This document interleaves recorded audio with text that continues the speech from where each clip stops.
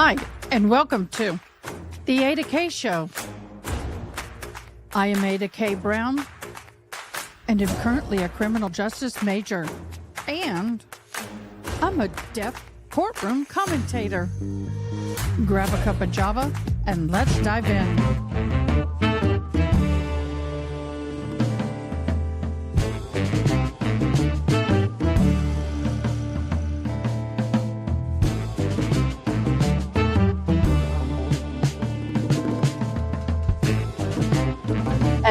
Hello, and welcome.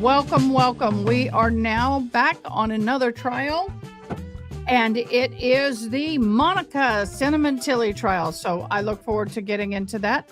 Court has already started, so we're going to be zooming. It has been a busy day. We first started with Karen Reed, then we went to Jennifer Crumbly, and now we are here for the California versus Monica trial. Second day of full witnesses, actually first day of full witnesses. The first day of trial had the prosecution took all day for the actual opening statements, which we thought was actually insane. And then they went in and did, then the second day they started off with the same prosecution still up in their house with the opening statements. And then in the afternoon, the prosecution went in. So today we are finally, I think this is our second day of witnesses. Thank you, Jesus, because this trial is interesting, but I want it to move a little faster. So here we is. Let me go here. Let me do this. I need to get this set up for you guys. And then I need to go grab my lunch because my son got me lunch. What a sweetheart. So let's hop on in, just go straight into trial. Thank you for joining. Don't forget the I like, subs, comments, memberships, and super chats for the entry for the drawing today, giving away a $50 gift card. An Apple cell phone belonging to victim Fabio Sementilli, an iPhone 7. Phone Be right back. 818-331-0463. Serial number F as in Frank, C as in Charles, D as in Doug, S as in Sam, P as in Paul, 11, E as in egg, H as in Henry, F as in Frank, Y as in yellow, 8. The cell phone was recovered from the residence's kitchen counter by LAPD detectives and designated as evidence item 67 by the LAPD. A black Lenovo ThinkPad laptop computer. The computer was recovered from the residence's kitchen counter by Detective Bucknell and designated as evidence item 68. These evidence items were packaged and booked into evidence at the LAPD Van Nuys Property Division by LAPD detectives. Counsel join? Yes. The stipulation is received, and that is marked 22. Ladies and gentlemen, you will accept the contents of any stipulation as something that has been conclusively proved. Thank you. Proceed.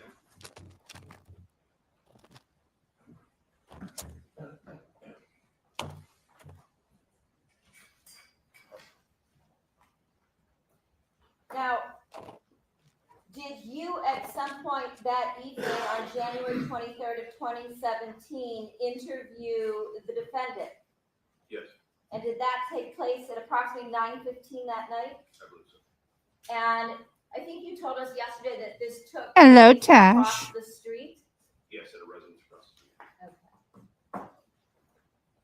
Your Honor, at this time we're going to ask to mark the audio for recording number 701548 as exhibit 23A and the accompanying transcript as 23B. The recording is approximately 30 minutes. Let's have the transcript of 24 as the transcripts by law cannot be received into evidence. Okay. These items are so marked And at this point in time, may I distribute the transcripts that are now marked as Exhibit 24? Yes. Thank you. And while counsel's doing that, the same admonition applies. The transcript is not evidence. This assists you in understanding the audio, which is the evidence.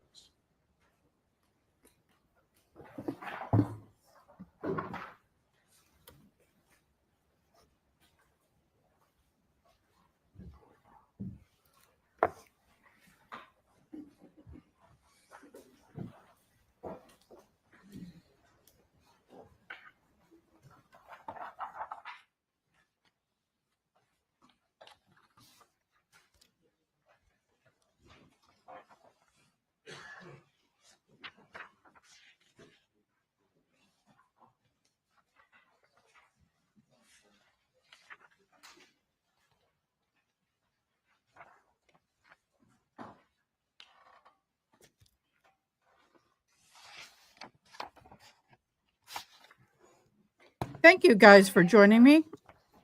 This is our third live for Yeah, today. Jimmy Johns. Hi, everybody. Back in. I'm getting a weird line through my thing. Hi, Tash, Angelas. Doesn't have to, but thanks for See, the but offer. thank you for joining. Jimmy Johns.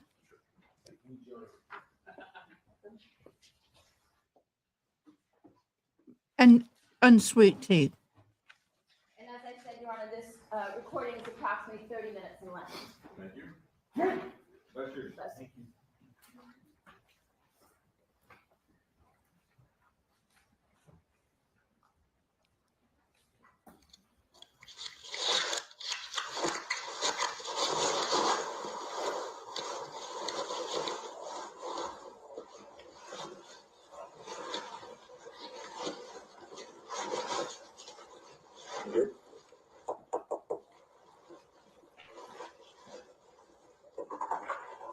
Hello, I'm taking the push. Hello, I'm taking the push out. My partner, Detective Verna. Monica, take the push out. Very sorry, we have to meet like this, okay? But we need to talk first, okay? And then Jessica and yeah, I'd like to get some information from you, and then I can give you some information as well, and we'll get through this, okay? Do we have somewhere we can talk alone? Okay. Yeah, one at a time.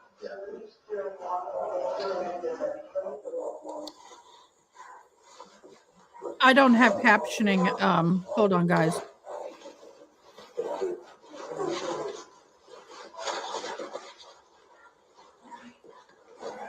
You be able to speak with us and get through this? Yeah?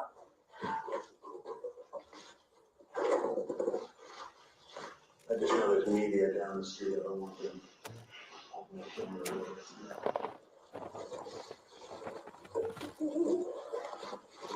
Do you have ID on you at all?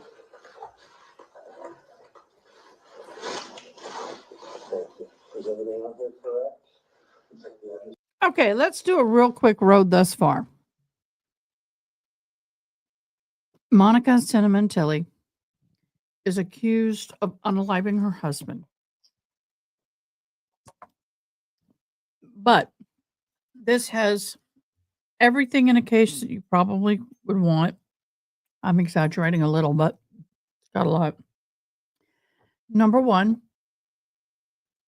she was married to, I'm pulling a brain cramp, the husband's first name. Was it Matthew, Michael? Anyway, Mr. Sementilli. And she was having an affair with another gentleman. And her and this other gentleman conspired to unalive Mr. Sementilli for the $1.6 million. Is this the right one? Because we had two wives unaliving for the life insurance policy. She was a swinger. She was very personally self-gratifying, sending pics of herself very detailed close up, and I mean close up private pics of herself to the boyfriend.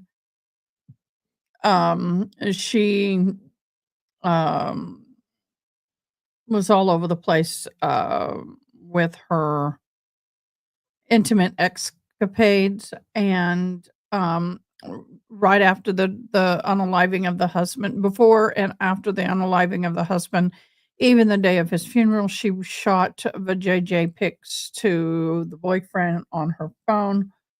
Um, it is a very, very interesting case, none to say the least. I'm trying to wrap my brain into this. The other case that was a woman unalived her husband ended yesterday. So, but it is a love affair murder trial, a red room trial, and um, there's a lot of condemning evidence. But this particular trial, she, when the boyfriend and his accomplice unalived the husband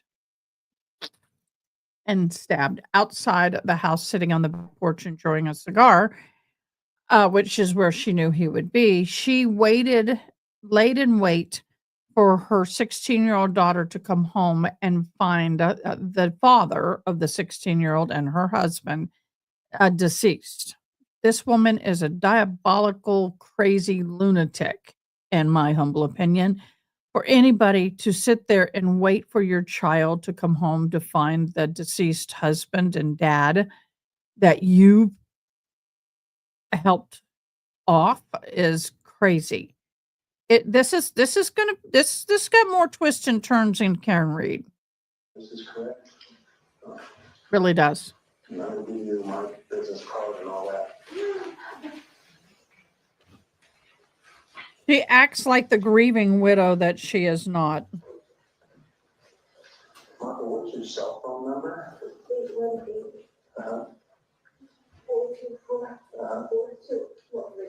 4213. How long have you lived on Queen Anne, or Queen Victoria? Okay. And you have a daughter, Jessica? Yes. What is her cell phone number?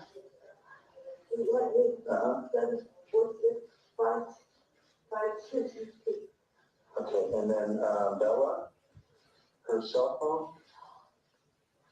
818. 213. 9243. 9243. And your husband's cell phone?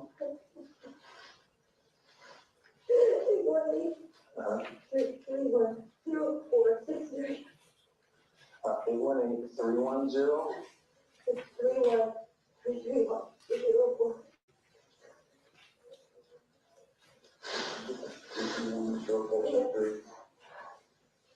818-331-0463. Is there anyone else that lives in the house with you? Just before? Okay. By the way, Seba, she does not look like she did back then. The Botox is gone, the hair color is gone, all the lift and injections are no longer. She doesn't even look like the same person. This is a good trial. Just took forever to get going. So tell me what happened from the morning. Now, I don't know why the captioning isn't getting this. I have captioning on. You think you got up at 6:30 or 7:30? You got 30s. Well, You work from home? work from home. I've got live captioning on my computer. I was in the kitchen and caught his phone. With anything at work, any problems or? What business does it work for? Wella. WELLA? What is his position at Wella? SVP education? She played the grieving widow very well when it benefited her too.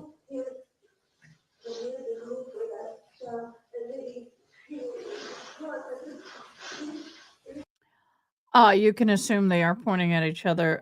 It is definitely sure that he did unalive the guy, but he is going to be testifying against her. This is going to be fun. Okay. So we've been with Dallas since about 2007, are we? Yeah, okay. And you had a conference call with just people from work that he normally does? And no big issues, no one yelling, no one had any problems? Okay, and then what did you do when you got up? Did you guys all eat breakfast together? Was everyone here? Mm-hmm. Okay, that was at school. What did she do at school? Oh, Board of Health, okay. And then what time, so it was Bella went to school about 8:30, something like that? Okay. And then, so it was the three of you, it was you and Jessica and your husband, Bobby. Okay, and so he's doing work, and what are you doing now? Okay, you have a cleaning lady? Okay. What is her name? How long have you had her? Okay, do you know her last name?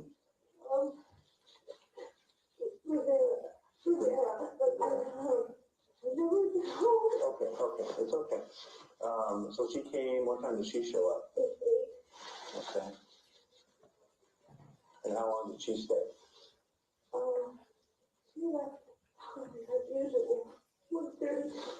Okay. And everything good with Delia? She hasn't stolen from you guys, or no issues with Delia? Okay. All right, and then so you're here, what were you doing the whole day?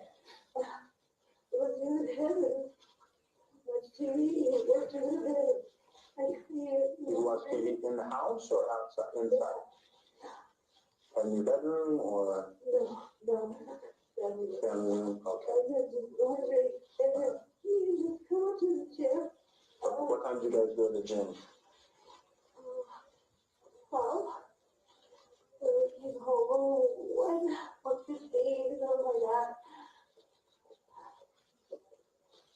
Okay, you came home and where was Fabio? He was at the kitchen working. Still working? Anyone else? Was anyone over? Okay. Okay. You were making lunch? Sorry about that, y'all. My daughter just had her very first interview ever for a job, so pray she gets it. It's working for a veterinarian, so that's something she really wants to get. So thank y'all so much for y'all's prayers and support. She is in her 4th year of college, so yay. Yeah, the boyfriend and the other accomplice will be testifying against her, but she did promise them a bunch of money, and nope, they didn't get it.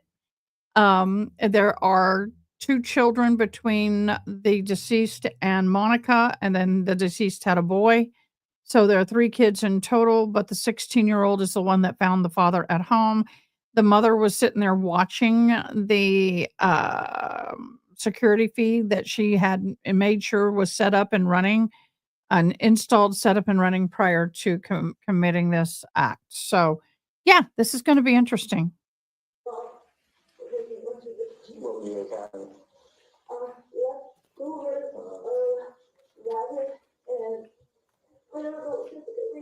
Okay, so you guys are fixing lunch in the kitchen. Okay, and then what? That's about 1:15 when you guys started making lunch.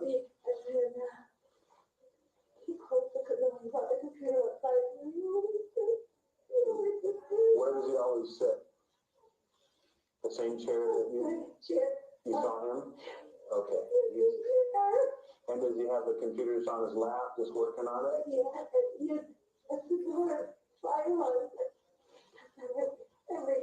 Okay. Mm-hmm.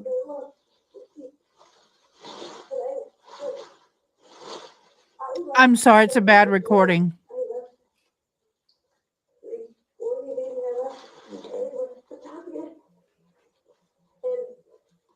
340 to Target? Okay, and what did you So get she went to Target at 3:40. They have it on camera.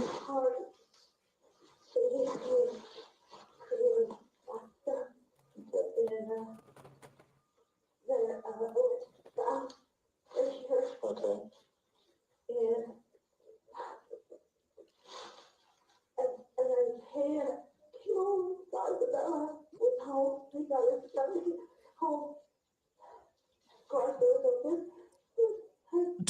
Are y'all I don't know how much y'all are getting of this. If you want me to zoom forward, I can. I have live captioning on my computer, but it doesn't come across on your screen. But if y'all need me to zoom, let me know. I don't know how much you're getting. Okay. So what car did you take to Target and Ralph's? Ralph's is a grocery store. So you first hit Target and then you hit Ralph's? Okay, did you have any problems with anyone in there? Anyone on the road yell at you, road rage, cuss at you, flip you off, anything like that? No? Okay, and no problems with anyone in either store? You didn't notice anyone following you or anything like That's that? interesting. That you can remember? Okay. And then so you left at 3:40 Target and Ralph. What time did you get back around? It was 5 o'clock. Okay. Okay, you came home, pulled in, and then you didn't know anything at that point, correct? No, just the door was open. The garage door was open? And I said, oh, here you go, because it's cold. Yeah. And what did Bella say? She was on the phone already? She was on the phone. And she was... I started screaming, and she was telling me to pick it up. The daughter was told. So you both were on... Okay, the daughter was on the phone with 911, if I'm understanding it correctly, when she entered into the home, and the daughter was asked to perform CPR via the first responder 911 call operator on the other end of the phone.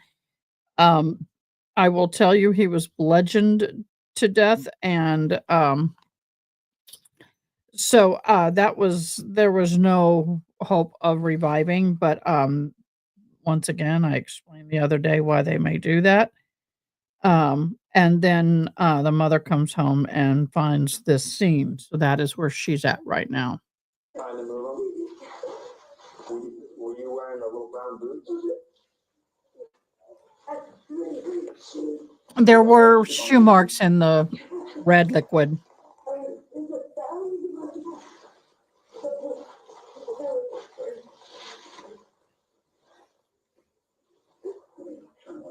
No, I just want to show the boots. Make sure you're tucking.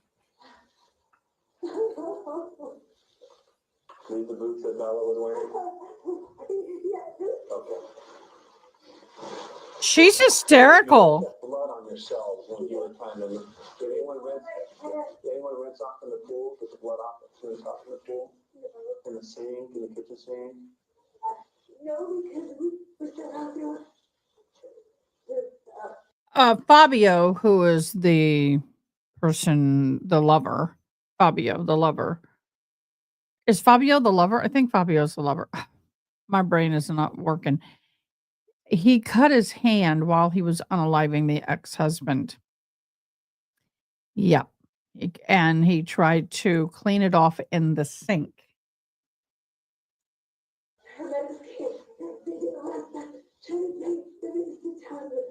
So you came inside into the dining room? Okay. Communications when you're on the phone, when you usually talk, they said to move in and try to. Okay. Was he sitting in the chair? Over. The chair that he was laying on, is that the one he sits in, or he sits in the one across from that? Behind him. So he went forward, it looked like. Okay. I don't mean to I'm just trying to. Okay, that's okay, that's okay. That's a good question. I looked at your knives in the chopping block, the knives. The only ones that look like it could be missing, and most people have these ones missing, the little steak knives. There's two from the end and one. Moratorium on the Those death usually penalty like that. declared by Governor Newsom in 2019. Probably the dishwasher. While the capital punishment remains legal in California, it is not allowed to be carried out due to both the standing federal court order against the practice and the governor's moratorium. There are 650 individuals on California's DR and largest in the Western Hemisphere. So, yes, they still have it, but no, they're not carrying them out at this time. Okay, all right.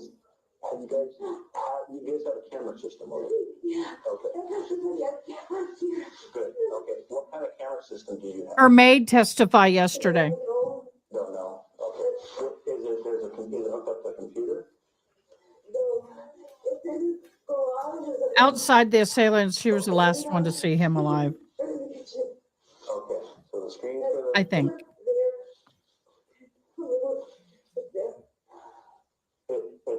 Everything's there now. Is that what you're saying?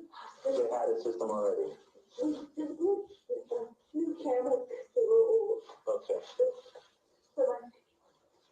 If I'm looking in the garage, where is the actual box at?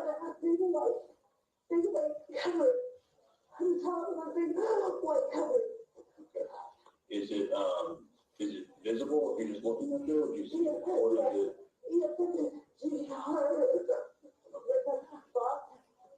Have you looked at video before? Have you guys had any incidents or anything? Okay.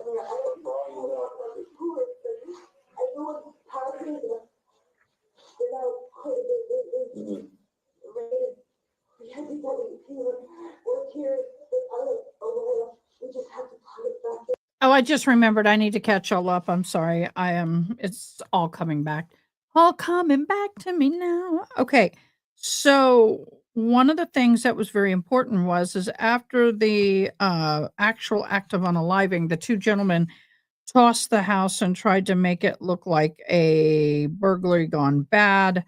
Unfortunately for them, they did a lot of stupid things. They really did. But they did not remove the high-end watch that he had on his wrist.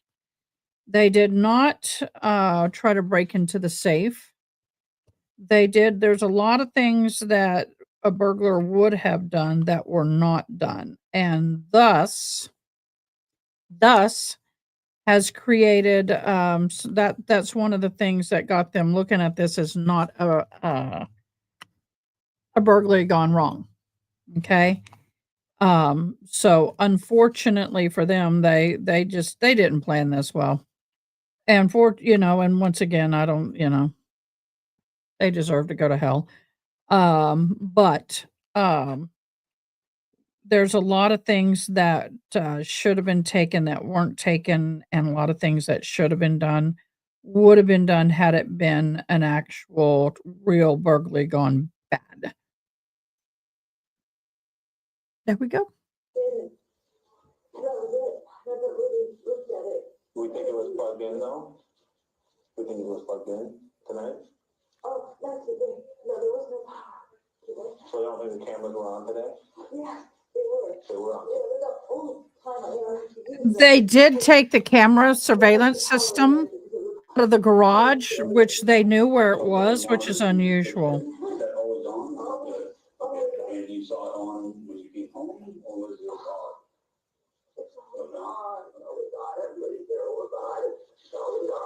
You have access to it on your phone? No. No? If I did it, I would get it there. Okay. Do you guys all have the same cell phone company? Yes. AT&T? Do you know where your husband's cell phone is? Don't know where it is? You think it could, did you usually carry it with him? He has it with him all time? FYI, in 1 year prior to this incident between her and Fabio, there were a conjoined of 17,000 communications, either phone, text, pictures, whatever. That averages to 71 per day. Okay. Okay. Tell me about the car. From 1 month ago? Yeah. How much did the car cost? Okay.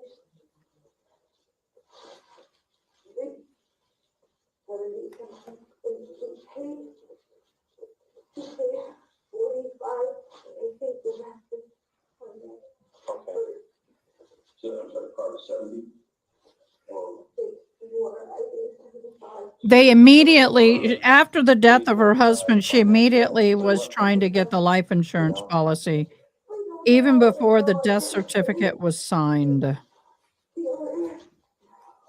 Someone mentioned that there might be a program on his phone to track his car. Yeah, I think he got it. And he was showing me I'm not doubting you, Toxic.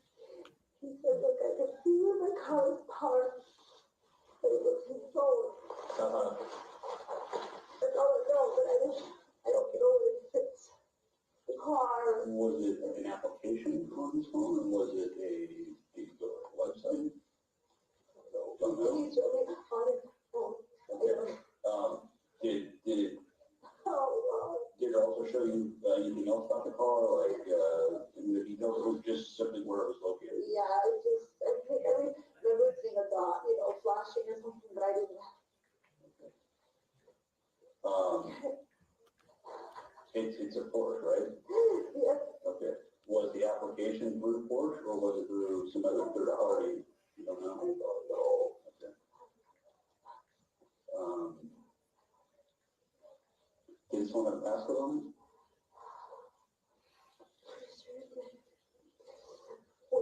Do you know what the passcode is? I think it would be all 8, all 6, 8. 6, 8.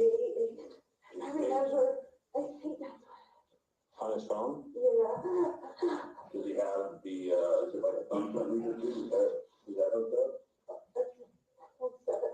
No, He may have set it up with a. he has not. In fact, oh shoot. In fact, both he and the boyfriend pled guilt. The boyfriend and the assailant have made plea agreements. They've not been, both of them have, I don't think they've been sentenced yet, but, or it's not, they're waiting for them, I think, to,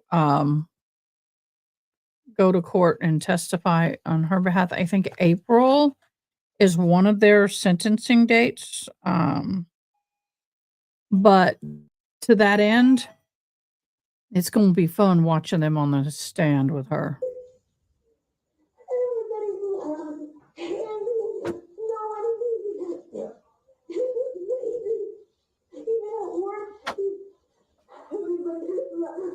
Okay, yeah, I saw his workers came over tonight.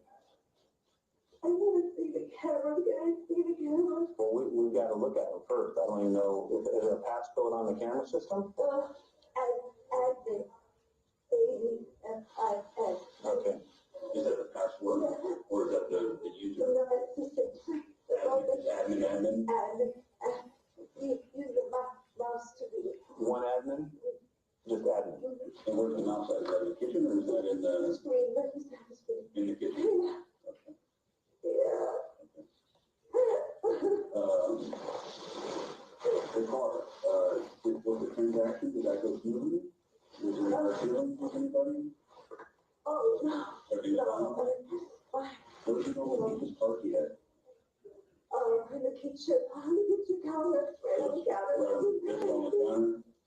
It's on his bag, the little bag, Like where the laptop would be, or? Yeah, on the kitchen counter. Some question, did he have life insurance at all? Not that you know of? His company has? Is it? Oh, company. We have a life insurance policy for my stepson, his son. That's the only one we have. Okay. I met you, I'm happy to have you, okay? These guys are the best of the best. Okay. They're gonna do absolutely everything. And, we'll go from there, okay? Okay, thanks, Beth. We're gonna get through this, okay? We're gonna get through this. He's out there. Yes, yeah. I don't think, okay, right now it's a crime scene, so we've got to preserve, so many people have been through the fire department, you guys, we've got to preserve things. It's gonna help us do our job better, so, you know, we don't let anyone right now, okay? Maybe on the way out, if you really need to see them, you still want to, then we can do it then, okay?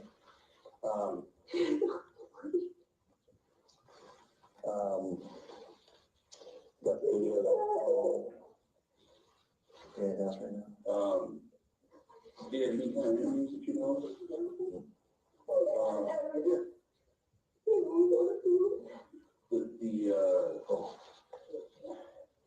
If you're looking at your house, on the direct backside of your house, I guess the north side of your house, there are several rooms that have sliding glass windows.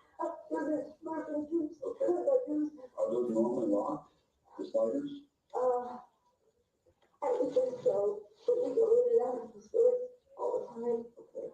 Is that where the stairs go down below? You guys go out your side doors there? Yeah. Okay. One of the doors was slid open, I noticed. The blinds are shut, but the door is slid open. Do you guys normally have that open, do you think?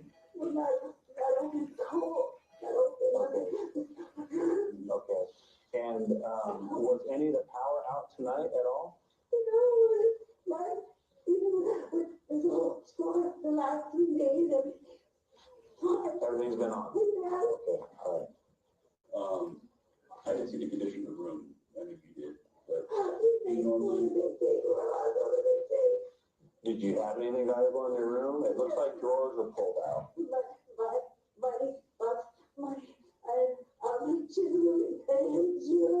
Where are they at?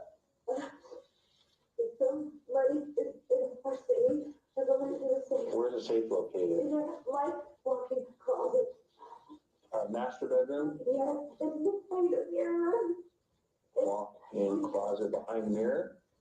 They had this Canadian, American, and Euro in a drawer, maybe, I don't know, maybe 11 or 12,000. We always have changed. Okay.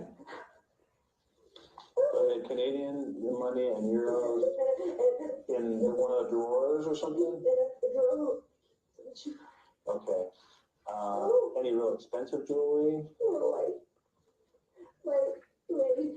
Rings, diamond rings? Or?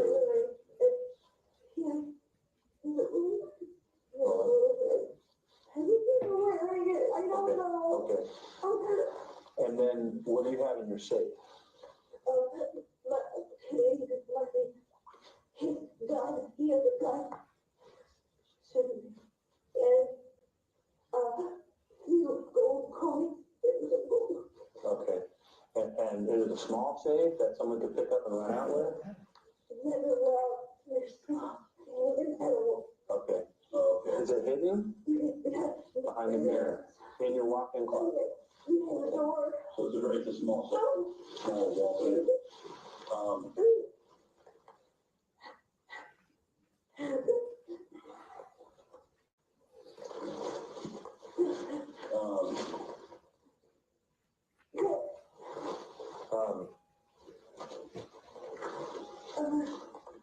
Where does he keep the car keys? He comes over and drops on the kitchen counter. Just anywhere in the kitchen counter. There's a Fiat. There's one that says Fiat. That's what my car. That was my stuff now. Okay. While I was driving the truck, my car is down. Bella has a Fiat. Okay. And he throws the kitchen, he shows the porch keys on the counter. Did he have two set? I think that our spare is better in kitchen drawers. Okay. Hi, ADHD. Where do those stairs go in the back? The wood stairs. Tree house and pool equipment down there. Is there access to another gate or?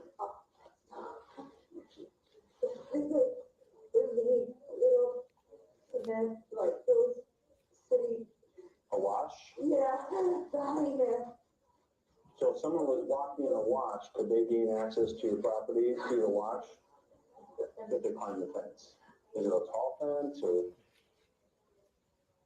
I don't know, yes. It's steel. Okay. Do you know whether crimes happen in this neighborhood? We have a personal association. Place. Every time something happens, everybody emails, and mostly they're happening on Urbana, home break-ins, and we get all the news. So there's been no active burglaries going on in Yeah, we Urbana? have, officers, he helps us in the neighborhood. The senior lead officer? Yeah. That could be today. We don't know. There's no one telling who's what, when, where, how, and why next. The boyfriend and his accomplice are going to be very key to this case. Yesterday, we were talking about her emotional state, and someone said, well, how could she be this emotional and crying if she did it? Some people were wondering that question, and I politely reminded people that, do you know what? Even though you may plan for your significant other to be unalived, walking in and physically seeing them in that state is shocking, even though you knew it was going to happen. So we'll just have to wait and see what all they have to say. But they have to testify, or, their plea deal goes bye-bye. So that's going to be interesting. So I'm sorry. I wish I had a witness list for this case, but I don't. Every once in a while we'll get a witness list, but not very often. So I just kind of want to zoom. Let me see how much further of this we have. 26. Let me see. Do you recall being on speakerphone? Yeah, he was telling us what to do. Okay, I don't know how much longer we have of this. She would have it too. I don't know. I would suspect she should, but I don't think she has, in all honesty. Yes. Yeah, where's it at?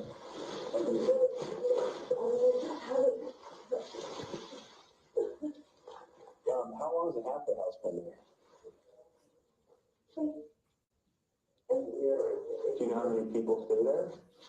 They said it was only a few, but there were 50 people in the bus. 15? Yeah, we had meeting with the Congress.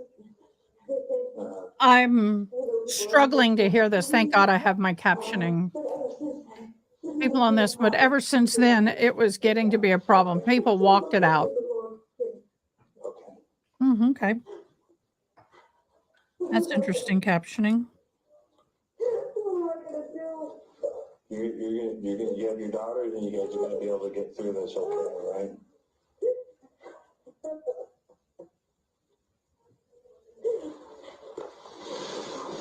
By the way, Seba, she was so worried for her daughter's mental health that she remained in the house, refused to move out of the house.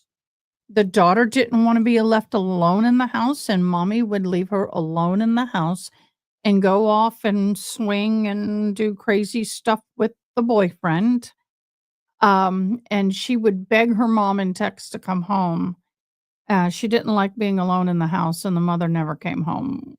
She come home the next day, not that night. She was leaving her 16-year-old daughter alone in the same house that her father was unalived in, with no care for her well-being. Yeah, this woman is a freaking psychopath. She, in some ways, acted as if nothing happened in life. They did things and were running around and continuing their relationship. But then, in question, when she was around the right people, she was hysterical.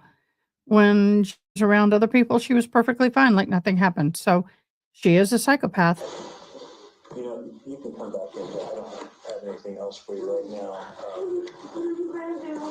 We're going to do everything in our power to find out who did this. There's video everywhere. We're going to start with that. We're going to start with video. Can I go home? No, that we're going to have to go through. We're going to process the whole house. It's probably going to be here for hours and hours and hours processing everything. I got to plug in my fan. I'll be right back. I'm hot. Okay, I know your daughter was asking about cats too. Yes, we have our cats in there now. Okay, I saw one cat, a gray one. Do they go outside at all, or they go to the Oh, the gray one, cruise it up. Okay, Just the gray one, yes, okay. okay. All right, so they want to get past the house, that's something. They're getting water right now for you. I had one other question. You said your daughter was on the phone. Yeah. The house phone. Did you take the phone out there Yeah. to the patio? I don't know what. Okay. I don't think so, Seba. I don't think she has. Yeah, he was telling us what to do.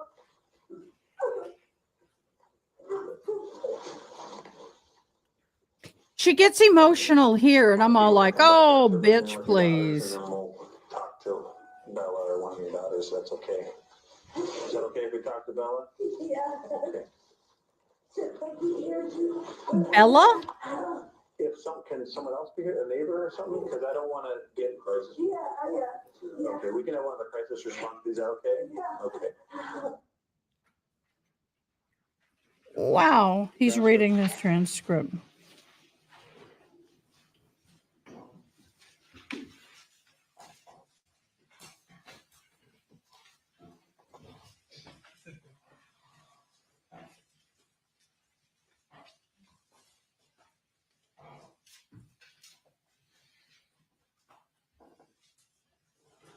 I've done that, Your Honor.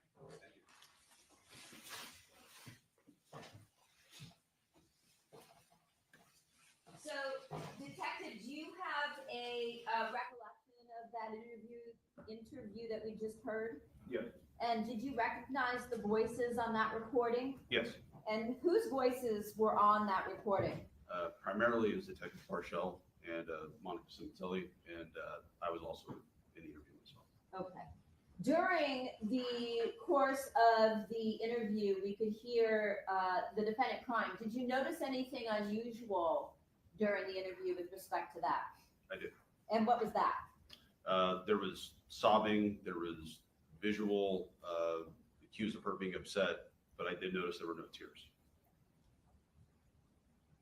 At any point in time when you asked the defendant about her events and interactions on the day her husband was murdered, did she ever mention somebody by the name of Robert Baker? No. Did she ever mention the fact that she had met up with Robert Baker that day at LA Fitness? That's the boyfriend, isn't it? Robert Baker's a boyfriend. I'm sorry. Fabio's the husband. Played racquetball with Robert Baker that day. No. I'm She bad ever with mentioned that names. she played racquetball at all? No. Did she ever mention to you that she had met up with Robert Baker at the Target? No.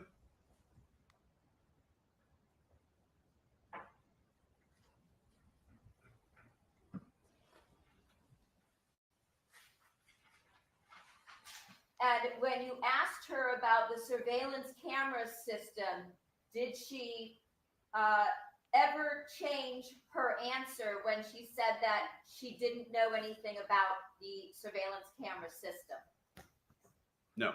But she did. Change her answer at any point in time that we didn't hear on the tape, that as we heard on. I'm going to object. The tape speaks for itself. I believe there is some answers about the system. Well, one, I will not accept a speaking objection. Two, it's overruled.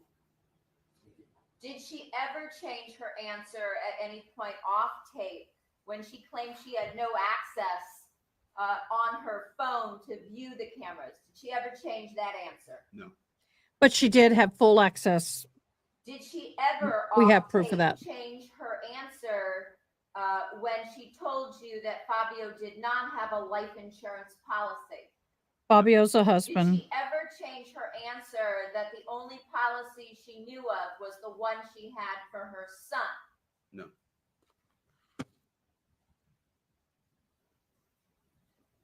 We heard her tell you the phone numbers for her own cell phone, for that of her husband Fabio Sementilli, and for that of her daughters Jessica and Bella. Did you subsequently obtain a search warrant or subpoena Bella's the signed one off that found by the a husband, I judge believe. in order to obtain phone records for those phone numbers? Yes.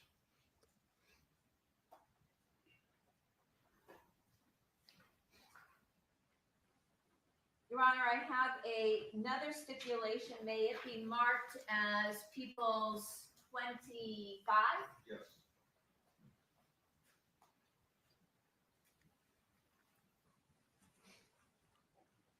Oh, This one reads stipulation cell service / call detail. sorry, my records allergies are high. Hi, / Katina. telecommunications Hi, provided love. business records. Detective Ryan Verna. The records contained in the following exhibits were obtained either by a search warrant or subpoena and are true, correct, and authentic business records for the companies from which they came. AT&T records for defendant Monica Sementilli, iPhone number 818-424-4213, for item number 119, iPhone 7, serial number A1778, and SIM card passcode 1962. AT&T records for Fabio Sementilli, iPhone number 818-331-0463. AT&T records for Jessica Sementilli, phone number 818-746-5222. And AT&T records for Isabella Sementilli, 818-216-9243. Parties agree that each of the preceding records contains a true and correct record of an act, condition, or event of the business, and that the business's respective custodian of records or other qualified individuals would testify as to its identity and mode of its preparation. Further, that the records contained in each exhibit were made in the regular course of business at or near the time of the act, condition, or event, and that the sources of information and method and time of preparation were such as to indicate the records are trustworthy pursuant to Evidence Code Section 1271. Counsel, do you join in that? Yes. Received. Thank you. At some time subsequent to this, did you also obtain Sprint records for a person by the name of Robert Baker, phone number 213-272-1093, for item number 121, a Samsung Galaxy S8 along with its SD card? Yes. Counsel, will you also join that that is part of People's Exhibit 25, this stipulation? Yes. Very well. Received. Ah.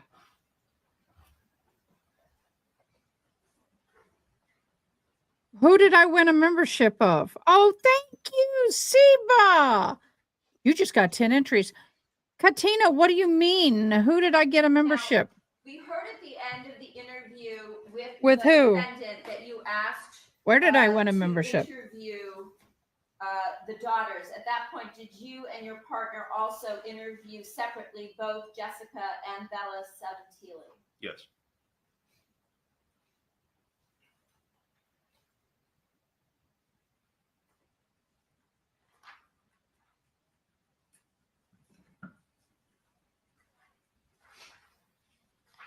Debbie got a free membership. Woohoo! The two daughters also provide you with information on their half-brother, the victim's son, Luigi Sementilli, who was living in Canada at the time.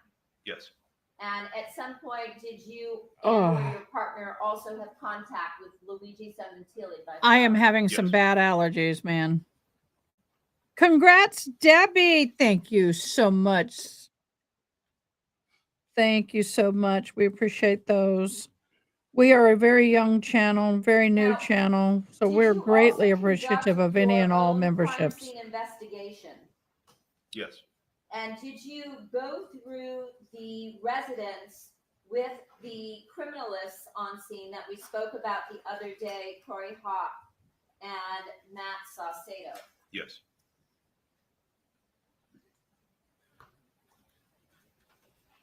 As you went through the crime scene, did you notice that anything with respect to Patina, any where did I physical win my evidence membership at? inside the residence itself? Can you repeat the question, please? Yes. Did you notice any physical evidence, biological evidence inside the residence as you conducted your investigation? Yes, there was a lot of it. And what was that? There's red stains. There all was over a the living lot. room. I'm sorry, the kitchen area. Kitchen or living? I mean, let me call it the dining room. It was right as you would enter or exit out of the French door that led out of the kitchen area. Onto the patio? Yes, and obviously in the patio area, there was lots of red stains, blood, and also in the master bedroom area. The patio is where the Did you unaliving notice happened. any in the entryway of the home as well? I believe so. Yes, as you went towards that rear bedroom, The rear bedroom being the the master master bedroom? correct. And did you notice whether there also were bloodstains in the garage area? Yes, Yes, there were. yes, as I recall. Now, That is as a homicide investigator, what is the purpose of walking through the crime scene? in the garage area above a cabinet is where they kept the box and the control system for the security camera. That's why that's important. Well, you have to try to understand how this incident may have occurred. So obviously we have a decedent in the backyard. There was lots of evidence tracked through the house, and it's essentially how you're going to figure out how this incident occurred.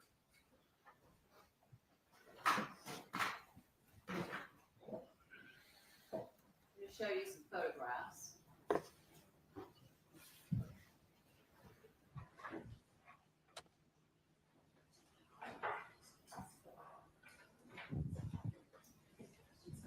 We may need your help, Esther.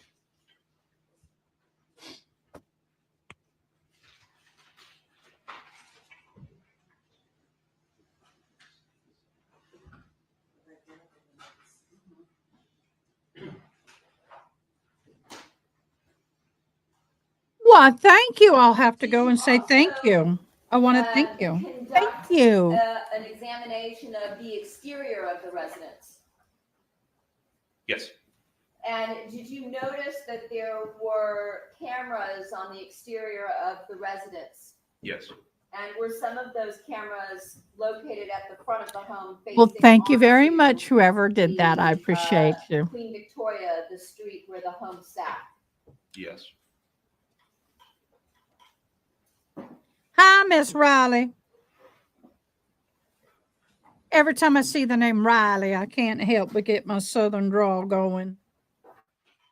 I had a friend named Riley in school, and she had a heavy accent. That appeared to have evidence of a disturbance. Yes, And what room was that? the master bedroom. Okay. And can you describe that for me, please? As you walked into the room, there was a set of Thank you very so kitchen very cabinets much. that were used Send as them my love. cabinets inside the bedroom. Those appear to be ajar, and the contents were removed onto the floor. There was a drawer that was halfway pulled open. And that was the main area of that room that was disturbed. Was there any other room in the entire house that appeared to have been disturbed in that condition? No. Would you characterize the disturbance that you saw in terms of the items that were strewn about as evidence of ransacking? Yes. Did you also go to the upstairs area of the home? Yes. And in that upstairs area of the home, did Well, you Riley, note, you are special, whether or darling. not, again, there was any evidence of disturbance or ransacking? Yes, and there was not any evidence of ransacking. As in the movie The Help. You is smart, you is kind, you's important, Riley.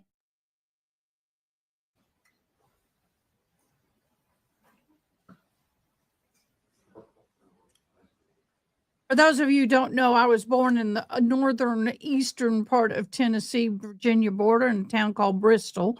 And I was adopted by a couple from Texas. So I'm a Tennessee hillbilly, Texas redneck with some class. Did you go And some into sass the and- walk-in closet? Yes. And were you able to find this mirror Yes. and What happened to the sound? Is that me or is that y'all? safe? Yes, it was a wall safe.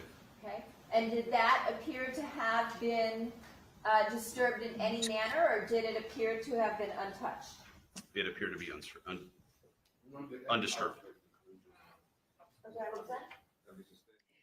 Maud, can someone snag that toxic? You can do it. Can you pop that up and chat? Did you Oh, never mind. see any evidence I got it. of, was the safe closed? Yes. Was there any blood or anything that resembled any kind of red staining on the front of the safe? No.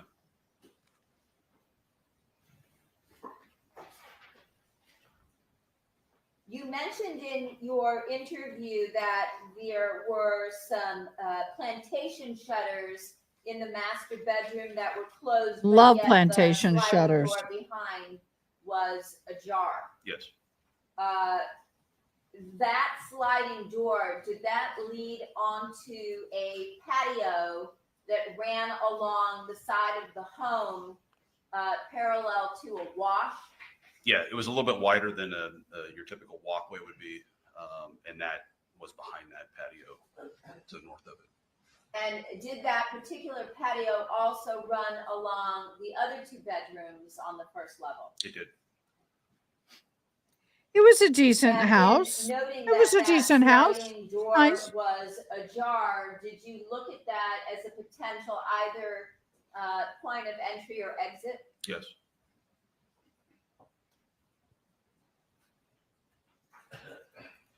I always love that part of that movie where she's teaching that little girl. She's kind, she's smart. She's smart, kind, and important.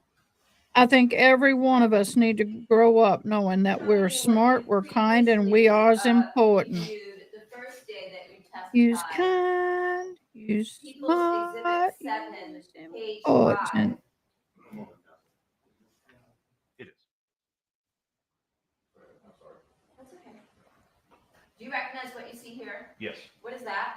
This is a photo of the driveway of the house. You can see the peak of the house. I believe that's above the master bedroom in the upper left part of the street. There's the back of the house. And the light source, is that the alternate light source that we looked at, I think, yesterday that was brought in? Yes, the bright globe area. Showing you People 7, page 6. Do you recognize what's depicted here? Yes. What is that? This is it'd be the residence area. This is the second floor, and just below the second floor on the eve of the house. It's appears to be a camera. Okay. And is that the area that is in a red square here in People 7, page 6? Correct. And this appears to be a picture that's from Queen Victoria pointing towards the residence. Okay. Showing The you street, People Queen 7, Victoria. Page 7. Does this give you context for that particular camera? It does. Okay. And in front of the house along the street, Queen Victoria, do you recognize what you see here? Yes. And what do we see in this photograph in front of the home? This vehicle on the right-hand side is the Fiat that was driven by a fella. The red colored car? Yes, Okay. And the other one, does that appear to be perhaps a police vehicle? it is. Showing you People 7, page 13, starting with the photograph on the left. Do you recognize what you see there? Yes. And what is that? This is the single car garage. So the orientation would be the double car garage was just south of the single car garage. The single car garage is the one that's closed, the double, the portion that's open that we can see in the picture to the left. Correct. And what do we see here to the bottom right? Again, this is the interior of the single car garage with the double car garage off to the right hand side. Nighty night, darling. Sleep well. Be blessed. People 7. Good night. Oh, Number 50 as we're going to take a pause. First of all, did anybody see my monkey video last night? I posted my monkey. For those of you who don't know, I have a capuchin. As I do. But I wanted to do this for you. You're going to bed. Hold on. Don't go to bed yet. I got something real nice I want you to see. This is going to be something for you for you going to bed. So no, I don't want that. Quick, give me what I want. Dang it. Give me a second. Let me get it up here.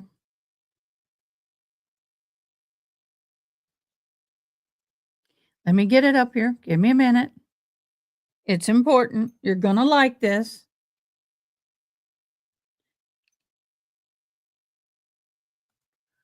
You're going to like this. I'm going to give you a feed. Hold on.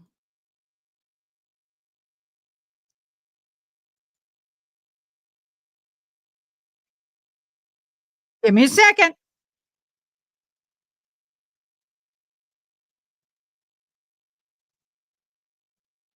Give me a second.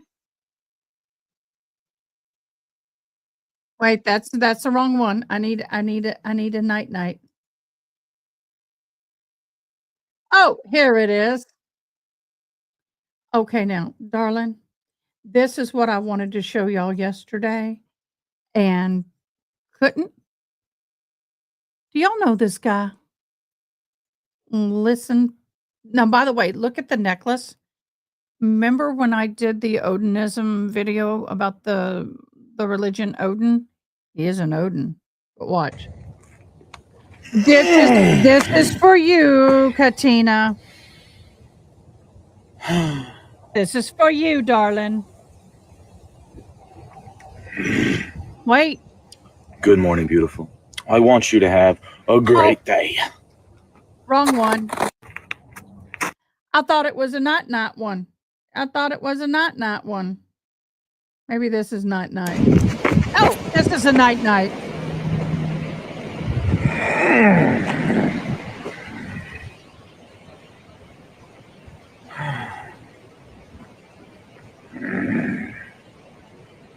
Good night, gorgeous. I hope you had a magnificent day.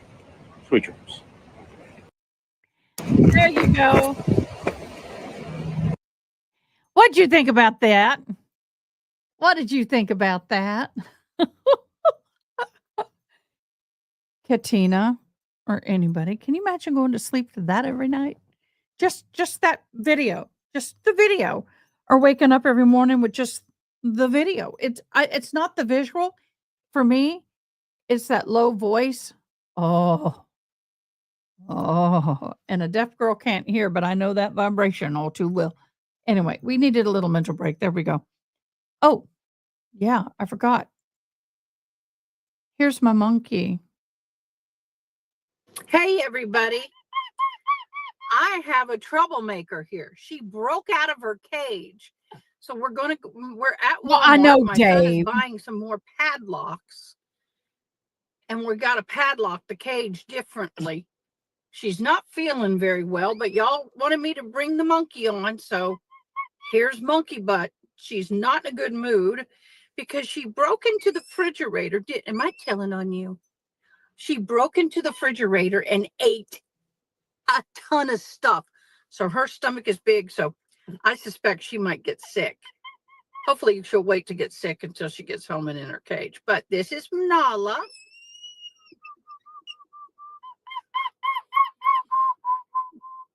Y'all wanted me to bring her on, so I got her on for you. Nally, who's my baby girl? Oh. Who's a baby girl? Where's Bobo? She's looking for my son. He's coming. I know. Where is he? Where is Matt?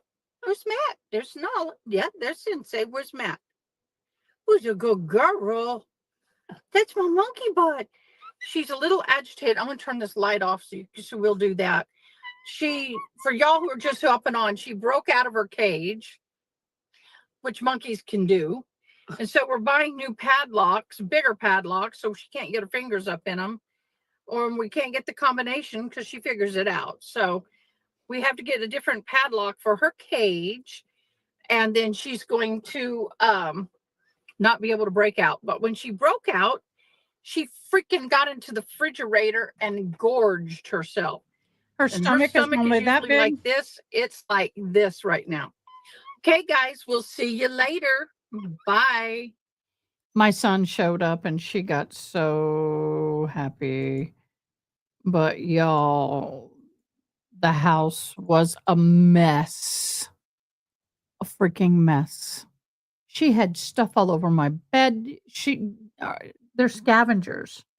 Hi, 80s Music Man. Monkeys are scavengers, especially capuchins, and they're not supposed to have sugar.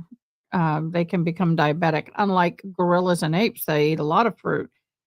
Capuchins are more meat eaters, and so bugs and meat. So long story short, we had a long cleanup.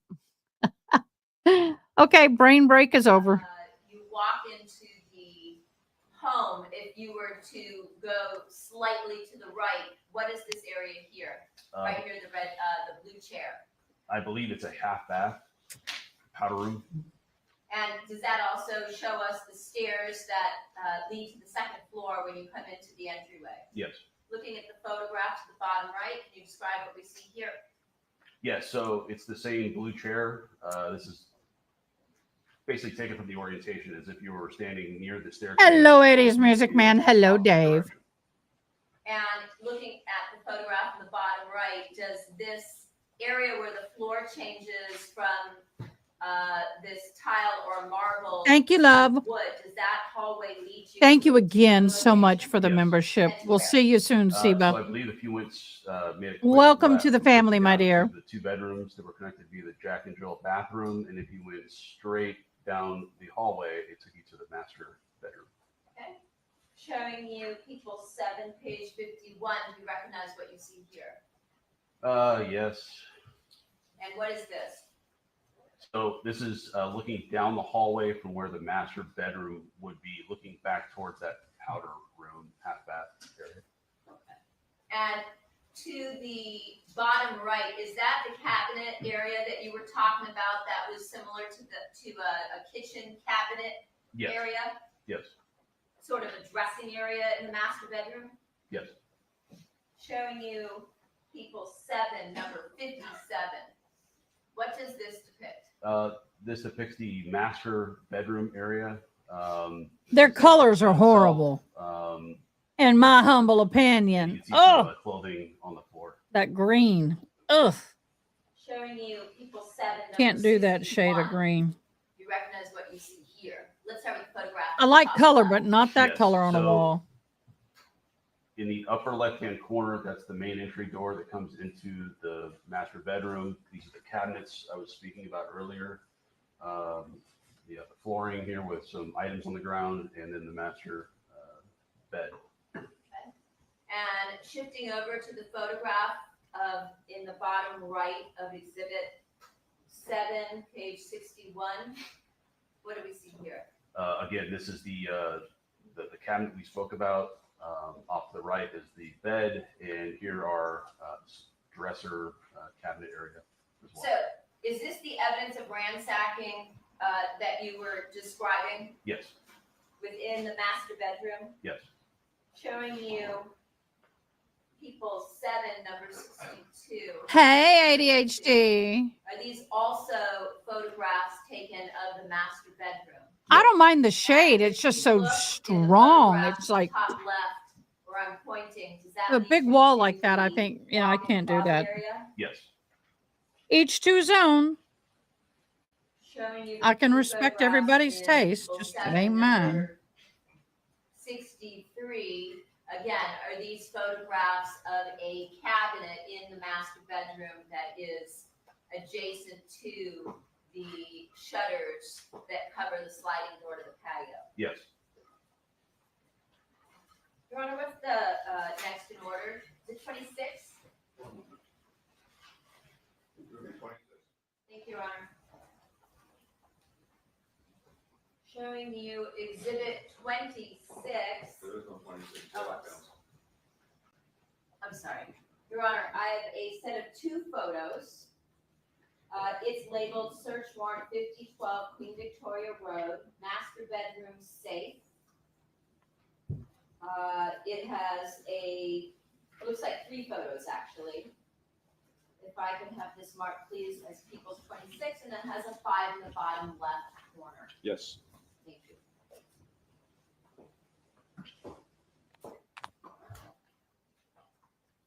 Start with the photograph to the bottom left.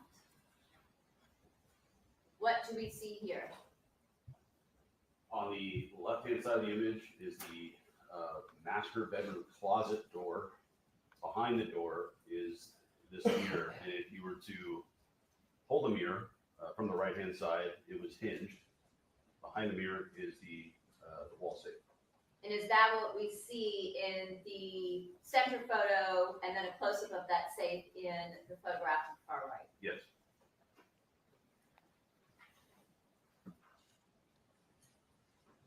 Showing you what you previously. I like marked bright as colors. I just exhibit thought 7. at least it may look a whole lot better in Are person than in the these, video, in the photograph to the pictures, left, but does that this wall appear is, again to be a woo, photograph of the master bedroom? Yes. And looking at the doorway. that give me to the right of migraine. that top photograph on the left, where does that lead? So this leads into another bedroom. And then if you continue on, this goes into that Jack and Jill bathroom, I believe. And then on into another bedroom? Yes. And then, Showing you the photograph on the bottom right. Is this the room that you walk into if you were to go through the doorway in the master bedroom that we see at the top left? yes. And from that second bedroom, was that identified, the one that I'm pointing to now in the bottom right corner? It looks like it has a white bedspread with maybe a blue and black print and a television. Is that the bedroom that was identified as Fabio's? Yes. And going through the doorway that we can see in that photograph, does that lead you to the Jack and Jill bathroom and then into the third bedroom on the first level? Yes. And if you were to go out the doorway that we see in the photograph to the bottom right, does that lead you to that main hallway that leads to the bedrooms that you were talking about earlier? Yes. Showing you people 7, exhibit 76, page 76. Do you recognize what you see here? Yes. And what is this? So this is on that north side walkway on the north side of the house. This is the master bedroom, and this is how the door was found ajar that night. And so you can see the plantation shutters. These have been open at the time, but they were closed. Sorry, what is it? This is exhibit 7, page 76. So initially when you were at the scene, the shutters were closed, but in order to have this photograph taken to display the open sliding door, you've opened the shutters. Correct. And just beyond, if you were to step out through those, through the sliding doors, would that lead you onto the patio and a sitting area just off the master bedroom? Yes. Showing you people 7, page 78. Is this a photograph from inside the bedroom looking out onto the patio, basically the opposite vantage point? Correct. Showing you people 7, page 72. Do you recognize what you see here? Yes, this is what I'm calling that north walkway, the north side of the house. It's obviously wider than your typical walkway. There's room for seats, but I mean, essentially it was a long walkway that connected the east and west sides of the property to each other. Okay. And looking at the wood fence to the left of this photograph, does that lead you to a stairway? Yes, And is that the stairway that you discussed leading down to the wash where the defendant told you there was the pool equipment? yes, Okay. And looking to the right, is this the master bedroom that we see just off the sliding doors? that's correct. And do you see the area that has, again, a red box around it up in the eaves? I do. And did you notice something in that area? Yes, And what was that? there's another camera that's up in that. Showing you Exhibit 7, page 74. Is that a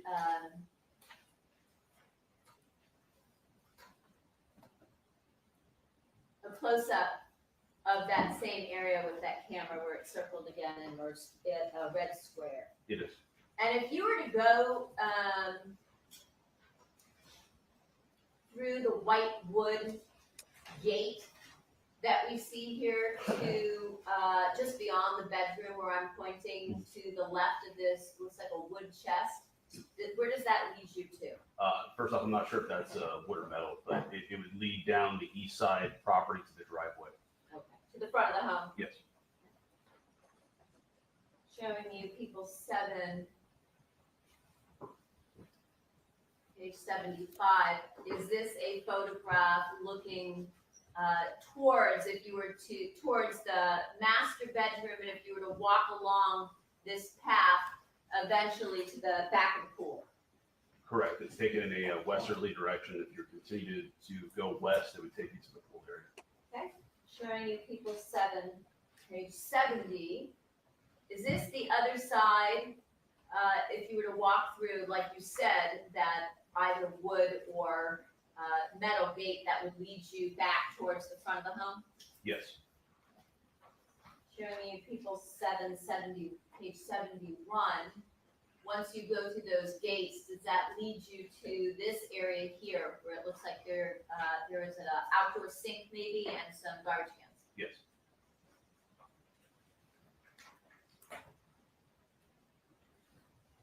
Showing you the 2 photographs from people 7, page 73. Do they appear to depict the surveillance camera off the patio area near the master bedroom on the side patio? They do. Looking at people 7, page 79. Let's start with the photograph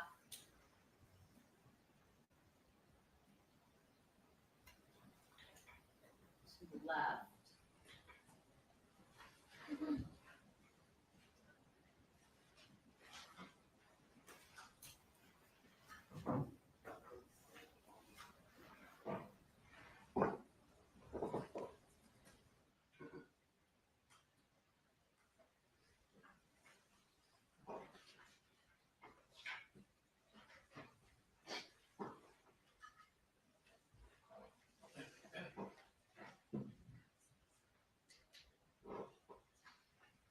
Can you describe for us what we see here in this photograph?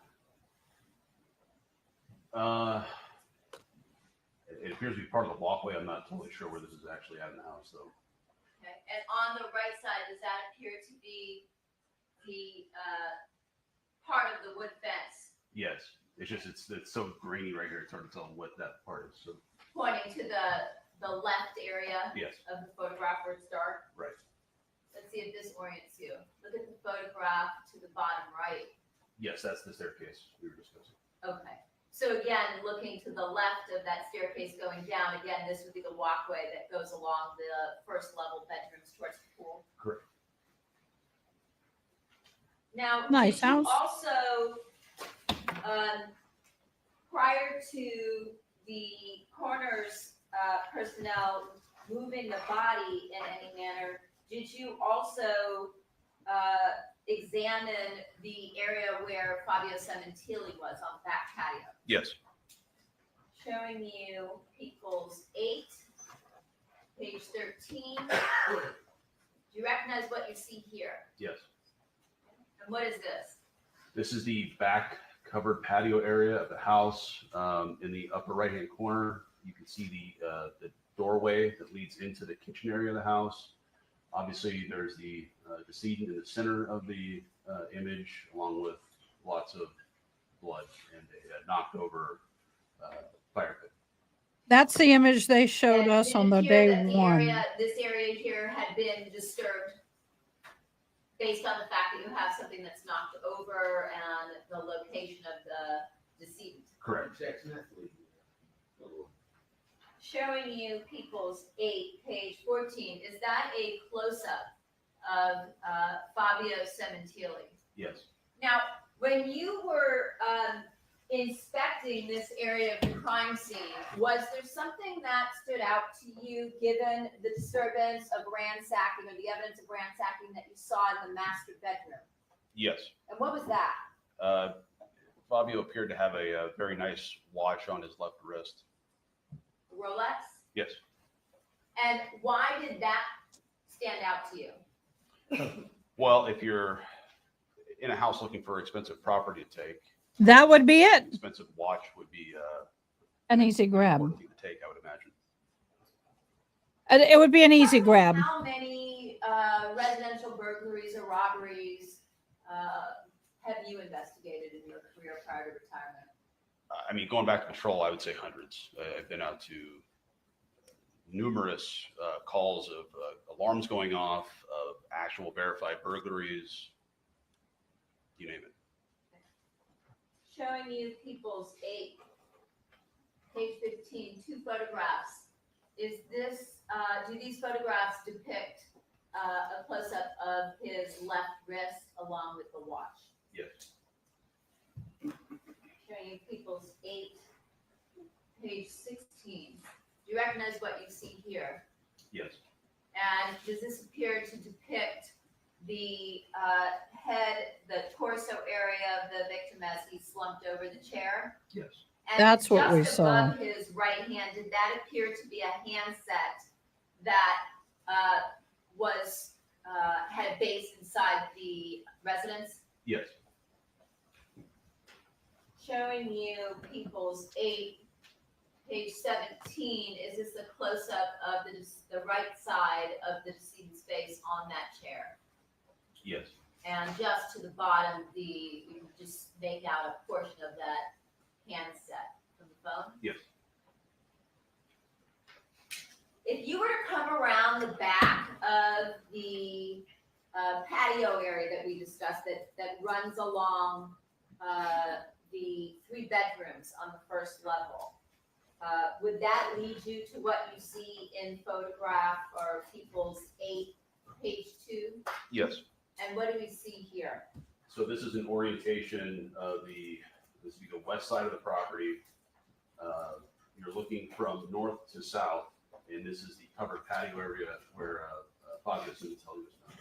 And looking just to the right, is that some type of alternate light source that was set up in order for you and criminalists to be able to conduct your investigation that night? Yes. Once the coroner came, were you present when they moved the decedent's body onto some plastic sheeting? Yes. Is it standard procedure in the homicide cases that you handle that once coroner personnel come to the scene, that they lay out some type of clean plastic sheeting prior to transportation of the decedent back to the coroner's office, or what's referred to sometimes as Yes. the forensic science center? They do. Showing you what we see here in People's 8, page 19. Do you recognize what you're looking at? Yes. And what is this? This is Fabio Sementilli after the coroner had arrived, and they call it rolling the body. And at that point, were you able to get a look at some of the injuries to the front side of his body? Yes. Showing you People's 8, page 20. Yes, ma'am, you did that. Again, it's the allegedly scenario, did that. just a different angle. And in this particular photograph, were you able to see that he was bleeding not just from the neck and face, but that he also appeared to have a significant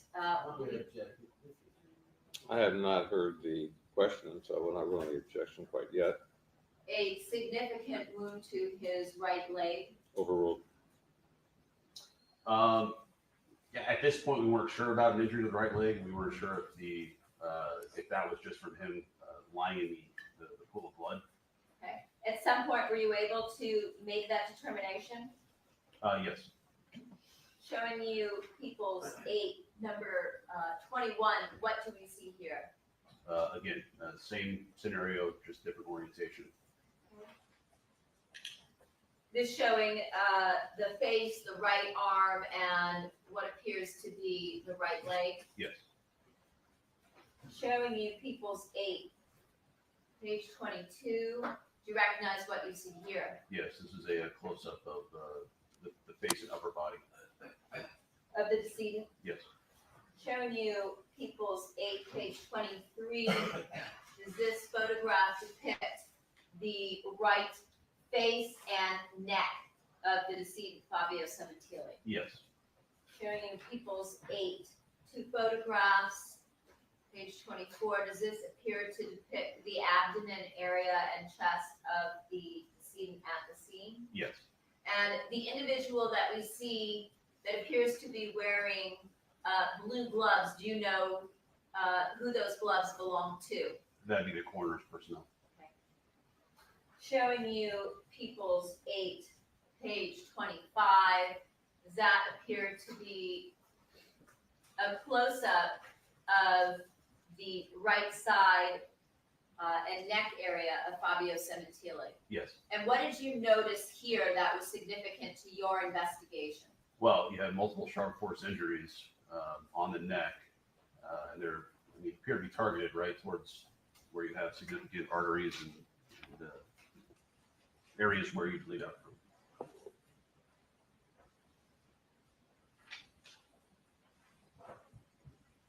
Showing you photograph People's 7, page 30, when you previously described the red stains that led from the patio in through that door. Is this the area that you were referring to? Yes. Okay. And in this photograph, It's an older home, but it's nice. Placards placed by the criminalists. Is this the area where you observed multiple red stains leading from that patio area back into the house? Yes. You can see them. The same area, but with placards in People's 7, page 31. Does that depict the same area, but now with some placards? She won! And looking at Yay! People's 7, page Please put I liked 34, the drawings today. looking at this. ILIKED. What is the Come on, angle? guys. So this is from the kitchen looking north into the dining area. You got to do and that. further on Come into the on, family you room. can do it. And You is the can heat do that it. stayed on when you arrived on scene? Yes, and that's in the upper part of the image. It's looks Aw, green thank on here. you, She Wolf. We adore you. And We in are so terms of grateful the for you to be areas, here. that have red squares, did you observe blood I stains love and on the floor appreciate of it. those Thank areas? you. Yeah, although it's hard to make out right now. Helps pay that photos, but internet yes, there were bill. blood stains, red stains all over the kitchen floor in this area. They've gone up on my And that internet would bill. be, coming in from the door. I'm using a ton of leading data. out to the patio. Yes, which is seen in the And if I show you People's 7, page 35, does this show you that same area with the stains that we just talked about? correct. This is now looking from north to south, and yes, you can see red stains all in that area. Okay. Showing you People's 7, 42, does this appear to be the area, again, that French kitchen door leading out to the patio? Yes. And what does this depict? So this would have been the photographer who's taking this photo also set up a tripod, and I believe this is a shoe print that's in a red stain, and it's just enabling that person to take an image directly over the top of it. Similar to what was described by Corey Hawk, a one-to-one photograph. I wasn't present during that testimony, but I wouldn't be surprised if that's what she said. Is that what that would be for? Yes, to make it as accurate as possible. Your Honor, Yeah, the you need to photograph be appears perfectly to horizontal over it in order to contain get the an proper iPhone measurements. along with some packaging. It's titled Search Warrant 1512 Queen Victoria Road. She, well, if you Item number forgot my 67. monkey, I mean, you This got iPhone here 7 late. I had my Plus. monkey on a Marked video. As People's 27, I have a monkey. showing you People's 27. Are you familiar with what you see here? Yes. And is this an item that was collected that we, I believe, Dang covered it. in a search stipulation that was actually on the counter in the prior photograph, People 7, page 42, the counter area behind the door leading out to the patio where the sink area would be? Yes, it's difficult to make out. And do you recognize the packaging that you see here? I do. And can you tell us, in terms of the packaging to the right of the phone, Shiva, does this packaging but I like, appear so I to can get you in the contain drawing, baby. identifying information with respect to this We've got particular item number? One drawing for the I like, and And the what is rest is that? for the giveaway. So we're going to do them all together. It's right here, 172105194. That's the main identifier, and then I'm not seeing it on here, but there's a property item number as well. Okay. This Right- is right the here. top of Says the item envelope, 67. correct? Yes. I'm sorry. Does it also appear to contain the decedent's name? It does. Ah, there you go, The babe. date when the property was recovered? Yes. Were you there from the evening hours of the 23rd into the early morning hours of the 24th? Yes. And when you see the description and it says item number 67 written in a couple times, does that correspond to any documentation that would be a part of your case file, or what's sometimes referred to as your murder book in this case? Yes. And what is that? There's a property report that's completed in this case. I'm sure there's multiple in this case. But the first one would have been all the property that was recovered from the residence. And that's item number 67 would be on that report. And that would identify this particular item? Yes. And looking at the photograph to the, or what we see in the photograph to the top left, does that appear to be some sort of an envelope from which item 67, or into which item 67 was placed prior to being placed into the packaging on the right? Yes. And the phone at the bottom, does that appear to be item 67? It does. Your Honor, I have another set of 2 photos titled Search Warrant 5012 Queen Victoria Road, item 67, victim Monica Sementilli's iPhone 7 Plus. Appears to be the front and back of the phone. May it be marked, please, as People's 28. Yes. Thank you. Showing you People's 28. These photographs appear to depict that phone along with the passcode. Yes. Showing you People 7, page 28. Does this appear to be a photograph looking from the corner of the dining room into the kitchen area? Yes. In fact, if you want to put that back up, I can point something else out as well. So in the upper part of that image here, this is the, if you can slide it down just a little bit. Oh, yes. So this is the monitor that was on the countertop that was connected to the home's security cameras. Did it look black like we see here when Yes. you were in the home? Yes.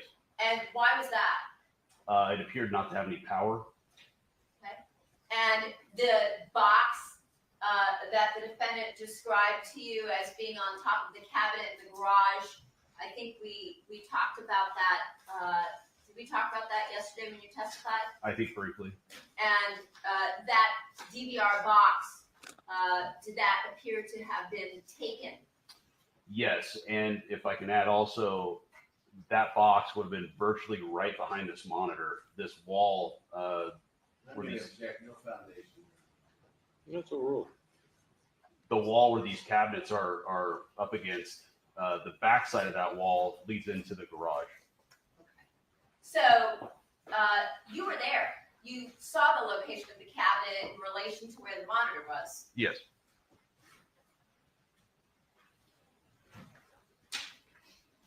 And did you look at the top of the cabinet and inspect that area? Perfect. Yes.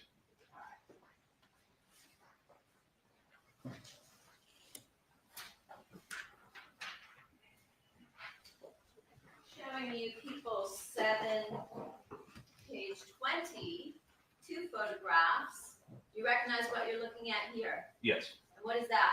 So this is the on the right image. This is the door that leads in from the garage to the kitchen area. Just to the right of that, on the wall, is the sub panel we spoke about yesterday, and immediately to the right of that is this white cabinet that was described during your interview with Monica as having the DVR on top of it, and there was no DVR box, which is the digital video recorder. On the left image, you can see all the cabling that was there. We assumed it was attached to the actual video box.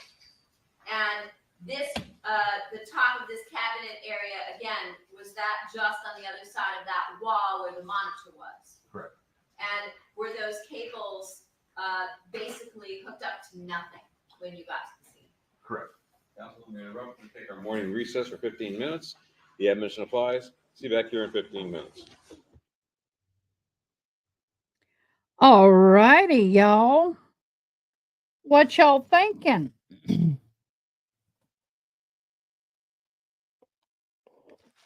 Unfortunately, this is what I call the boring phase of this trial where they're laying everything out. But this was a very gruesome scene. Thank you so much. Thank you so much for liking. This definitely was a very, very, very nasty crime scene. So, yeah. Again, She-Wolf, thank you so much. And I also want to thank Seba.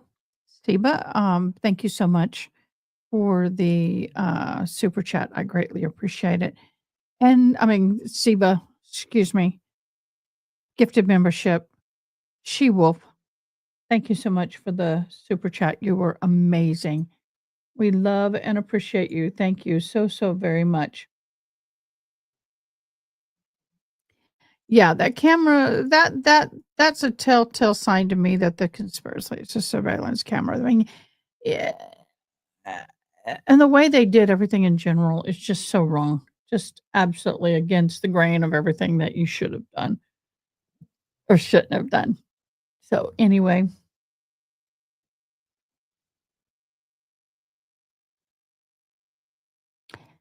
Exactly. Now, if they had all the time in the world, they can look and go in the garage and look and see. Your skilled people will know. But it's still, there was a lot of stuff left behind that no thief in their right mind, like that watch. No thief in their right mind are going to leave that watch behind. I'm just saying. For those of you who just joined, thank you very much. I'm Ada K. We have had 3 trials today. We started off today with the Karen Reed hearing. Not trials. We had 2 hearings in this trial. With a Karen Reed hearing where they're fighting over whether or not to allow, the prosecution wants to remove Mr. Green as an expert witness on the defense's side. They had that motion. They set up some more court dates. I'm going to have to go back and look at that to get everything on the calendar. And then, so they have multiple hearings coming up between now and the time trial starts. I might as well. The prosecution and the defense were told by the judge today that they need to be prepared to go to trial She does not want to delay it any further. She's wanting to be in trial on the April 1st, April Fool's Day. Woohoo! So they're going to be doing April Fool's Day trial. Hopefully, Lord willing, and the creek don't rise. Then we went over to the Jennifer Crumbly trial, and that particular hearing was a little interesting because, well, they're arguing, they're trying to get a new trial. They're stating that the prosecution hid from the defense that the teachers and the school people who testified on behalf of the prosecution were promised that they were not going to be brought up on any charges. I'm really giving you a real basic rundown of this. And so they had that argument. It's oh gosh, the name just left my mind. Oh, anyway, so the judge is having to decide whether or not to permit a new trial or whatever they're going to do. So we'll see what happens on that. So that's what we did there. The interesting thing is that Jennifer Crumbly, they announced, has an excessively large hernia in her stomach, and that the waist shackles, Brady violation. Thank you so much. I knew I was B. I just couldn't get it. The Brady violation. And so that's what they were doing there. But they had asked that the shackles around her waist be removed under the understanding that she has a large hernia. And when she's sitting down with those shackles, it is extremely uncomfortable for her. The judge told them she really didn't have a problem with it, but that's up to the sheriffs and the deputies that are controlling her. She doesn't get in their lane. She stays out of their lane. She stays in her own lane.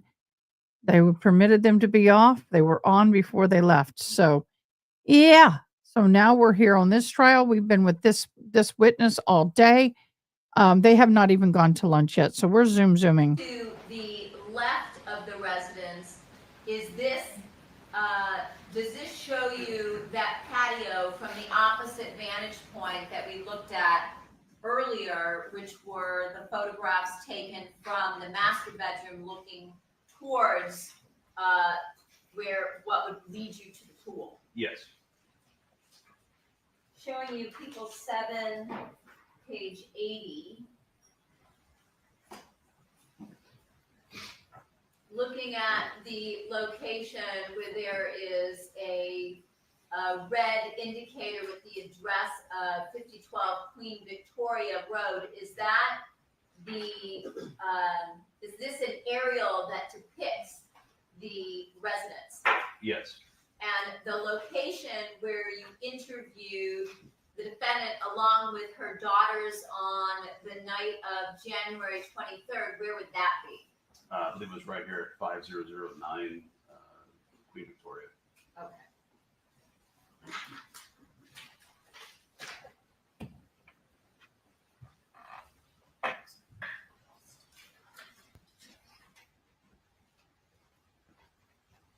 I'm going to see if I can read that a little better. Now,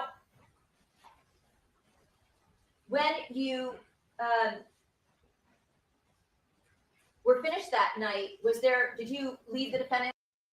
I can't. I got to have some kind of background. We didn't know. Okay. At some point in time, did you have a conversation with her after you had gone through the residence regarding whether there was anything that was taken? Yes. And what, if anything, did the defendant indicate to you had been stolen during the course of the murder of her husband? Objection. This is Vegas. When this occurred? There was approximately $11,000 in various currencies. It was U.S., Canadian, and euros, and also costume jewelry. Did she indicate to you whether there was any jewelry of value that had been taken?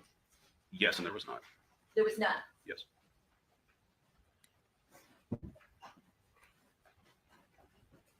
I'm trying to see what's better for my eyes.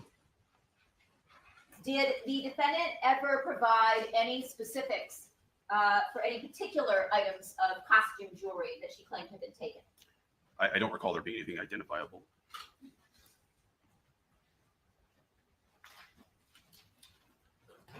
And in terms of that drawer area, when you walk into the master bedroom, where you said there were those cabinets where you saw that one of the drawers was open, There we the go. cabinet was open, Did you actually see any cash in that area?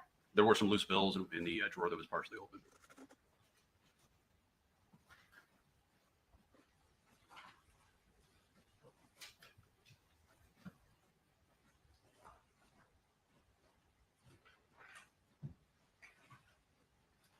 So you said that you had handled, I think you said hundreds of burglary investigations in the course of your career. Yes. If I were to give you a hypothetical based on your experience, if you had a burglar who entered the home to commit a burglary during daytime hours, would it be common or uncommon for the burglar to go out onto the patio to attack a resident? Objection, Your Honor, call for speculation. It's an improper hypothetical. Sustained. In your opinion, in this particular case, given what you observed, did this appear to be a burglary or a robbery that had gone awry? Objection, Your Honor, again, no foundation. Sustained. Was there anything unusual about the fact that there was, this occurred during the daytime hours, that the homeowner was on the back patio, that he was still wearing a Rolex watch, and that blood was observed in the master bedroom, and that was the only bedroom or room in the home that was ransacked? Same objection, Your Honor. It's documented. It's not argumentative. Sustained on the first ground. Same other objection. Did you find anything unusual about this particular scene? Same objection. Sustained. Counsel, there's something for argument. You need to move on, my dear. Move on. Would it have been possible to burglarize this home without ever contacting the homeowner, given the location of where the bedroom was located, as opposed to where the victim was on the back patio? Same objection. Sustained. The fact that there was blood on items in the bedroom, did that indicate to you whether a burglary had taken place first or whether the murder had taken place first? It appeared based on that the ransacking had occurred after the murder. I know I'm messing with the, In terms of the burglary, I know I'm you messing had, around a lot with investigated in the past in comparison to this one, captioning. was it unusual It's that because there I'm was relying on it blood so in the much home that I had need to been make a change. ransacked? My eyes are getting a little cross-eyed. So sometimes it helps to change it up throughout the day. 9 and 10 hours of reading, captioning, and it's a lot a day. So we've been here a long Was there time. anything about the location or the scene that appeared to you that the burglary was really a staged crime scene? Same objection. Sustained. Did you recover some surveillance video from the area of Oakdale and Queen Victoria, some neighborhood community cameras? Yes. Sorry about that.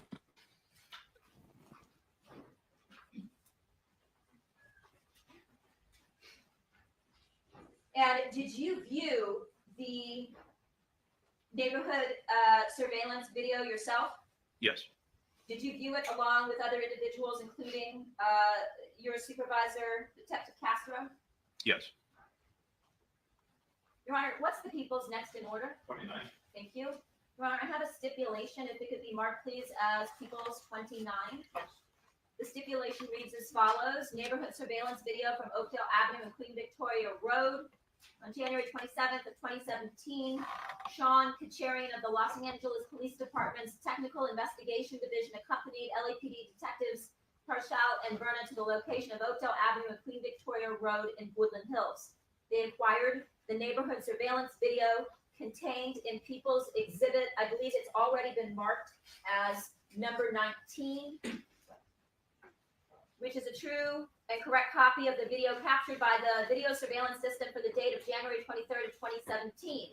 The system video timestamp is 1 hour fast. Counsel, do you join? Yes. Your Honor, for the record, in terms of People's Exhibit 19, that is a DVD that contains multiple surveillance videos Thank you, Dawn. from the Queen Victoria location. How you doing, Dawn?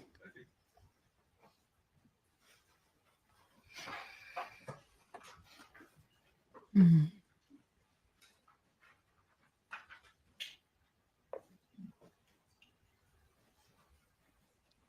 I'm ready to go back to bed. Cherokee Peoples 19, number 7.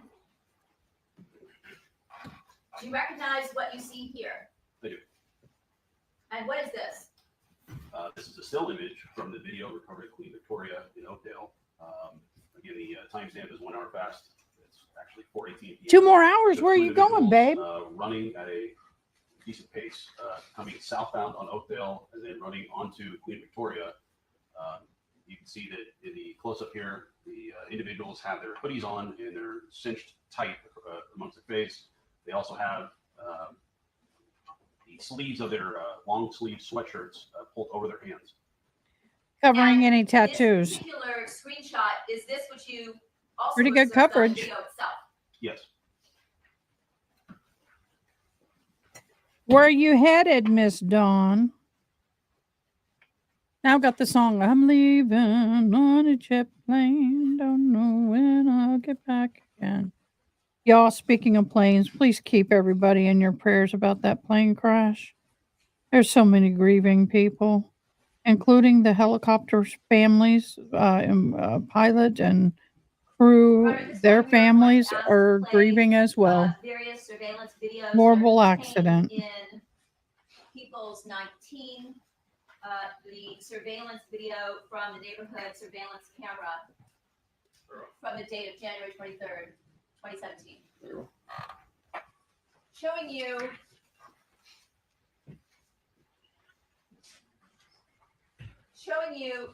the video labeled here, which appears to show the time at 7:28 a.m. and this red vehicle, and now a blue vehicle leaving right after this in the circle. Do you recognize what you see here in this surveillance video at 7:28 a.m.? Yes, it appears to be the red Fiat driving down Queen Victoria, going northbound in Oakdale. And that's the red Fiat that you indicated earlier belonged to Isabella Sementilli? It's the vehicle that she was driving that day, yes. Was that consistent with your interview of not just her, but also the defendant in terms of the time that Isabella Sementilli left for school on that date? Yes.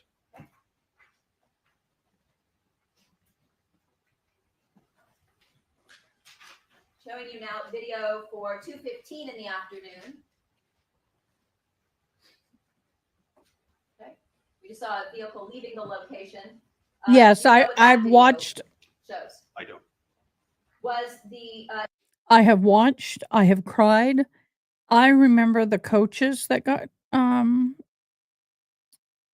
passed away.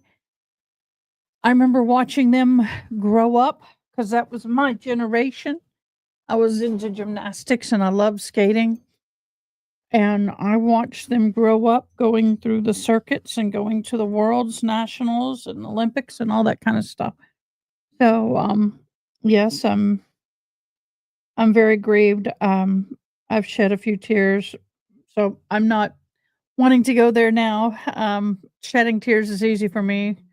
Y'all don't know, I recently lost my sister over the between Christmas and Thanksgiving. Thanksgiving and Christmas. So that grief still hits me. But I will tell you that it's a sad, sad situation. But we have to remember it was an accident. No matter how you slice it, nobody intended to harm anybody.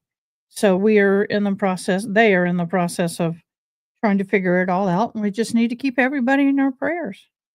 If you pray, did you conduct at some point an interview with Delia Pacheco? Yes. And did she indicate in her interview that she was picked up and left the residence somewhere between 2 and 2:30 in the afternoon? She did. Would that be consistent with her leaving the location? Yes. I'm going to show you one relevant to what the defendant told you in her interview that took place at 3:26 in the afternoon.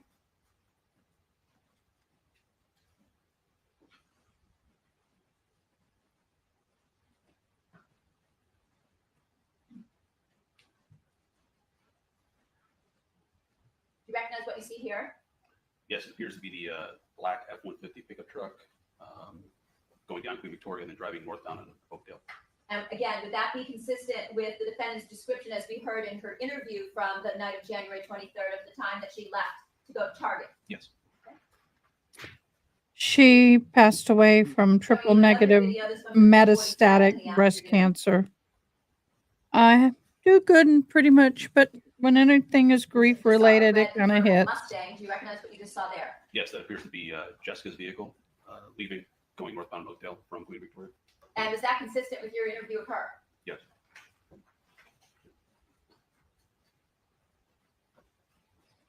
Showing you another video from 4:53 in the afternoon. Do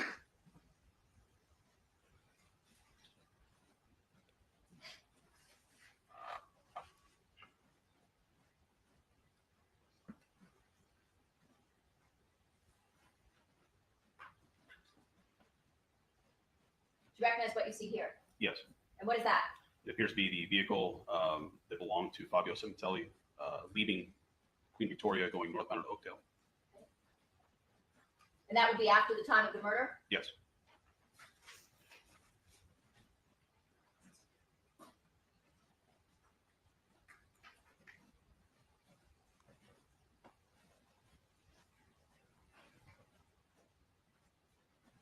Showing you another video at 4:54 on that same afternoon.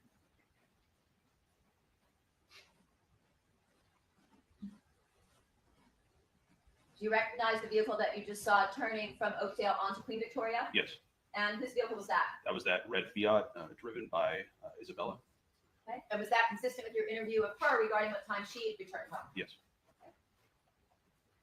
And one more surveillance video at 5:03.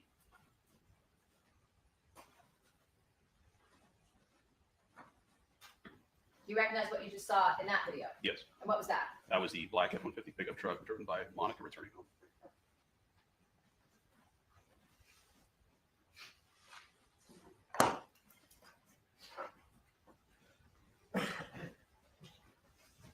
So wait, are you telling me she left I want to in the Fiat and came back in the pickup? turn your attention. Did I miss to something? The date of January 25th of 2017 at about 5 in the morning. Did you respond to a location across from 22935 Khalifa Street? Yes. And why is it that you responded to that particular location? We received information that a vehicle had been abandoned at the location, and the vehicle was the black Porsche that belonged to Fabio Sementilli. And when you went to that location, did you in fact find Fabio Sementilli's Porsche? We did. And was that a 2008 Porsche 911? Yes. And where was the vehicle abandoned? It was a residential street, but a larger properties on a residential street, not a very busy street. Okay. Was it just parked along a curb area? Yes.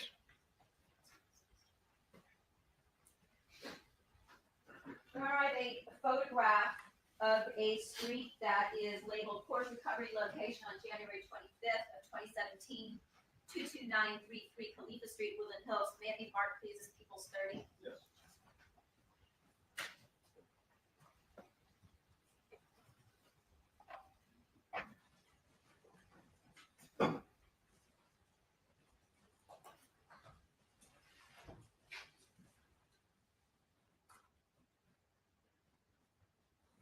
When you responded to the location, was it at 5 a.m.? Was it dark still outside? Very dark.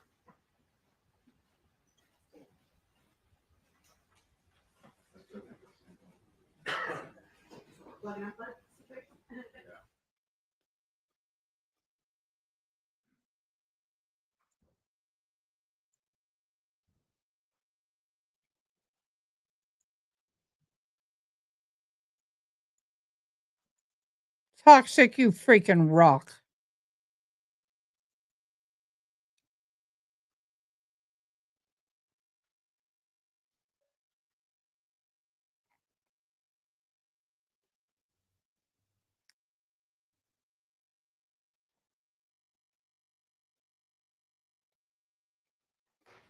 We may have to do a reboot underneath.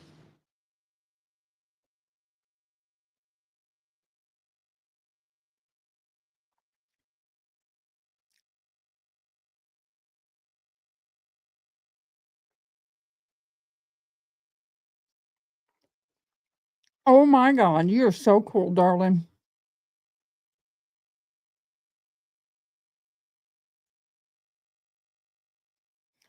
ADHD, you're getting snow?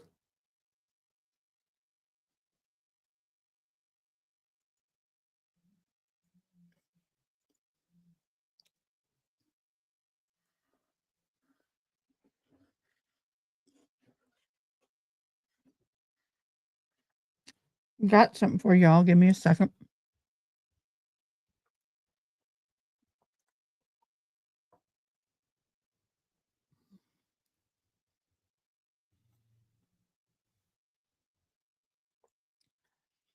Our fabulous as the gavel drops. Y'all, they're amazing.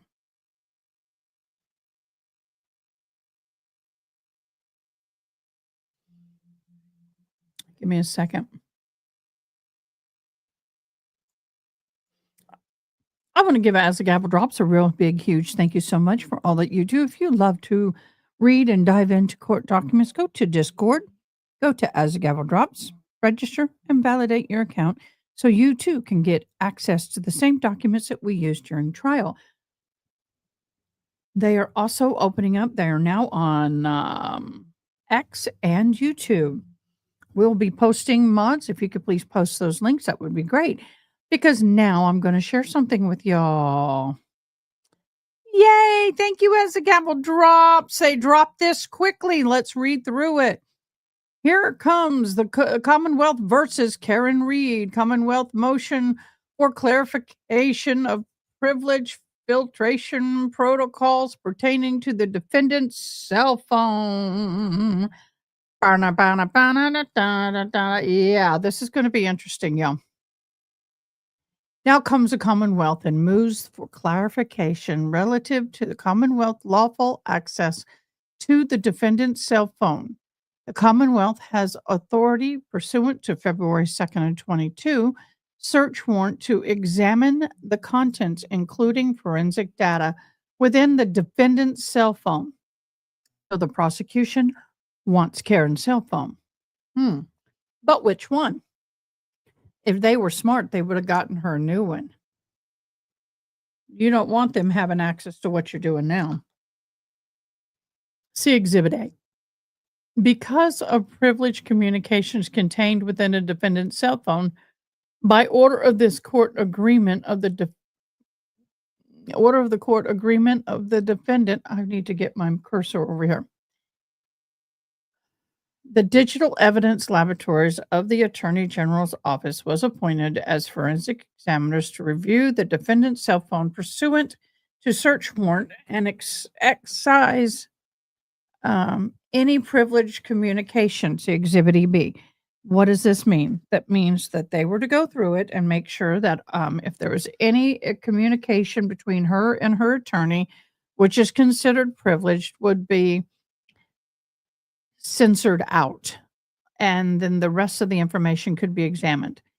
At the conclusion of the Attorney General Office search and confirmation by the defense that all privileged communication has been withheld from the Commonwealth, the Attorney General's Office produced a redacted Cellebrite extraction report, including text messages and Google search from the defendant's phone to the Commonwealth. Pursuant to the search warrant, the Commonwealth intends to obtain a raw data relative to the navigation information and Google searches from the defendant's phone for comparison forensic review. They're looking to see if on her phone, if anybody searched for how long to die in cold. I guarantee it. Oops, didn't mean to do that. The Commonwealth, in good faith and reasonable belief, the privilege filtration protocols for the attorney-client communication would not apply to the navigation or internet Google search history. Despite the Commonwealth's belief that this information is not under the purview of the communication protocol, out of an abundance of caution, the Commonwealth requested a forensic examiner from the Attorney General's Office to produce a raw data navigation and Google search files that are within the time frame and the scope set by the search warrant. Although the Commonwealth contends that they have independent lawful access to these files, the Commonwealth sought for an independent forensic examiner previously appointed by the court to review the files to ensure no attorney-client communications nor any other privilege communication was inadvertently produced to the Commonwealth. The Commonwealth informed the defense of its intentions, and the defense is objecting to the Commonwealth's request for the raw data within the scope of February 2nd, 2022 search warrant. Given the pending to April 1st, 25 trial date, the Commonwealth was seeking to avoid any unnecessary delays in reviewing the evidence and in consequence seek the court's clarification relative to the privilege of the filtration protocol. Why in Sam blasted hell did you not bring this up today? You were in court.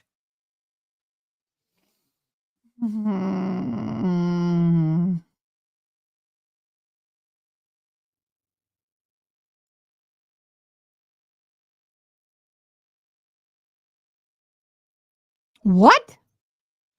Oh, that's right, Dawn. You're headed to Vegas. Bum, bum, bum, dial. Yeah, he's a special boy. Hank Brennan, special assistant district attorney. Yeah, y'all. So you saw it here first. You saw it here first. Thank you to As the Gavel Drops. We couldn't do it without you. Greatly love and appreciate you. And I am so blessed to have you as a partner in crime, so to speak. Back to a regular programming. Back to the regular programming. Energize Bunny, we can't do that one, you know. We get in trouble if we do that one, you know.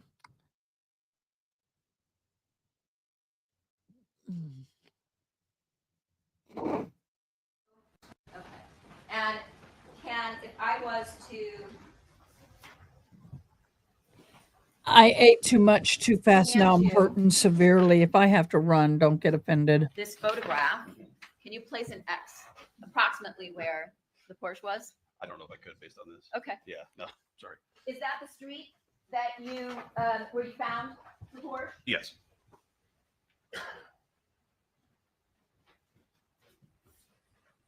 You want to have another photograph labeled victim's Porsche recovered on Khalifa Street. It has a 5 in the bottom left corner of it. The mark is People's 31. Yes. Showing you People's 31. It's 2 photographs. Can I check? Is it clear this is the officer who found the Porsche? I'm sorry? Is Detective Werner the one who actually found the Porsche? I don't know. I'm gonna check if he didn't find it, that describing anything about where it was found. I don't know about this picture. And if you're objecting to the last one, your objection's untimely. I believe the detective testified that they went out to this location on the morning. Anyway, Let's proceed. looking at the photographs that you see here in Exhibit 31, do you recognize what you see? Yes, and this is how I recall the situation. Very dark, so I don't recall the residences or how it looked on the street at the time, but this is how the vehicle was, and we're at sea. And actually, did you take these photos? I believe Detective Parshall did. Who was with you that morning? Yes. And showing you the license plate. Did it appear to still have paper plates? Yes. Your Honor, I have another set of 2 photographs labeled the same.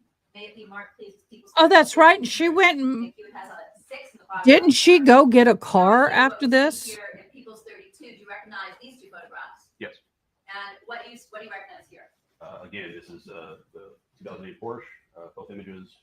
In fact, right behind it is our vehicle. This is on Khalifa Street. Did you notice anything about the condition of the vehicle or the windows at that time? Yes. What was that? Both of the rear quarter windows. In the back behind the main side windows were down.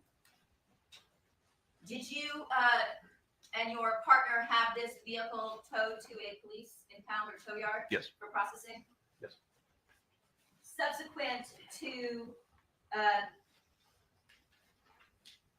finding the vehicle, did you also locate surveillance video relative to when the Porsche was abandoned at that location on Khalifa. Yes.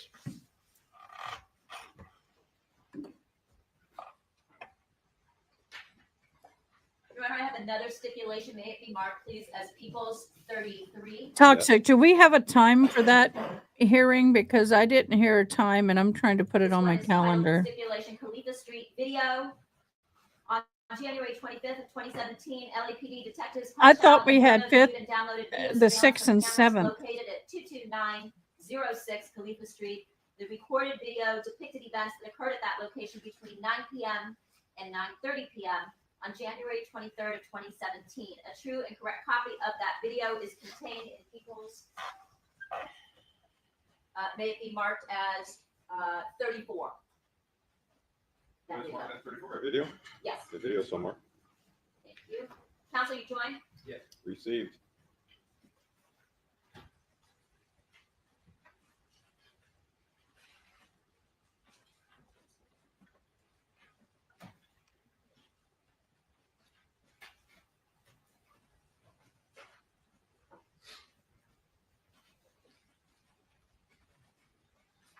Your Honor, I have a still shot labeled Porsche dump on 22906 Khalifa at 9:20 p.m. with a yellow circle, a red 3 in the bottom left corner. May this photograph be marked, please, as People's 35.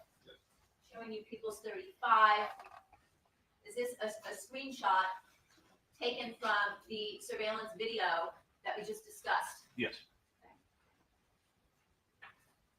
Your Honor, we'd now like to play People's 34. Very well.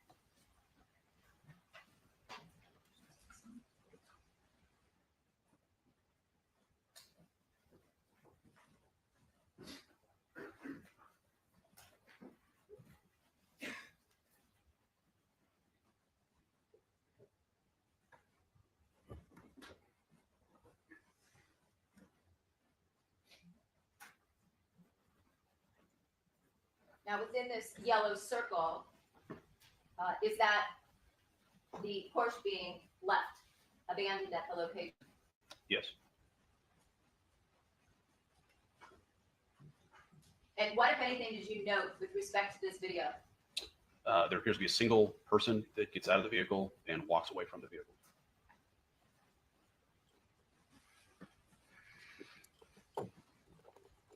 Is that what we see here? Yes.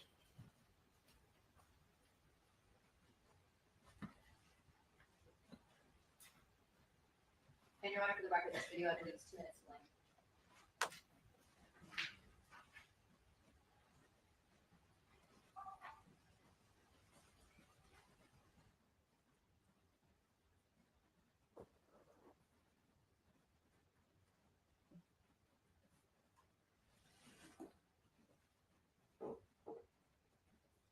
And does that yellow circle appear to follow the individual who got out of the driver's side and left the vehicle there? Yes.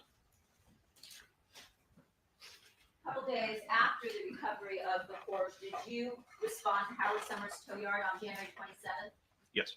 about 9:15 in the morning? Yes. And was the vehicle processed at that point in time? It was. And was that by a criminalist from the crime lab? Yes. By the Hey, name of K Jay Swan? Swan, how you doing, love? Your Honor, I have a set of 2 photographs labeled processing of victims recovered Porsche by criminalist Jane Kwan. May it be marked as People's 36. Yes. And it has a number 9 in red in the bottom left.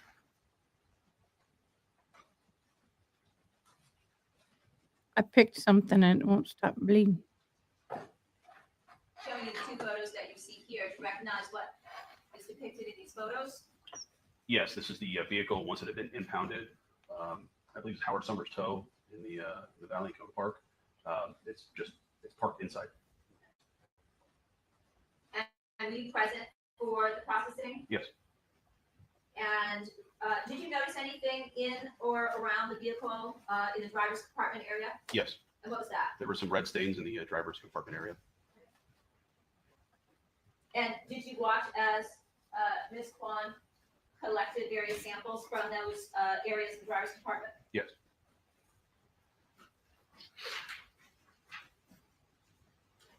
I have another set of 2 photographs, same title. It has a 10 in the bottom left corner. If if it can be marked, please, these two photographs. Ooh, that sounds good. Showing you People's 37. Does this appear to show on the left the back of the vehicle? Yes.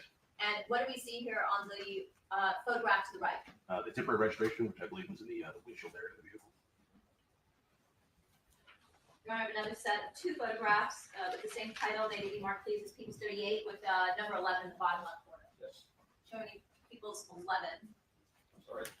I'm sorry. People's 38. You recognize what you see here? Yes. And is this the same vehicle at the Howard Summers tow yard for the processing? Yes. Now, in terms of the items that were collected by Ms. Kwan, did you collect those items from her and take them back to the lab, or did she do that? I believe she did that.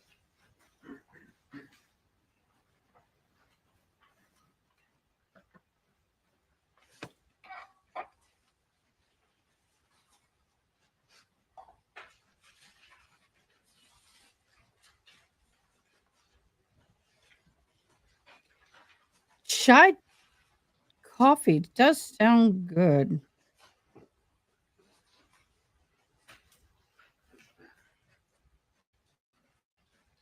In terms of the items collected by Ms. Kwan, did you and your partner direct that some of those items, those samples collected, be tested for DNA? Yes. And is there paperwork that you fill out to get that done? Yes. On February 14th of 2017, did you receive some information that started to focus your investigation? Yes. And what information was that? That some of the red stains from, I believe, the residence and also the vehicle returned back to Rob Baker. Robert Baker? Yes. Did you conduct some investigation into the background of this particular individual? Yes. And were you able to determine where he was living at the time? Yes. And do you know that location? It was on Independence. I don't recall the actual numbers. It was an apartment complex. An apartment building? Yes. And approximately how far was that location from the location on Khalifa where the Porsche had been abandoned? I believe roughly 3 miles.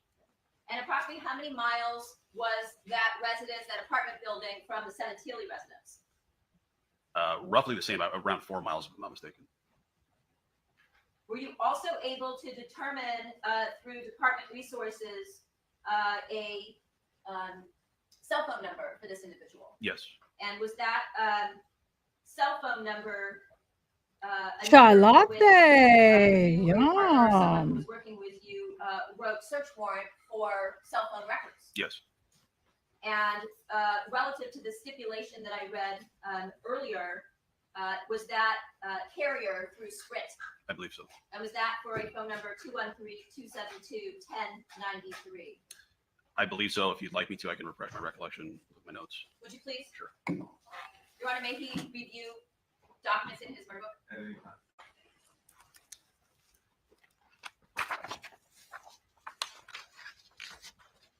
Your number, please. Sure, 213-272-1093. Yes, and I have it down as Sprint. And in terms of that search warrant, was that search warrant served for phone records that included subscriber information? Yes. Did it also include call detail records, or what's referred to as CDRs? Yes. What are CDRs? It's a listing of. It's a listing of any phone number that is called you Whoa. or you've called from your device. Oh, it's a historical praise document based God. every Oh, program. I'm so happy for you. And were you also able Yay. to resources to determine That is a awesome. particular vehicle that was registered to this individual, Robert Baker, at that particular address on Independence? Yes. And was that a 2000 black Ford Expedition? Yes. At some point in time, did you review phone records for the defendant's cell phone number that she gave you, 818-424-4213, in relation to the phone number for Robert Baker? Yes. And what, if anything, did you note? There was communication between the devices. When you say communications, was there a small amount of communications or a large amount of communications? I don't recall the exact amount, but I believe it was significant. Significant amount? Yes. Between the two, 17,000.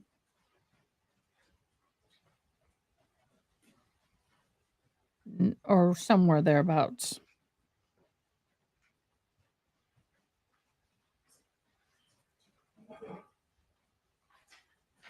This poor guy is like, I'm hungry. Your I'm Honor, I have I want a off of this recording, stand number now. 701560 of a recorded call between the defendant and Detective Parshall that it took place on February 20th, 2017 at 9:20 a.m., which is a 9-minute recorded call. May the call be marked as People's 39 Yes? and the transcript as number 40. What? Yes. What do you mean you don't have sound? Y'all don't have At this sound? time, may I pass out transcripts for this 9-minute recording? Applies relating to the transcripts. I have this gained up pretty high. There's sound there.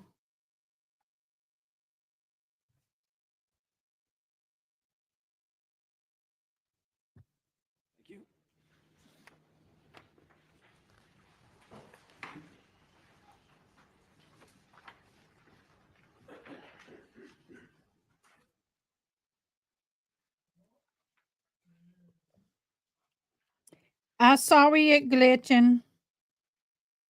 Glitching itching. Me sorry.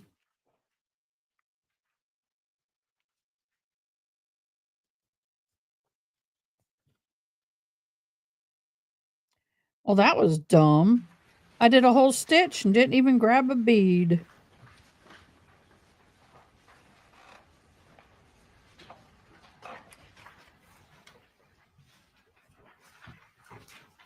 He's been on the stand almost 2.5 hours.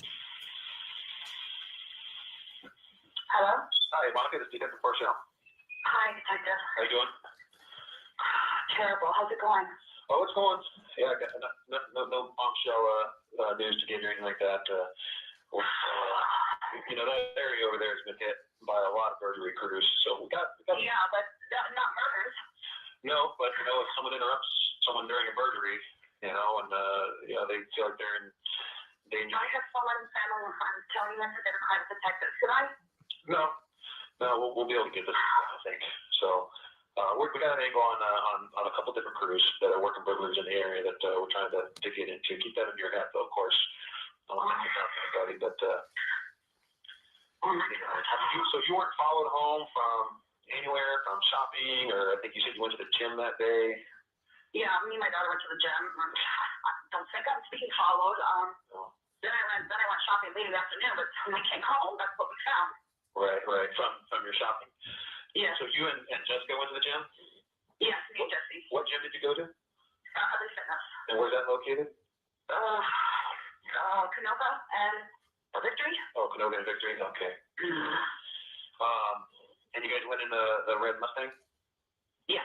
Okay. And you guys both went in there. Is there any thugs that hang out there at the gym at all, or? No, not. It was pretty safe. Not that we noticed. Right. You know what you were wearing that day when you went to the gym? Oh man, I don't remember. Probably my type. Okay. I don't even remember now. It was raining that day, so maybe like a jacket or a hoodie or something, or. You guys always park in the same spot right there on the lot, or? Yeah, I'm a lot. We always park in a lot. Yeah.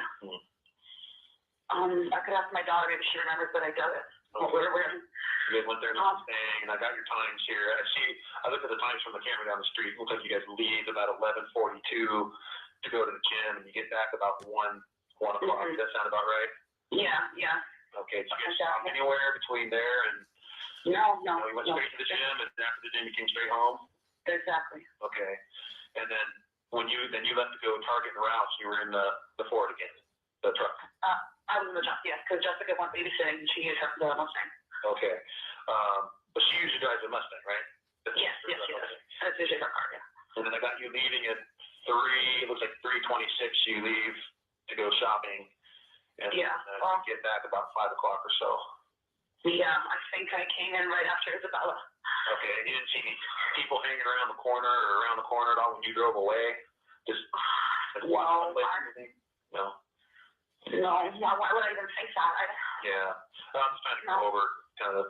No, I'm having a little bit of a problem here. I know it's nothing you guys are doing about it, but just people walking by the house, the street, and I don't know if they're coming, the teenagers are coming from the sober living, but they're just saying all these really terrible comments that my kids have to hear. So as they walk by, they shut it out with these awful things. What are they? Oh, thank you, Banshee. Like, we're sitting outside, so Good to see you, love. I think we're going to end up selling this place, but, and I just was calling to let you know, Jessica and I will be going in Toronto next week from Monday to Friday for a memorial service. And Isabella will be in Agoura Hills with a family friend. She goes to school there, so there'll be no one home all week next week. Okay, you guys obviously been keeping your gates closed, right? Yes, absolutely. Okay, and so you're going to be gone from, are you talking about next week, the 27th? Yeah, no, the 27th, like it's a Monday to the Friday, I think, yeah. I'm booking them today, so I'll find out the time dates. So 27th to the 3rd, you guys won't, no one will be there? Okay. No, I'll have my neighbors cut my mail and come check on the cats, but that's about it. Okay, all right. Okay, well, if we get something before then, or even if we get something when you're out, you have your cell phone. I do. Okay. All right, we got some good stuff that we're looking at. I can't go into details. Yeah, you, my this is dear. nowhere near considered anything like a cold case. I think we're going to get this thing done for sure. So just got to get the right people to talk to us. So, and we're working on that right now. Okay. Yes, you, my dear. We're watching you. That's evidence, so I can't discuss that. I don't know if we had a victim, suspect, whatever on it. Did you, and so when you got home, I want to do a walkthrough maybe with you. Does Nella leave pretty early in the morning every day for school? Yeah, sure, very early. I was thinking maybe tomorrow my partner and I could come by. And I just want to do a walkthrough with you and Jessica separately on, just how, where you guys went, what you saw, what you did, what was open, what was closed, what was on, stuff like that, just to get a better idea on the sequence of events. I know you talked to Detective Bucknell a little bit about like where you took the money and you pointed out the drawers and stuff like that. But I want to do one myself. A couple more questions that I have. So, are you available tomorrow? Like, what time are you guys up and awake? Tomorrow by 7:30, 8 a.m. My cleaning wave is going to be here tomorrow anyway, so I'll be up. Okay, so you'll be up by 8? Yeah. Okay. Yeah. Why don't we plan on 8 o'clock? My partner will talk to you and Jessica. Okay. Oh, okay. I'll get her up for sure. And I don't know if anyone left your receipt for the laptop and the phone. I think so. I think I have that. I put all my files together and gave it to my state lawyer because he's got to call everybody and do that stuff for me. I don't have it here at home, but it's in his office. Okay, I didn't know if you got one or not. So I photocopied one. Did you guys take anything else was taken? Because I'm missing bedding. Like I'm missing pillowcases and stuff. No, I don't think so. Well, that's interesting. So you're missing pillowcases. Yeah, I think there was 2 missing. There was 2. And they asked me, did you have pillowcases here? And I said yes. And I think they said, well, they must have taken it, but there's 2 missing. So I don't know if the police that were here took another one. Maybe there was. Oh, they did. They did take 2 pillowcases. Oh, okay. All right. Yeah, we have them. Okay. Yeah, and then they took a towel, blue with red stains from. Well, I guess it was a little towel that they took from northeast bathroom door. They took the bottle. Looks like they took the bottle of vinegar, cloth from the faucet in the kitchen. Okay. And everything else is pretty much just swabs. So. Okay. All right. All right. I'll talk to you tomorrow. We can talk a little bit more in person. Okay. So it's plan on 8 o'clock. Unless something comes up on our end, I'll give you a call. But 8 o'clock should work for us. Okay. Thank you. Okay. Thanks, Monica. All right. Bye-bye. Transcripts? Yes.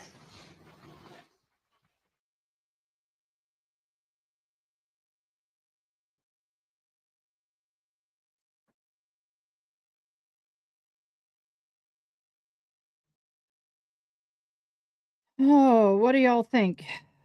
I'm having a hard time threading this needle. Hear that recording? Yes. And did you recognize the voices on the recording? Yes. And whose voices were those? Detective Parole and Monica Sementilli. In fact, was this a conversation that took place while you were with Detective Parshall in your office? Yes, we had desks that were kind of back to back, so he was right there when he was talking. And when he was talking to her, could you hear what she was saying? No, I don't believe so. This wasn't one of the phone calls that was played where you heard it over the speakerphone? I don't believe that was on speakerphone. No.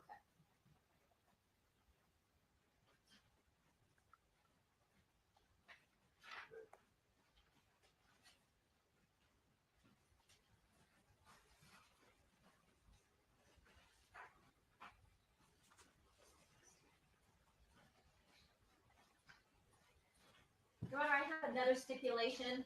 Maybe marked, please, as People's 41. I believe it is 2 pages or really one and maybe a quarter. So much. Yes? Yes. Thank you. Stipulation, business surveillance video. James Wooten of the Los Angeles Police Department's Technical Investigation Division obtained the following surveillance video as part of LAPD's investigation of this case. On February 16th of 2017, Wooten downloaded surveillance video from LA Fitness located at 6401 Canoga Avenue in Woodland Hills. The video was originally recorded between 10 a.m. and 1 p.m. on January 23rd of 2017. The surveillance video contained in People's, Your Honor, it's a CD, can be marked as People's 42. The CD will be so marked. Thank you. Is a true and correct copy of that video. The system video timestamp is 1 hour and 45 minutes ahead of the actual time. On February 16th of 2017, Wooten also downloaded surveillance video from Ralph's Supermarket located at 20060 Ventura Boulevard in Woodland Hills. The video was originally recorded between 3 p.m. and 5:30 p.m. on January 23rd, 2017, and includes video from cameras located inside and outside the store. The surveillance video contained in People's, can this also be, Your Honor, on People's 42, the same CD, Yes. is a true and correct copy of that video. The system video timestamp is accurate with respect to the actual time. On February 16th of 2017, Detective Fillmore of the Los Angeles Police Department obtained surveillance video from Target, located at 2081 Ventura Boulevard in Woodland Hills. Fillmore received the video from Target manager Marilyn Robles. The video was originally recorded on January 23rd of 2017. The surveillance video contained in People's, again, Your Honor, Exhibit 42, please. Sure. Is a true and correct copy of that video. The system video timestamp is accurate with respect to the actual time. Counsel, join. Yes. Receive.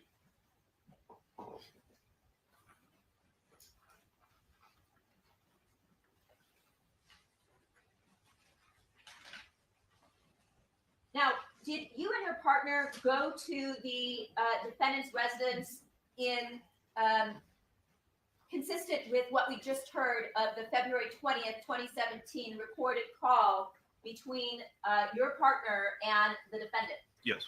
And on that following day, February 21st of 2017, about 8:20 in the morning, was it just you and your partner that went to the location? It was.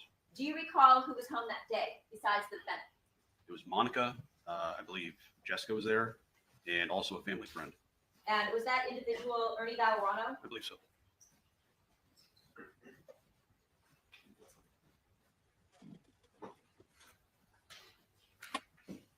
Go, Cynthia, on our way. Did you speak to the defendant that day? Yes. Did you also speak with her daughter Jessica that day? Yes. And did you also speak with Ernie Valorano? Yes.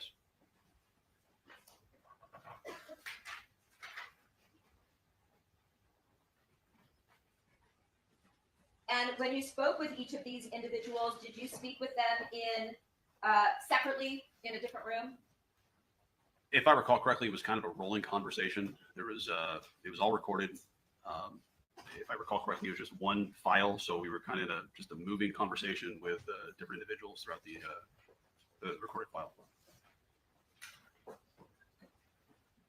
Now, in terms of the conversation that you had with the defendant, once again, was that a recorded conversation? It was. Again, Your Honor, this is a recorded conversation that is approximately an hour in length. Do you want me to start it now or after the noon hour? I think we better do this after lunch. Okay, can I please have the recording, the CD of the recording marked as the People's Next in order? That'd be 43. Thank you. And the transcript as People's 44. Transcript be marked as 44. And for record purposes, this is recording number 701564. Detective, have you previously listened to this recording and viewed the transcript? I've listened to recording. I don't think I've seen the transcript. I may have. I'm not sure.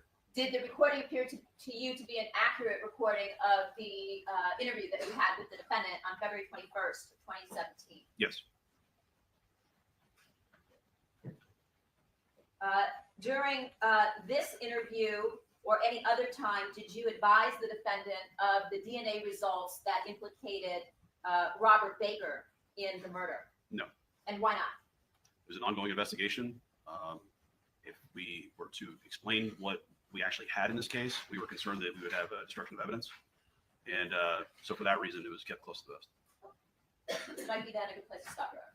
All right, ladies and gentlemen, we'll be in our lunch and recess until 1:30. The evidence applies not to discuss this case either among yourselves or with anyone else in form expressing an opinion to the cause finally submitted to you.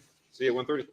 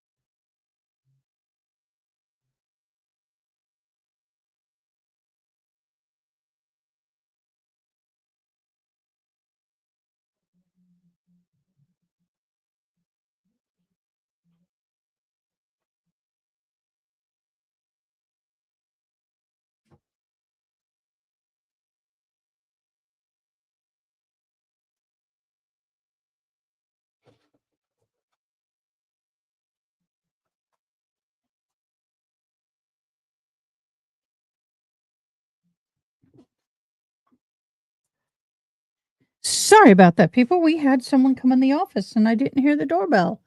Bad on me. So we're going to zoom. That's one thing nice about starting a couple hours later Play. is that we can zoom. We don't have to sit through the lunches. This guy has been on this stand all day and I feel bad for him, but I don't. That's part of his job. But we're getting the basics of their case, so that's all. That's what's important. Oh,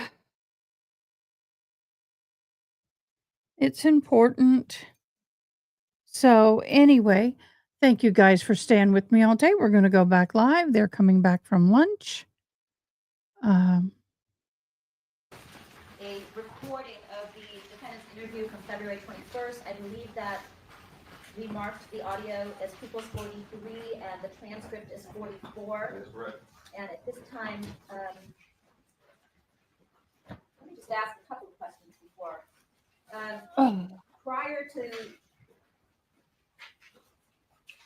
this interview that you had with the defendant on February 21st, along with your partner, had you already received some phone calls from an individual by the name of Deborah Odad?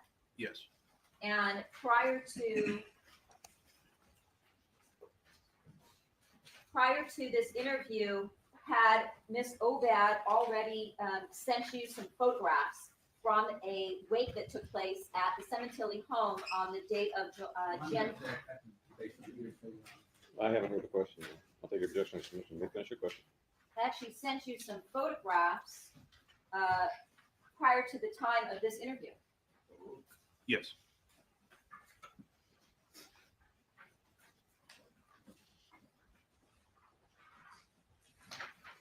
It's getting comfortable. I have a set of photographs. The first one is a single photograph labeled Defendant Sementilli and Robert Baker at Wake, January 29, 2017. It has a red 8 in the bottom left corner. I thought you said pet cemetery. Yes. Showing you what's now been marked as People's 45. Is this one of the photographs that you received from Deborah Obad? Yes. Your Honor, I have another set of 2 photographs titled Bandage on Robert Baker's left index finger, January 29, 2017, with the red number 7 in the bottom left corner. May it be marked as People's 46. Yes. Thank you. Showing you People's 46, the photograph on the left, is that another photograph that was sent to you by Miss Obad? Yes. Well, when you Miss- left the home, you told us earlier, just before lunch, that the defendant was at the home along with her daughter, Jessica. Miss Odette has been very, very cooperative, don't you think? Sending a bunch of photos? Just saying. As well as a family friend, Ernie Valorano. Is that correct? Correct. Your Honor, I have a photograph of Ernie Valorano. May it please be marked as People's 47. Yes. It has a red 21 in the bottom left corner. Showing you People's 47. Do you recognize this individual? I really don't at this point. It's been 8 years. Fair enough. But you remember that 8 being the name of years. the individual that was at the home the day that you went on February 21st of 2017 to speak to the defendant? Yes. Your Honor, at this point, we would ask to pass out the transcript, which is People's 44. Very well. And again, the same amendments apply.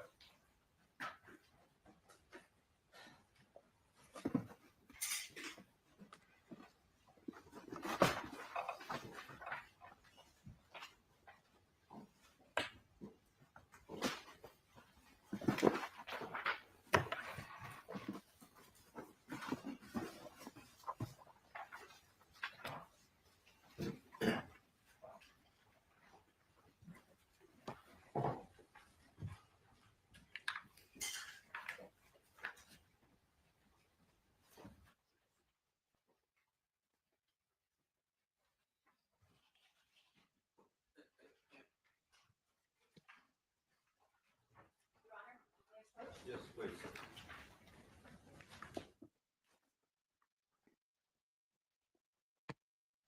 Thank you.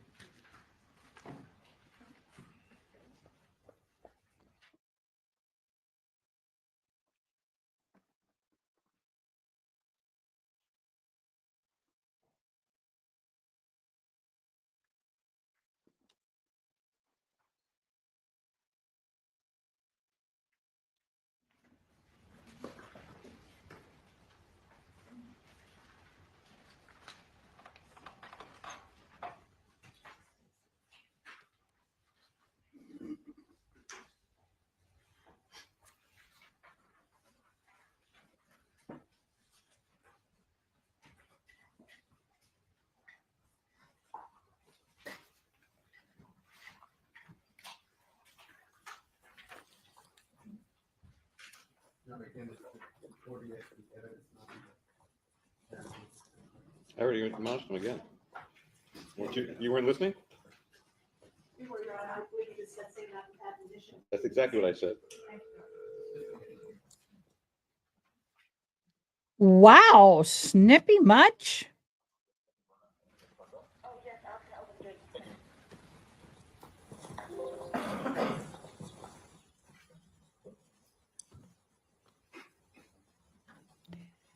Oh, this heating pad feels good.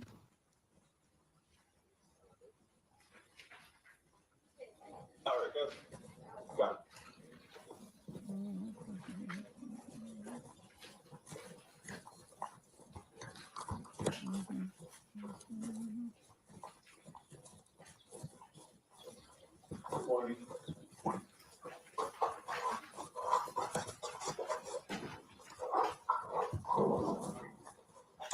You guys sleeping all the way?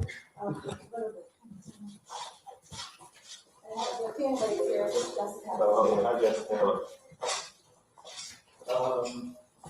So what I want to do is I want to do a walkthrough, kind of retrace everything that happened. And then I'll do the same thing with Jessica Law. And then eventually Bella, just to make sure, we got like, they put so many different swabs in different areas in here. I can't submit, 145 swabs at once and expect them to get it back to me. They just won't let me do it. I have to do handfuls at a time. So a lot of it is just figuring out what ones I need to submit. It's pretty much, I think, hopefully not, but most of the teams have fine. So I got to kind of determine what I should look at first. So if we can go out front, take it from when you got home. Yes, yeah. Go to the garage. Last night, I was having a client who was telling me that my family and his work friends have been getting Facebook requests from Fabio yesterday. And so they obviously call us right away. I don't have Facebook, so we don't even know. And they would say hello. And when my nephew wrote back, who is this? Like, what's going on? They deleted the page. But then they reported it, and I think Facebook is looking into it. Who would do that? Yeah, right. Profile page. Yeah, I've never heard of that actually, but. So some of the people, probably did that Facebook. Oh, yeah. Okay, what's his Facebook? Jessica, what's that Facebook? A name or an account? It's his name. It's just his name. Okay. There's no dot or anything. Okay, and then, so who actually got requests from his Facebook? Well, I don't know, everybody, but my nephew, Daniel Chilo Toronto. What's his name? Daniel. Okay. Chilo, that's his nephew. Text me. Thank you, Miss Sunny. Somebody from Lower Canada, her work got it. Okay. My friend Deb got it, but she said, I just deleted it because I get so many hacked Facebook requests. Yeah. And I already know that people, their agents wrong. I think that's what it is. I think people know that he died, maybe the rent name, sorry, the Facebook page, and they have a way of doing that. But I'm gonna find out how that's done. So. It was an actual request for like a friend? Yeah. It wasn't just like a suggestion or? No, it was a friend request too, obviously, his contacts. Right. His contacts, yeah. I don't know how many got it, but I told him, we keep you posted, whatever, so. I'm sure people are just screwing around, they got a way to do it, and they think it's fun or something. Okay, is there any other social media besides Facebook? Twitter, LinkedIn, I think he's everywhere, we didn't realize how worldwide he was. Did he have like an agent or a PR person or someone that would manage the social media at all? I probably his assistant at work would help him, but I know he was, interviewing making sure he does one thing. Oh, But to responding to things, I'm sure his assistant helped him, that's how it works. Who was his assistant? Alicia, Truesdale. Alicia? Yeah, Alicia.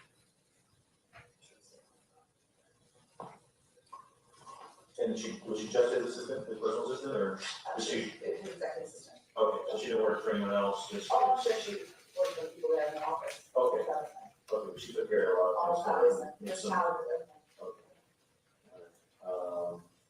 And then have you got anything on your social media at all, any contacts, any? I have Instagram, that's what that my kids name yet, because I think I'm the only person with one that doesn't have Instagram.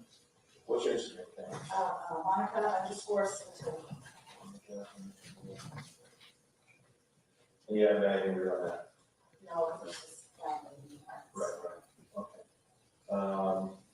okay. What's the start? Okay. I think this friend is going to come today to take the car, and we just don't want it to carry anymore.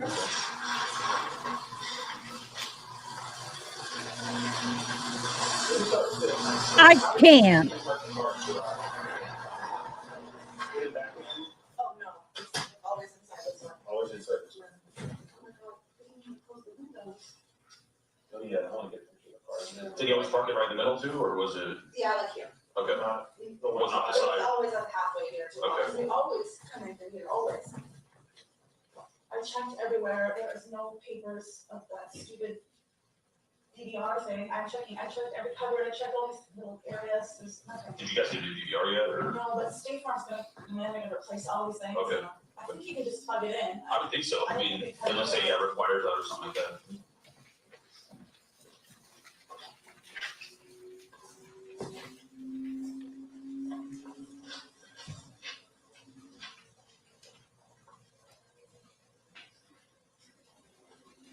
Okay, so you park it just like this in the middle. Alright, so you've gone to Ralph's and then Target or Target and Ralph's? I went to the home. I may have one 31st. Okay. The house, that's good. And then what did you get at Target? A part of me wishes I could have covered that, but you know what? We can't cover every single trial. And so we started this one and I went, oh, okay. So, but thank you for being a part of the rewatch crew. I appreciate it. And y'all, please share. This is a young channel and it really means the world for me if you could just share, like, and subscribe. It doesn't cost you anything, but it means a world to me. What were you shopping for? Do you remember? Well, after I shopped around, looked for some clothes and shoes, I went to the pharmacy area, I came home with shaving cream, razors, a loofah, like loofah and stuff. Okay, Um, these last place you guys yeah, shop at Target. yeah, and at Ross I got wine, I got tomatoes, things that I needed for dinner that, I just dinner that. Okay. Alright, so Target and Ralph's, with those things, and then straight home there? Yeah, and as I came home, I saw the Fiat on the side of the road, I said, oh, Bella's already home. Because I usually look at her glasses, and I was like, pulled in, and that's how the garage open. Even if I would kill them, I always leave the garage open. But this car wasn't here. Okay. So I walked out, I walked into the door, actually the door was cracked open a little bit, and I can hear her saying, Dad, Dad. Okay. So I ran in and. So did you park pretty much right where you're at, right? Yeah, Before that truck? it was fine. And you guys were black truck that night, you parked pretty much right? When you came home, was the gate open? Yes, It was already open. That was where? right here, on the park side.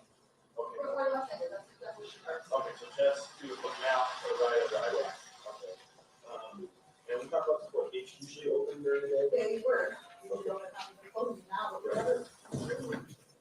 Okay. Especially, we're home, when we leave, we always close the gate, like when there's no one home. If everyone leaves, you close the gate. Last person leaves, close the gate. Yeah. Otherwise, it's open during the day. Otherwise, it's. Horses always parked in the garage? Yes. Okay. So always parked right here? Always, and here is the Mustang, that's why she always parks the road boards, Fiat and Mustang on the road, because then they always fight who's gotta get out first. All right, so whoever gets in here, the other person parks on the street. Okay. So you came home, you parked, you hadn't got any phone calls from anybody or, Oh, Bella, just Bella, she's not Hi, on my way to my Petey, classes. Okay. And I think I was in the parking lot Ross, or getting in or out of Ross, and I said, okay, I'm on my way home too. I didn't think she'd make it home before me, and unfortunately, she did. Okay, so you came in, gate was open, you parked, garage is open, horse was obviously not there. And you came into the garage. Okay, and did you notice anything unusual? Did you notice the yard missing? Did you notice any blood on the ground or anything like that? No, all I heard was dad, dad, so I just kind of Okay. ran there. So you ran or you walked? Oh, God, I don't remember, That's okay. but probably as soon as I heard it, I started running, but This one was cracked. yeah, just a little. About that far or so? Yeah. Okay, Oh, and it was dark, like no lights. but no, okay, so you came in. I went this way, I saw the door open, they're screaming, I dropped my bags, and I ran out. Got the got it right Yeah, there. right here. Okay, and then you ran out. And I ran out and This is- saw her trying to. Y'all, this is really hard for me to listen to. I can't understand a thing. Yes, all the way. Okay, you came out here. Yeah. Sorry to relive this with you, but, We did it every day. okay. You saw Bobby up here? Yeah, already on the ground, we go over on one of the pillows, which is now gone. Okay, on one of the chairs? Yeah. Okay, and then where was Bella?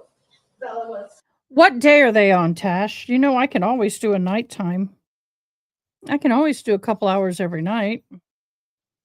Do a separate live. What day are they on, Tash? We can zoom. Hopefully they're not too far ahead. If they're not too far ahead, we can do some tonight and then Tomorrow we could do some.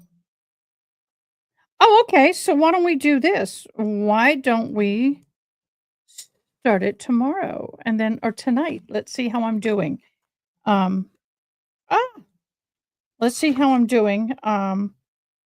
Uh, and then we'll go from there. It's only on day 2. Then what we could do is do the daytime live with this and the nighttime with the other for those who work and can't catch the daytime.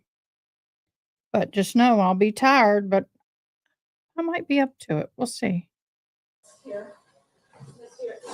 Leaning over on a chair, and she was here, the phone was there on speaker 901, Oh, okay. and she was trying to pick him up, and they kept saying, pick him up, so I was just freaking out, and she was being the adult. Okay, so the chair was not there before. Good. Yeah. Something like that, right? I know that he was leaning on a chair, and he was leaning on the It ground. was about right here, the way I remember it.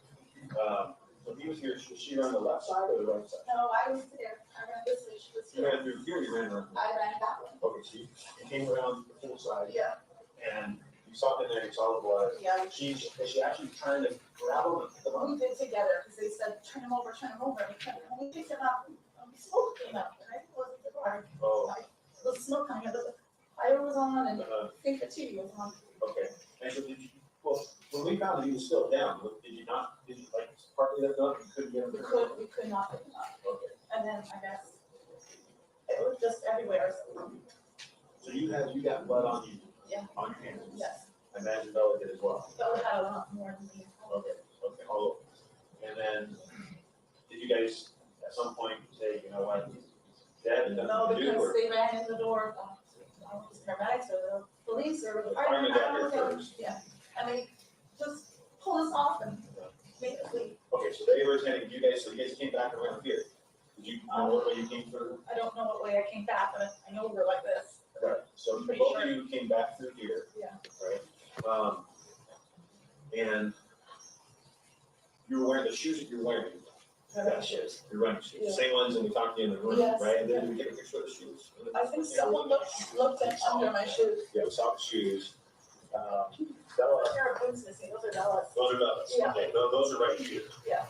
So you guys came back in. Now you driven blood at this point from him, or did you have that much blood on you? Do you remember? My hands were full of blood. One of my knees, not dripping, just on my clothes, and I'm sitting on my shoes, because we did walk back in here, and my shoes are dirty.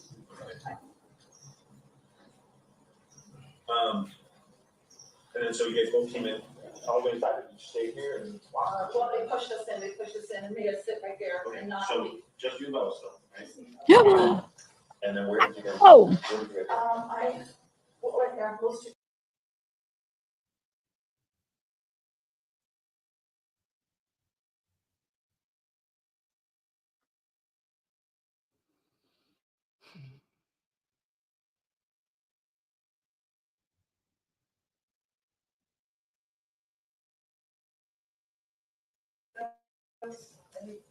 Friends here. I just rammed the needle between my thumb and my nail. Rammed it right up the nail. Just hurts like a mofo. Sorry for the scream. That was painful. I literally rammed it between the nail bed and the nail.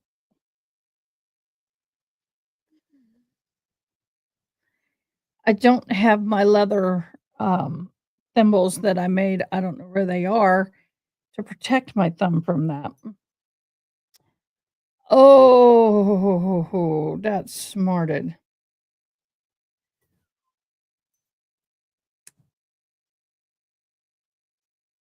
Oh, I'm doing my beadwork and then the needle went between the thumb and the thumbnail. My apologies. I couldn't help that reaction. So at any point before this incident, or about this, have any friends or family or you or did you guys I always leave DNA on my work. that's been in the house cut themselves and would have left blood in any of these places? I have no way of knowing that. I don't think he had any pets. I mean, I cut myself all the time in the kitchen, but not that I would go touching things, but. And then your friends or family, hey, I cut myself, whatever. Oh, like I said, we had a lot of family holidays, you know, I don't know. You would know. I would have seen when I opened the store, Right. there's something on it. Or even if there was one in the garage, and they would have cut themselves out here, get a gardener. We do, but they don't ever come in the house, they've never been in my garage. Now, he was working on that power washer and he broke it, Okay. so that's why I took it to get fixed. And I think he, you know, I know he had his hands full of, either black or gasoline, whatever, I don't know if he cut himself. I was working on property. Yeah, the day before that. Oh, your husband or your Yeah. partner? No, Oh, okay. Probably cut it first, probably broken, and you don't know the injuries. I don't know, that's what I'm just trying to think. That's the only thing I could think of him doing something that may, I don't. You have parties where someone cut themselves, getting something out of the garage or class, and put a left light in the garage. We had a lot of parties, I had a lot of guys come to help him off his friend's stacking wood, I don't know if they got that. But no one close to you, your family, your friends. Not Do that I you remember, know I of. cut myself, or No.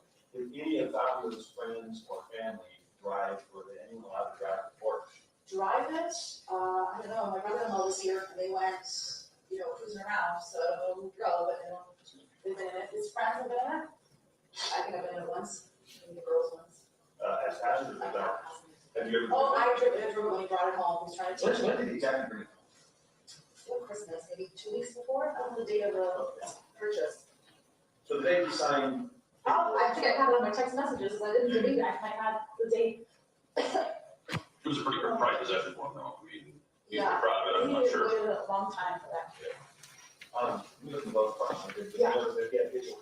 Yeah, and, should be in there. So the day, the purchase day, when then they brought it home. Yeah, wait, they drove, I assume. Yeah. Is that the day he came home with it? I'm not sure. Is the picture at home or at the dealership? Oh, wait, no, he came home with it on December 3rd. Did you hear that? December 3rd. December 30th, what day? The day you brought it home. What is the purchase price on the paperwork? December 3rd. Okay, so yeah, so December 3rd, that was almost 3 weeks before. Yeah. Did you go on any trips out of country from December 3rd, I'm going to go get my thimble. January 23rd? Oh, gosh, he traveled all the time. I don't think he did, but I'll be right back. If it did, it was just a weekend one. Sometimes he's gone for 10 days, sometimes he's gone for 5 days. So if you did go somewhere around the holidays from December 3rd to January 23rd, it was only for a weekend? Yeah, no, but, let's say, by Christmas to, what happened, he didn't travel anywhere. We had people come here. From Christmas to Yeah. 23rd, January He 23rd? never traveled. Okay. It was before, if anything, before that. So it could have been between December 3rd and Christmas that he may have gone on a trip. On a weekend trip, maybe. During any of those trips, I mean, when the outing got a car, did you go out with anybody in the Oh, car? no. Did you allow any of his friends to drive his car when he wasn't here? No. Any of your friends, hey, let's take that horse out? No. No. I wish I could drive it, but I can't. Clutch. Yeah, he was trying to teach me, and the first day he brought it home, just goes in the car. Probably not the easiest clutch to learn how to drive a car with. No, because I used to do it a long time ago, when I was like, I'll take the F-150. Oh, he just got the plates in the mail, registration. Oh, yeah. Yeah, 2 days after.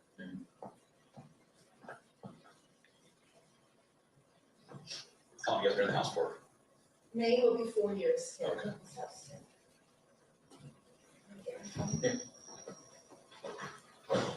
It's nice, hang on. They'll probably go off on delay. She would get a phone. So look. Yeah. Plenty of room to walk.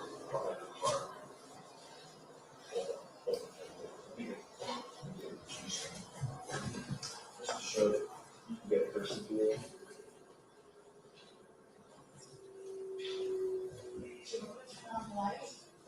No, it's okay.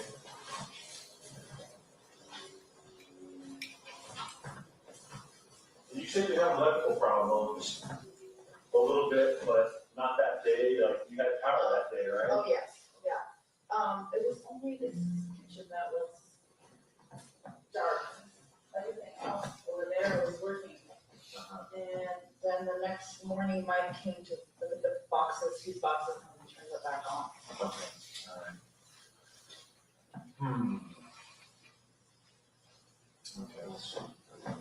So knowing that you know, you were here, use the sink or wipe anything down on the sink, because it looks like there was some blood around the sink.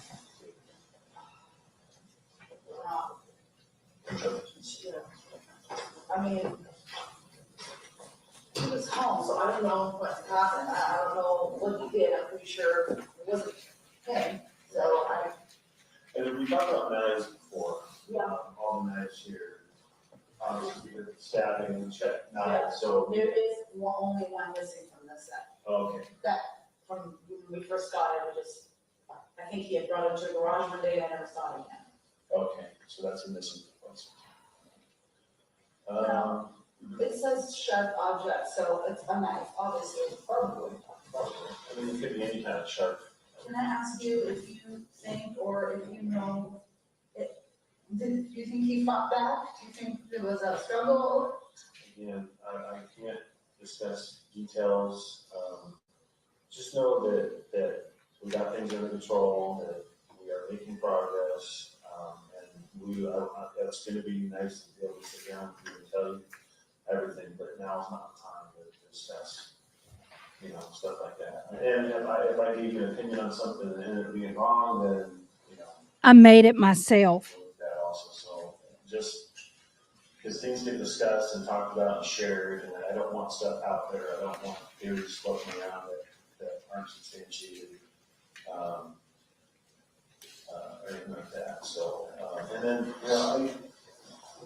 any of the detailed stuff like we're asking you about and pointing out, I wouldn't discuss that with anybody. Who knows if this is not, this burglary crew, something else, if it's someone that had a bone pig with him through work, whether it's someone, at a cigar shop. I can almost 100%, I can guarantee, he has not one enemy. Yeah. Not one. So I'm finding out. Yeah. So, I have no finding reason to. That was one reason. Okay, well, we can just do the same walkthrough with Jessica. Sure, I'm gonna have a cigarette. Okay, sure. Did you want a coffee or? No, good, thank you.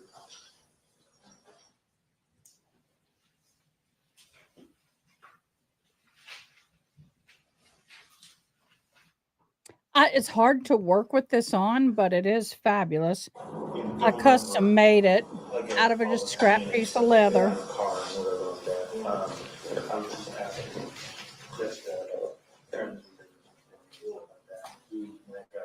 She mentioned, you did mention Elise.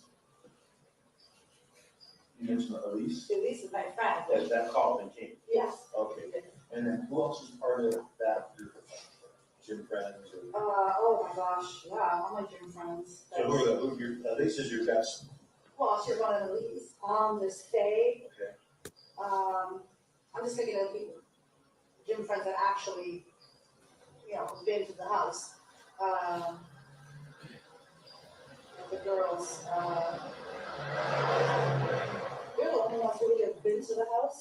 And then after, all my gym friends came. But So prior to Fabio's death, yeah, the only gym friends that have been in your house are who? probably Elise and Faye. Okay, who else is part of that group? Oh my gosh. Let's see. Guys in. Paula, Rob, he's our lead director for basketball. Rob. I was in basketball. What's Rob's last name? What's Paula's last name? I don't know. You know his last name? I have to look up. That's okay. That's okay, if I need to. I don't even know Faye's last name. Okay. So Paula, Rob, Elise, Faye, Sheila? Sheila, but she's never really been here before. She came after to pay respects. So before Fabio's death, had She had never been here. No. Had Paula ever been here? No. Had Bob? So should I not follow this one and let's go follow baby Evelyn? And the other case? Is that what y'all are telling me? She Wolf? Is that going to be televised? And if so,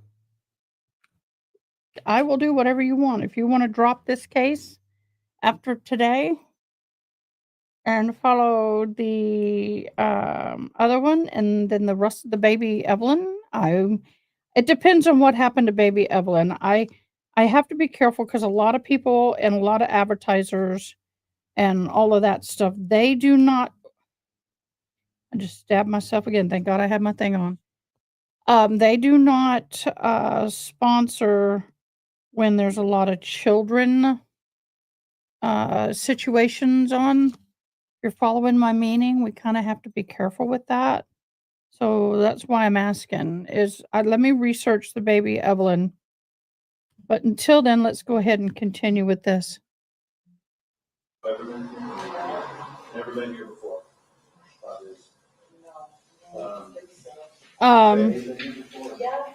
Okay, so out of all those, you think that Elise and Faye have been? Yeah, as far as I can remember. Okay, so, and then Deborah had been here off and on, she mentioned Deborah. Yeah. She mentioned, we were talking about, driving a car, that might, Deborah's husband drove a car before. I don't know if he did it before, I mean, he did it after, because he got it from the. Oh, the town driver? Yeah. Oh, okay, she had mentioned he drove it, maybe that's what Or maybe he did it. I mean, we see each other she often. said that Mike, Deborah's husband drove the car, and Marco was with him. Oh, that's coming up. That's one. well, She Wolf, if you have my Discord, please throw it up in the Discord for me, please. Where to watch it and all that, She Wolf. So. I will research it this no way weekend. that Rob, Paula, Elise, But I do have to be mindful of advertisers on that kind of would have stuff. DNA in the car and all. I can't monetize it. No, I don't. Though I don't get you anyway, truth be told. You know, during that time, and I don't, usually we meet at a Starbucks or the gym, or we're training or playing. You know. Okay. And then Deborah's been here, but we don't know if she's ever been involved. Oh, I don't think she's ever been. Grant, or what's Grant's last name? Larson, Larcn. He's in Toronto. They were just visiting on holiday. He's my sister's husband. So he was around when you had the Porsche before Yes. Bobby, okay. And Ernie was around before Bobby was. Oh, they bought it together. They just were riding together and all that. Okay. That's why we know so much about it. He's trying stuff.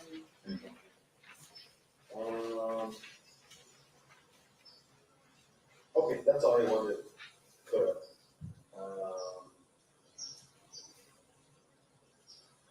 And we got the paperwork for that, and the truck is registered to. Right now it's a fab, and I have to wait 45 days after it's passing so they can switch it to my name. Oh, who through DMV? Through a Ford in Thousand Oaks. So I'm just making the monthly payments, and then Mail those in? I actually gonna go online, and because now it's 2 missed payments, I wanna go and pay it. So they'll come and take it, and then it's 45 days, the dealership sends the registration on me. So we're gonna buy it out, if we want to keep it. Oh, did you go out there and? Yeah, Thousand Oaks for, Oh, okay. there you go. Just, Friday morning? Okay. Yeah. All right. You don't have any. That's just the same thing, the explosion and stuff like that. Oh my gosh. No, my boyfriend was my husband. Yeah, He stopped me every day. yeah. And then I asked Jessica this also, boyfriends have heard about having a conflict with Bobby at all? No, that got all mad and kicked him out of the house. Oh, no. No, after they left, he would get mad. Right. Why are we not going on with that? Oh, No, absolutely not. and you don't have any people on any of your social media or trying to get a hold of you? I don't understand this woman, y'all. I have been racking my brain and coming up with, probably so irrational, illogical things, just trying to make sense of it.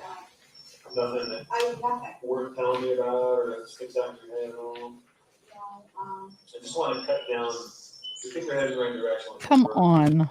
cruise, next couple of cruises, actually a few cruises. like all in this Wells area, like, this is why we live here. Yeah. I mean, it's not like we live in, you know, I actually found one burger that I go eat with the same people. So we're looking at that one as I well. hope they have families. They have their suffering.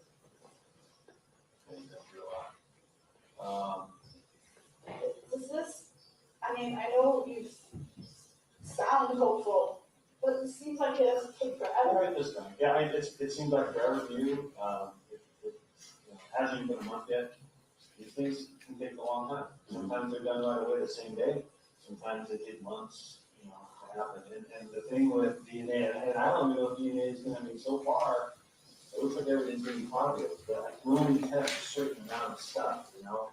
You can't give them 145, you know, so, you know, you only let us do a little bit of time, you can imagine every other homicide in the entire city, those detectives are asking for their stuff to be done first. Y'all, one of the things that she said on a phone call, which was played as a part of the longest opening statements ever, was that she said that if they talk, she's Fucked. And so she's already proven in a way, all you have to do is listen to the jail calls, and that throws any doubt of guilt, out the window. So anyway, y'all make sure you like, comment, subscribe. You're gonna do now because super chats, you get 10 additional entries. Memberships, if you give one, that's I think 10 entries, whatever it says on the bottom thing. And if you gift it, the one that you gift it to gets entries, and so do you.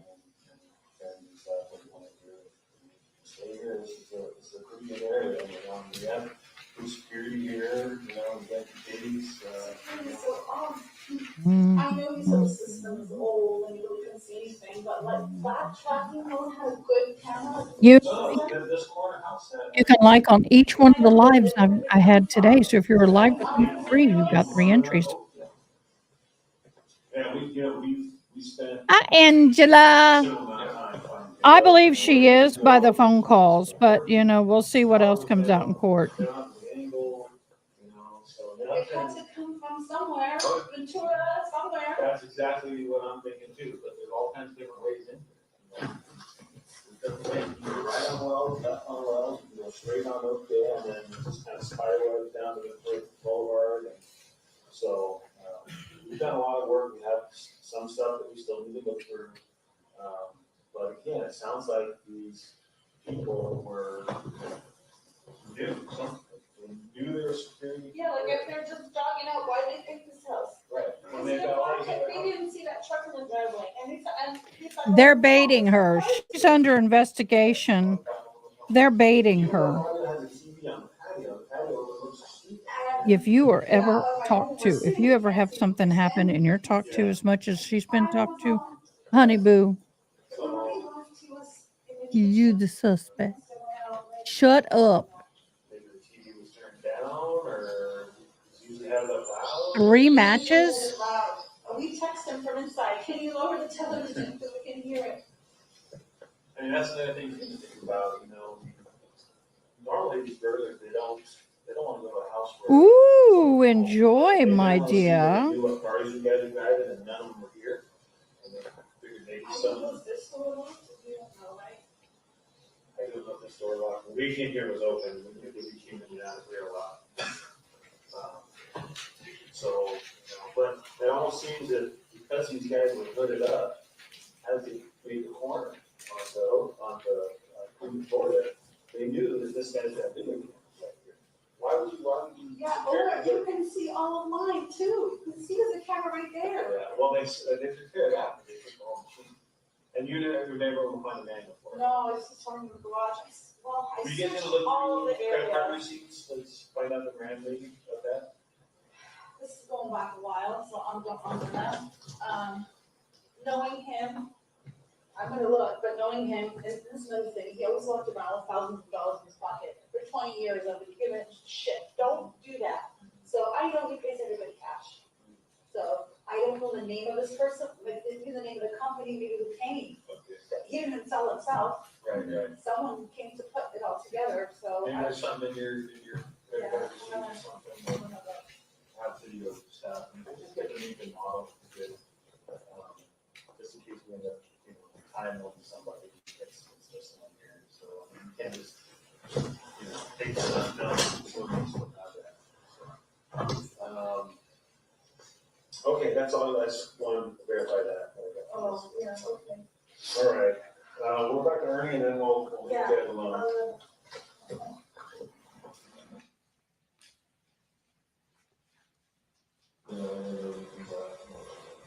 Okay, I'm leaving on Monday, so we want, Monday, come home Friday. Okay. Monday. And going to. Okay. Yeah, let me know if we have there any more, like, website stuff. What's on application about? I'm just asking you, but I'm just, do that with changes that people have for shutting out things. I can't stop it, but Yeah. if I'm out there and I see that, I will What punch them in the face. What are they saying? Is there ghosts here? Is anyone getting stabbed there, like, really bad? My girls were not out here, it was me and my sister. If they heard that, Yeah. Yeah, they're good fighting. Yeah, and if you see someone picked up a new yard at work. yeah, I know, I'm actually gonna, State Farm's my next call, and they're, well, they'll probably not get it for me, but they'll give me the money for it, so anything upstate you wanna replace, and whatever. I don't even care at this point, but I really need it. It was always nice to have that screen there, even though we never really had to go use it. Right. One time, I think, we woke up in the morning, found eggs in the driveway, rotten eggs, someone threw it out. So we tried to go back and look, but that was the only time we ever had used it. But it was nice to always see. Please the first do, coming out, the girls She-Wolf. coming in, what time they were going out, we could Please see do, and that. I'll go look at it So I would today. like to have it, yeah. I just need to be careful how many of those I do. I think that's good for now. Please, even if nothing comes out, you can just please call me every couple of days, because I'm. I'll try to, usually when I get into work, my head's down and we are running, and I got stuff to do every single day, so I may forget to call you sometimes, so if it's done too long, give me a call, I'll try to talk to you, call, once a week. Okay? All right, take care. Thank you. Send me all the information because Sure. what I can do is Sunday afternoon. If I have time, I can do a road thus far. Kind of get people geared up for it on Monday. Okay, thanks, guys. Thank you.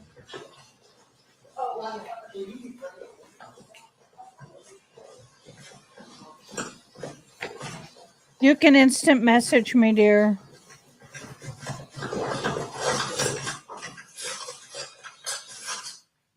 Please retrieve and transfer.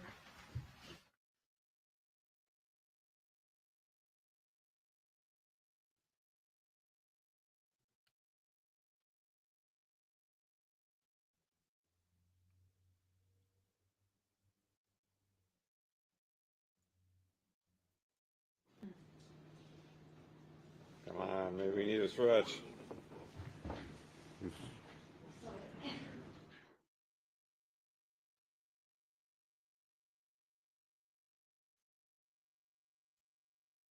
Okay, that's a short one. Okay. What I'll do is let me open this in YouTube.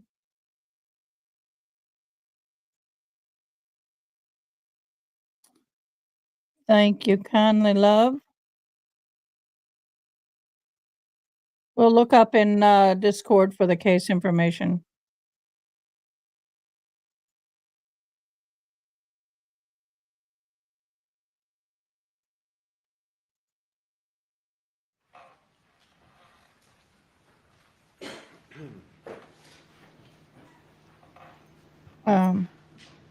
Why do I not have sound on her? There we go. Hi, you new member! Yay! Welcome to the family. Dun, dun, dun, dun, dun, dun, dun. Thank you, and welcome to my family. Howdy, hi, howdy, hi, howdy, hi, howdy, hi. I hate the howdy, hi, howdy, ho, but how are you today, love? I have stabbed myself in my thumb more times than I can count. I'm beating. A photograph that is titled Defendant Sementilli and It came back on its own, y'all. Sementilli Garage, February 21st, 2017. Maybe marked as People's 47, 48. 48. Has a red number 1 in the bottom left corner. A photograph titled Victim Fabia's Portion Sementilli Garage with the same date with a number 2 in the bottom left corner. May it be marked as People's 49. Yes. And then a set of 2 photographs titled Victim Fabio's Portion Sementilli Garage, same date with a 3 in the bottom left corner. If it could be marked, please, as People's 50. So marked.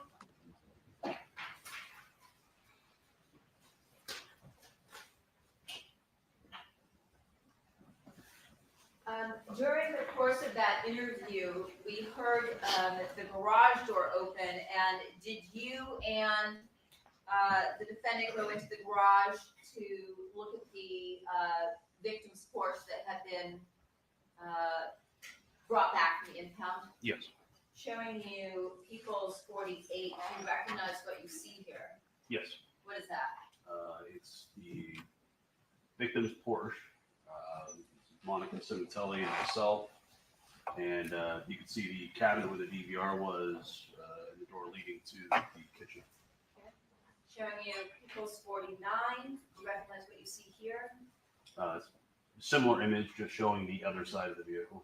And are these 48 and 49, are these photographs that you took while you and your partner were at the Sementilli residence that day? Yes, they were taken by Detective Parshow. And showing you People's 50, also photographs taken that day? Yes.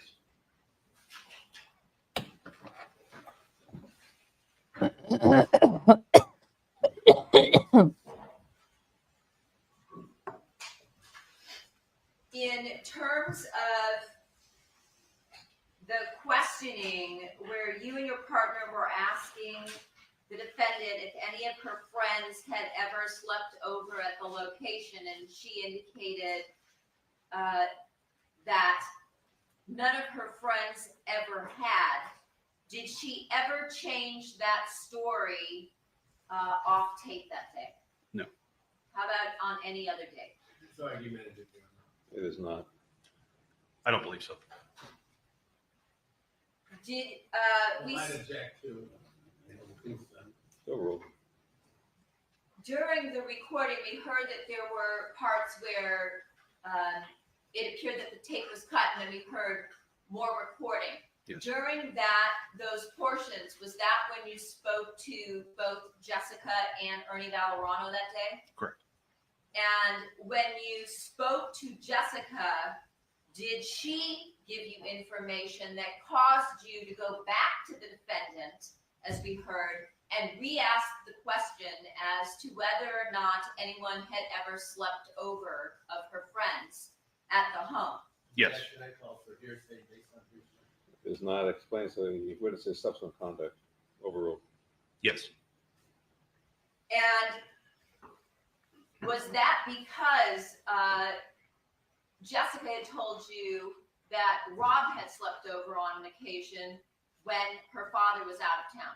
Objection leading and hearsay. Overruled on both grounds. Yes. I'm really appreciating the way they're handling their objections.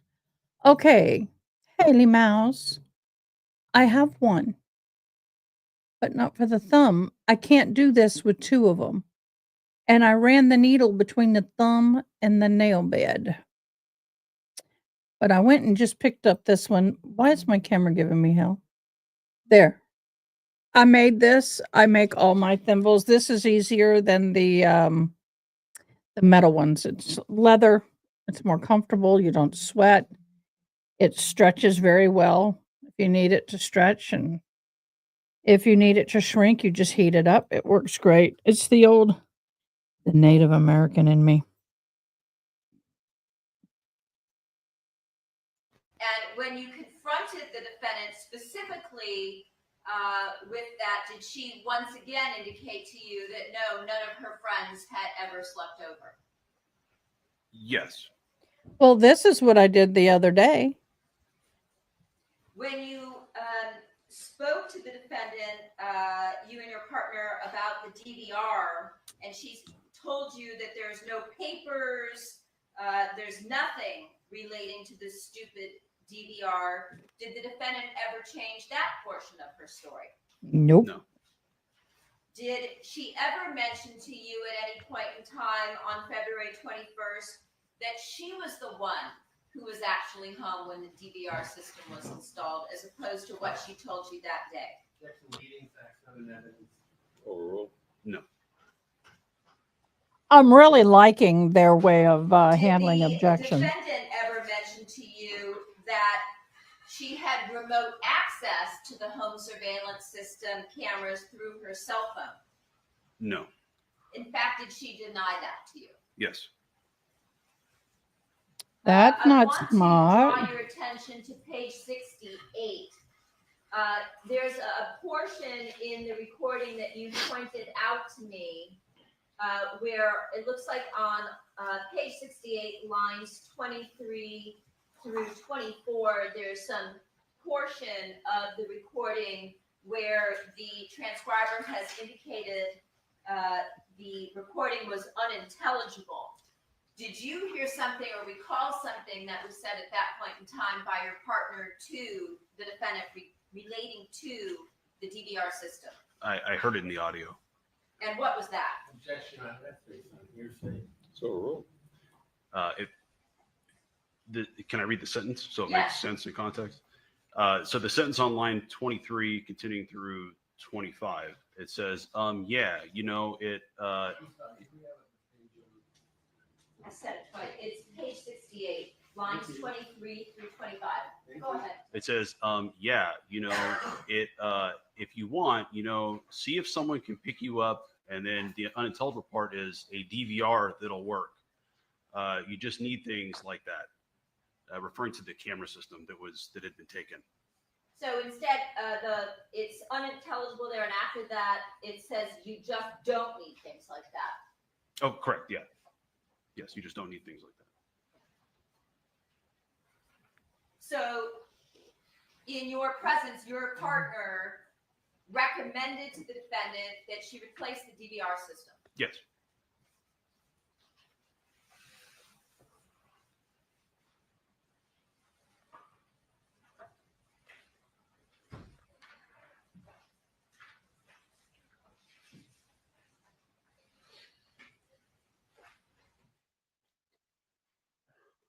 And did the defendant ever change her story with respect to the fact that she told you during the course of this interview that when the mirror is opened, she gets a text on her phone, and on that particular day, she did not get a text on her phone? Did she ever change that answer? No.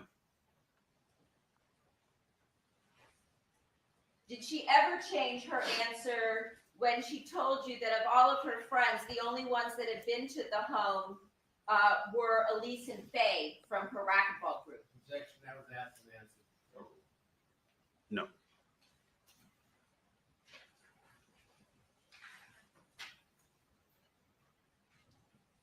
At any point in time when you were talking to the defendant, did she ever mention the fact that she was having an affair with Rob Baker?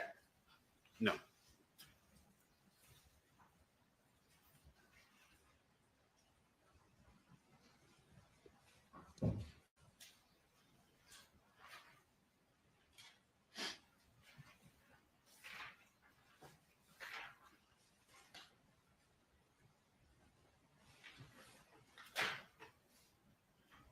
And on page 57, where you asked what Rob's last name, when the defendant said, I think it's Baker, Did she ever change her statement and say, actually, I know it's Baker because I have some sort of a close relationship with him? We's doing some dancing under the Recess for sheets. 15 minutes. The evidence They applies. doing some See you back there dancing in under 15 the minutes. sheets, y'all. They've been doing some sheet dancing. Okay, we're gonna come over here and play this.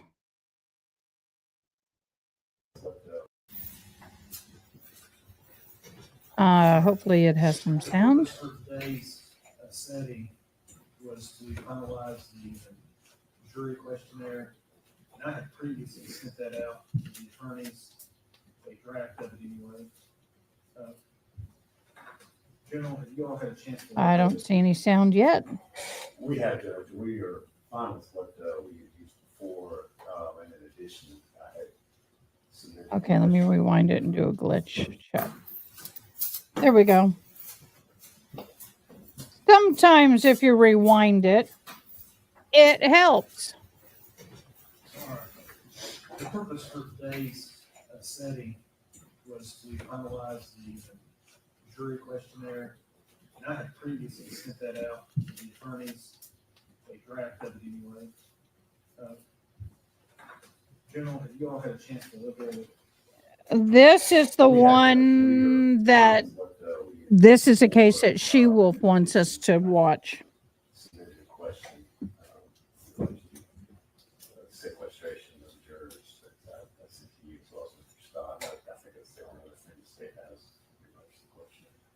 All right, Mr. Scott, did you get both the court's draft as well as General Harper's response? Judge, I did. We don't have any objections to what's been proposed. All right. And I will, I'll make those changes, clean it up, and I'll get it back to both of you all. Did they ask for jury sequestration? Yes, sir. That's fine, Judge. Is there anything else right now from the state that we need to take up? Nothing else from the state, Judge. Mr. Scott? No, sir, aside from that date, it's paid in the state rules. And do you want that? Are you in a position where you can get that subpoena out fairly quickly? Yes, sir. Within the first of the next week.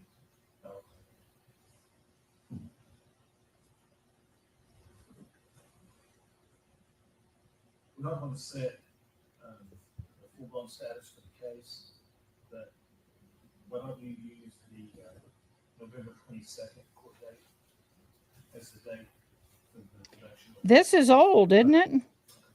November 22nd court date? Unless anything comes up between now and then, our next court date will be when we begin jury selection on December 16th. All right. If there's nothing else, that'll be all for today.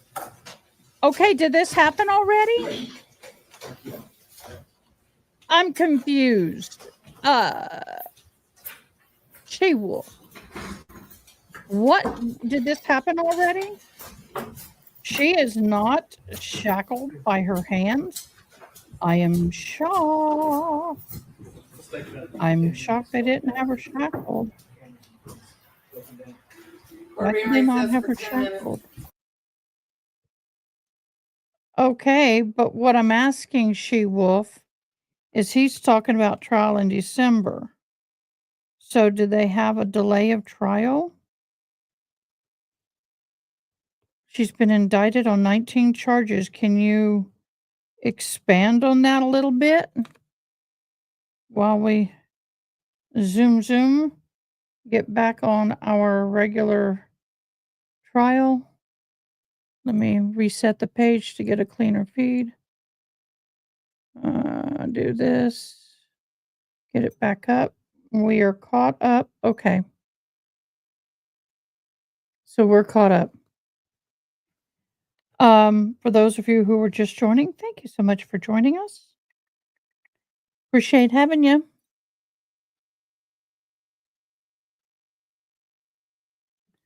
Well, that's awesome. I can't crochet.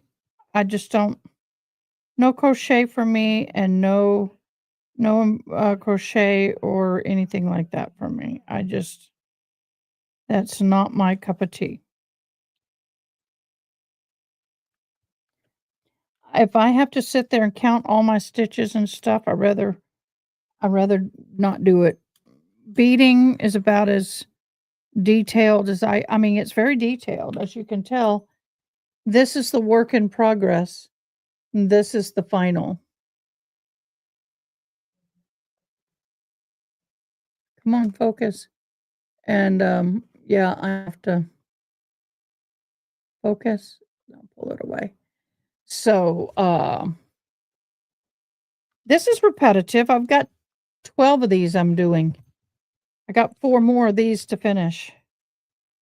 But I mean, as far as the red, I do all the colors at one time. I'll do all the red, I'll do all the yellow, I'll do all the blue, I'll do all the whatever. So that's how I do it. Everybody, stand up. Stand up. Let me put some music on. If you don't like country, let me know. Why can't I hear it? I don't hear the music. What about this one? Do y'all hear music? I don't hear music. Why do I not hear music? What's going on? To you. Happy birthday. Okay, let me try that. Can I hear it now? There it is. Okay, I couldn't hear it. Y'all could. Let's do.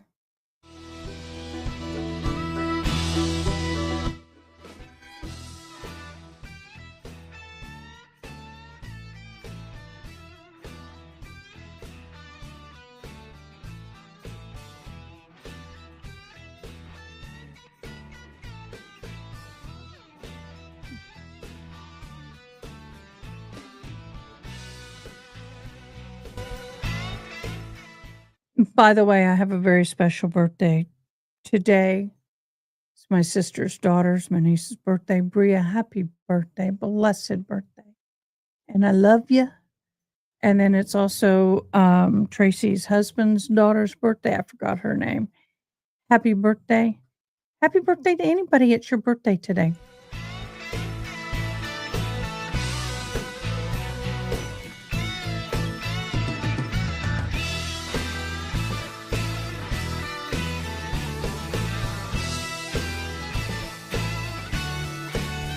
How's the volume with that?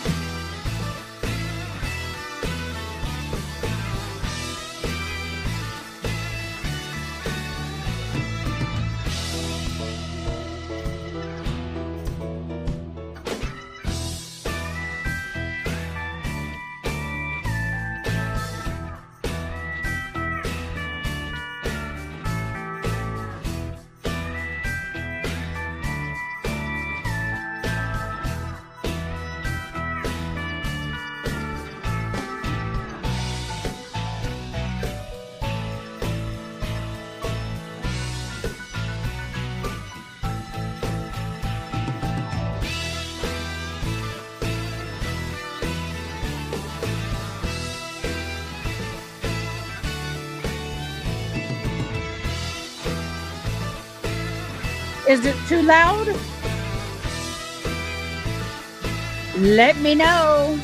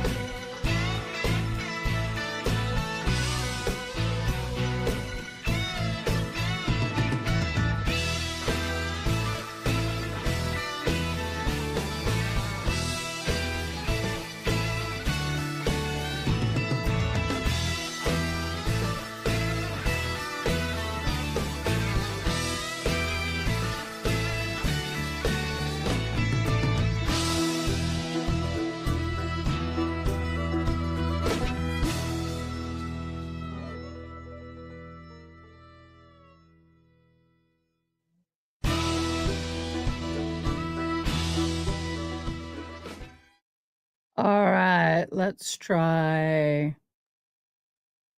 have a little funk.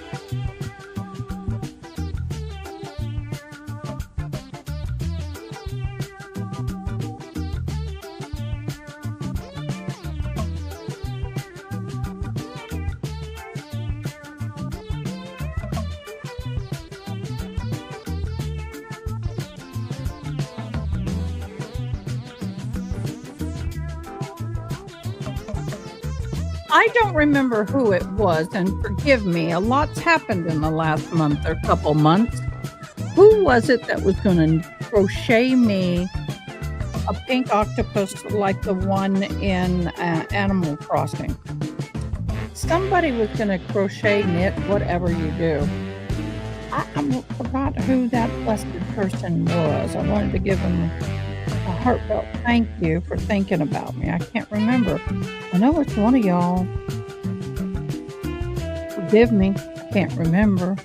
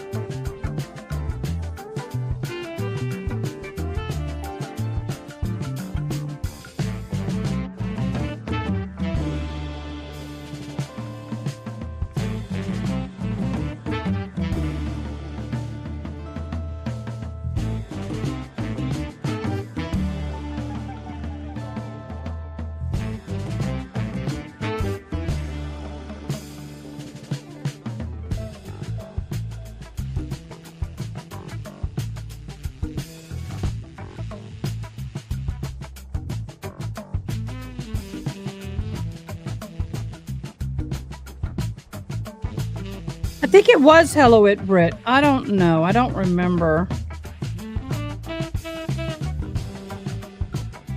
Amaduria? Am I Greemy?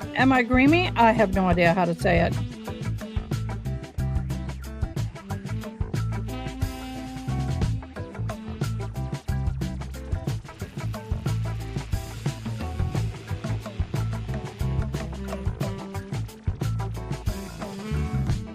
give you a view change.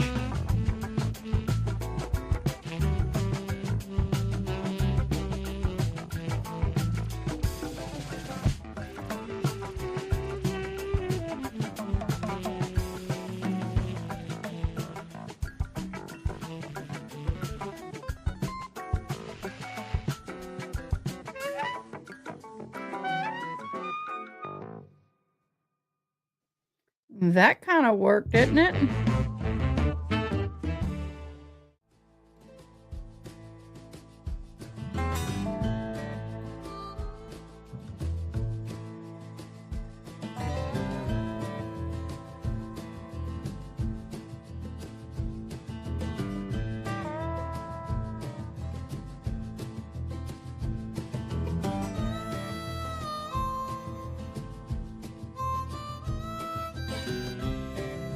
Haley Mouse, I'm going to start another trial tonight. So as soon as this is over, I'll have a small break and then I'll hop back on.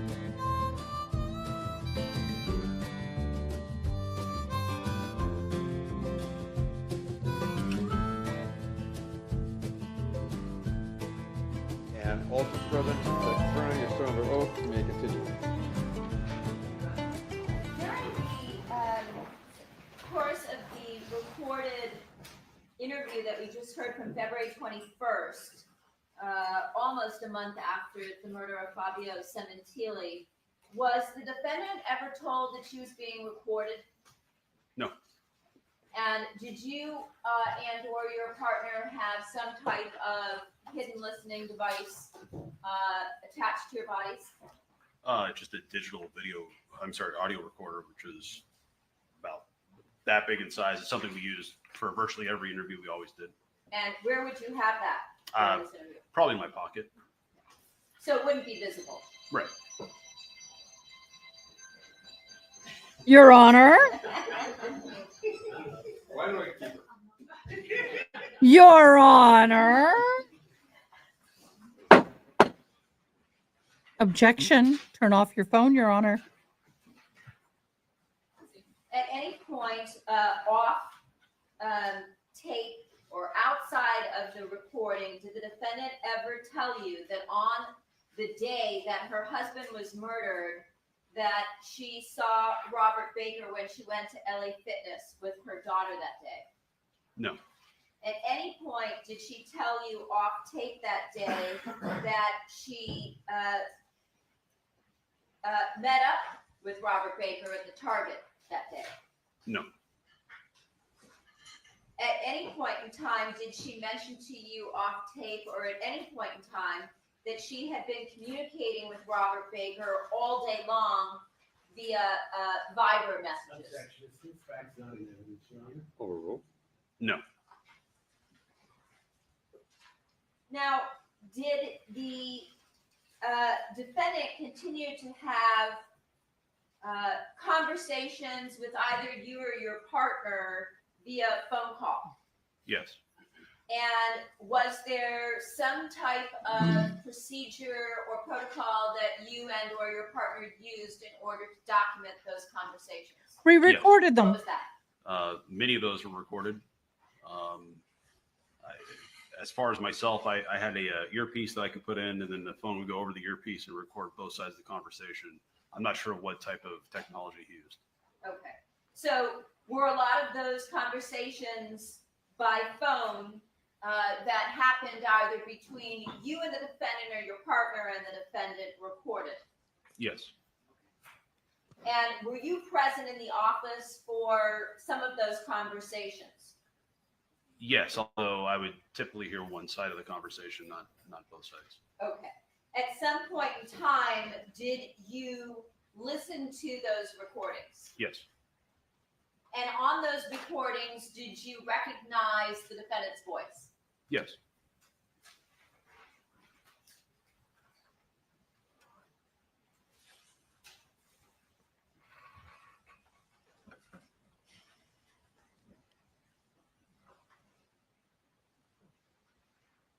During the course of your investigation, along with your partner, did one or both of you have conversations with life insurance companies, including MetLife. Detective Parshall did.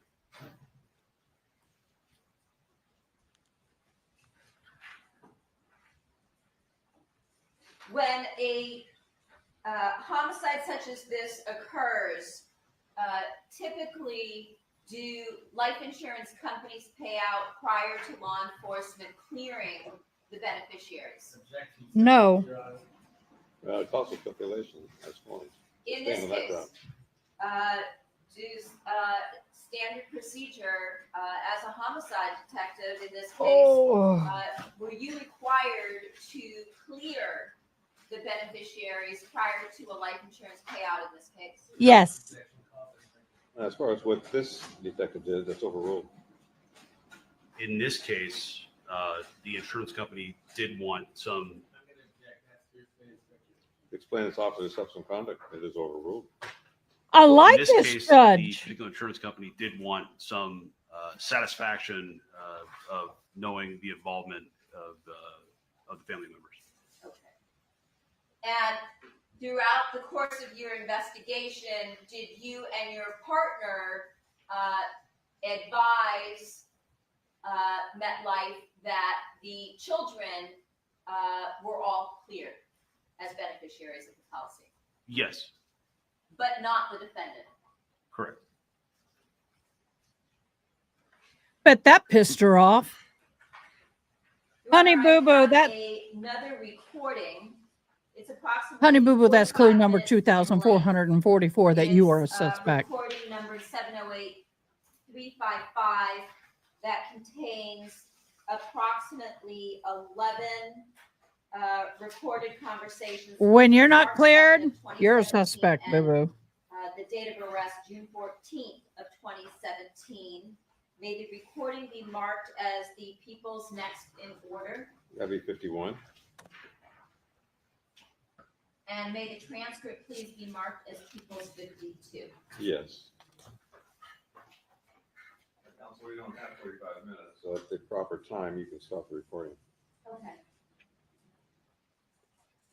So they're going to end the day shortly by that comment, I presume. Because they're separated into separate date clips, Your Honor, just let us know when you'd like us to stop. If I could pass out That's a the loaded transcript. question. All right. You may pass out the transcripts, and as always, the evidence and the parties.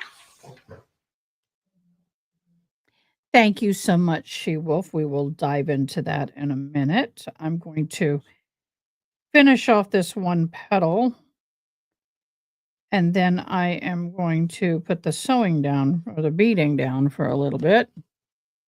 Give my tired fingers, sore thumb, what we would call a break. Not have a transcript. And set up for the next live tonight.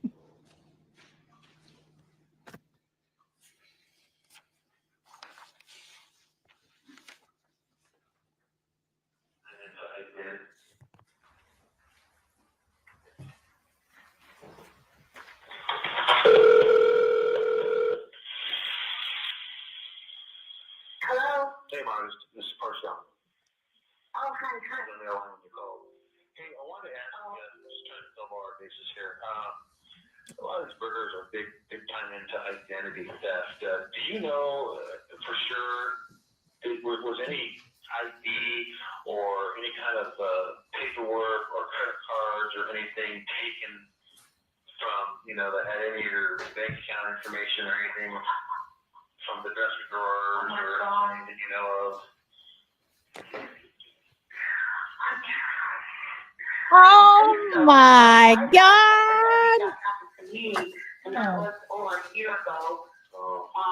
Where did that occur? Yeah.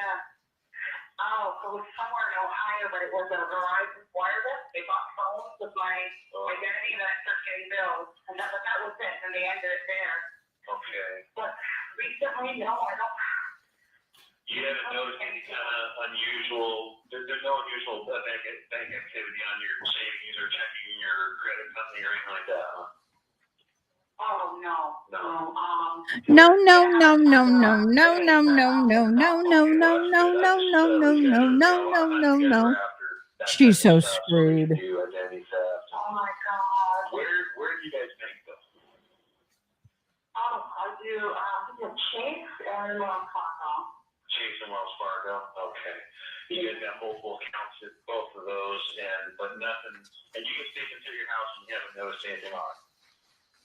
No, I most statements are online. I really don't have that much paper statements coming in there. Okay, well that's good too. Okay, well obviously if you notice anything unusual, let me know. But as far as you know, you didn't keep any big paperwork or In my office. but not in the drawers that you guys went through, right?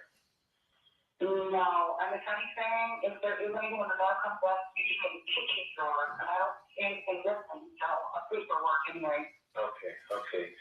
All right. I just we just want to cover all our bases, and that might be another avenue for looking into these guys if they're using any or bait stuff or identity stuff. So, but yeah, no, I'm gonna keep looking. okay, yeah, just let me know if anything comes up. Yeah. Okay, that's all I had. Okay.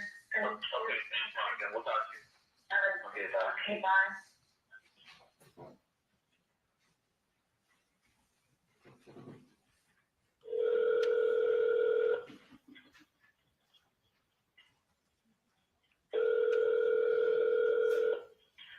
Hello? Hi, Monica. Yes. This is Detective Parcell. Oh, hi. How are you? I didn't call me back in so long. Yeah. Well, you're out of town for a week, right? I came home Friday and I call you almost every day. Well, I was off Monday and I've been extremely busy with this case. I got a lot going on here. So I haven't been in the office very much. What can I do for you? I got nothing new. I got a lot of stuff going on, but nothing I can discuss at this point. Well, what can you discuss? What can you tell me? I'm sick here. I just need some, that something's going on, that you're working on something. Definitely are working on some stuff. Don't know any details right now, but like I told you, we're working a couple different things at one time. So we are making progress. This thing will get done. Absolutely. So, yeah. Well, I was a little worried about that identity theft thing, so when I got home, I went and looked online at statements and everything. What do you mean F and F is thin? Normal stuff looks like to me, so. We don't do F and F. I feel a little bit better Unless about I'm that, interpreting it. Anything Sorry. else? Like, I know you said you had all these swabs and you couldn't send them in. Is everything like? Oh, well, we sent the first round in. Everything came back to Fabio on the first round. So I sent them all one time. I got to spend them a little more time. So, we're waiting for the second round. The first one was set up. So I got that a little bit quicker than normal. The other one's probably going to take a little bit longer. So we're waiting on that too. So I'm not too optimistic about it, but we're submitting some more things. So that's kind of where we're at. I'd asked you about the DVR. Did you ever figure out what kind of DVR system that was in the house there? No, I haven't found any paperwork for it, or anything on the debit card or bank statements. But my insurance will place it for me, so I went online and Googled and just tried to look at what I thought it looked like. Okay. And I sent them a picture. Now I don't remember the name. I can go look on Google just to what I remember what it looked like. But I don't know the actual name. Okay, well, a lot of them look real similar. I want to get the brand and the model. That was one you said that Fabio had purchased, right? That the home came with one system, and then Fabio upgraded at some point, or? Yeah, he took out the old TV monitor and the big old, just like a VCR, and he removed those, and he put in took a skate glass, really small one, and a new little monitor in the kitchen. Okay. Yeah, just the make and model is the most important thing right now. And it's not like earth-shattering evidence, but like if I come across something in our travels, I'd like to be able to identify it and know that it came from your house. And the other thing I called you on was I haven't run across this number before, the 854-6055. That's my home number. Oh, okay, this is the house, the landline? Yeah, the landline, yeah. Okay, I didn't recognize it. Okay. No, we got our hands Now on you things right confirm now, that's the land. everything, so Now you confirm that's a landline. Now what they're going to do is get a warrant for phone records. So, you might be able to find out, you know, a lot of information and be looking at the right group, but you got to prove up your case against somebody. So it takes some work. You know, build issues. So, you know, we got to identify who it is, and if it's more than one, we got to identify the extra people. And so we're working on some stuff, but we'll definitely have some good news for you. I bet you will have some good news for her. No, says never. My boss is aware of everything we've done, so we're keeping track of everything we do. I got a huge Says never. 5-inch binder on this thing already, so we're making progress. It's hard to be patient. It's hard. I know. If I could say, you know, these guys, I knew what they were doing. You saw the video, right? These guys were prepared. They took precautions. They get rid of evidence and not leave evidence behind. It makes my job extremely difficult. I know you guys know your job, and I don't know your job, but if it were me, did you at least send in any car evidence first? Because they were in there. Right. Well, anyone that takes off in a car knows that it's going to get processed, you know? So they take precautions to wipe things down, clean things up. I'm not saying that's what they did. I'm not saying they did anything or didn't. But when can you tell me anything? When this is over, or when we're close to this over, right? Yeah. oh my God. And you suggest I don't do any private investigator or anything on my own? That's up to you. But we're gonna get this thing done. So that's completely up to you. I would definitely have a DVR hooked up as soon as possible. But you still waiting for your insurance company on that? Yeah, everybody's lagging. Everyone's got their fucking hands out, and I'm just sick. I just need some information. I just need to know something. Everybody wants to be paid. Everybody wants this, everybody wants that, and I just... You're making the bills and stuff? Yeah. Anyway, I just want to be able to tell my kids that things are hopeful, and I don't have any hope, so that's why I keep calling you. Well, we're gonna get this done. Like I said, I can't give any details right now, but it will get done. Okay. Okay. All right. I'll talk to you maybe later this week or early next week. Okay. Thank you. Okay. All right. Bye.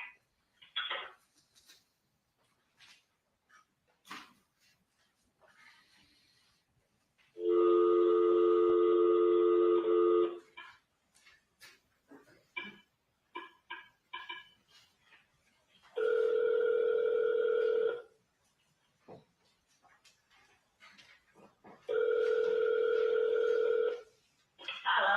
Hi, Monica, Detective Parshall. Oh, hi, Detective. Just returning your call. It was off until today, so just got back today and got going through messages. Oh, okay.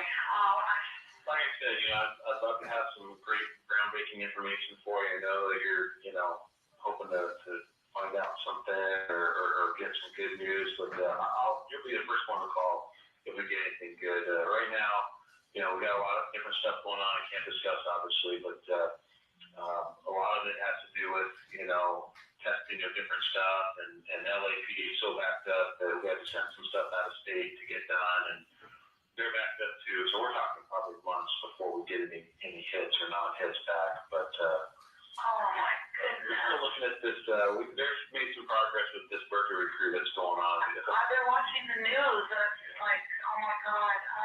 Yeah, you've seen on the news, like, you know, like the indiscriminate details. You know, there's been a lot of overtime being worked on that, and whether that's connected for sure or not, I can't really make a statement on that. But know that we're working towards this. So all those, you told me that all those swabs, are they all going to be tested? Eventually, yeah. If we don't get a hit on anyone, we're just going to keep testing until we've tested every last one that could be some, you know, something.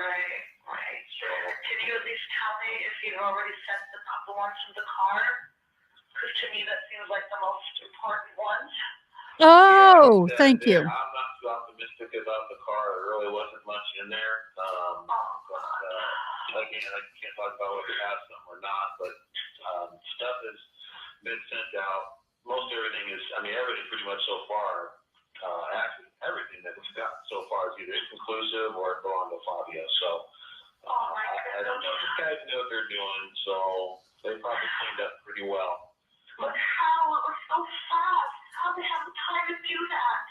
Well, it wasn't that fast, actually. They were in the house for quite some time, and they had the car for quite some time before it was recovered. So, oh my God. So it's probably not going to come from DNA. I don't know if it will or not, but it may be figured out in other ways. So, like I said, we're focusing on these crews that are really hitting hard. So that's about all I can tell you.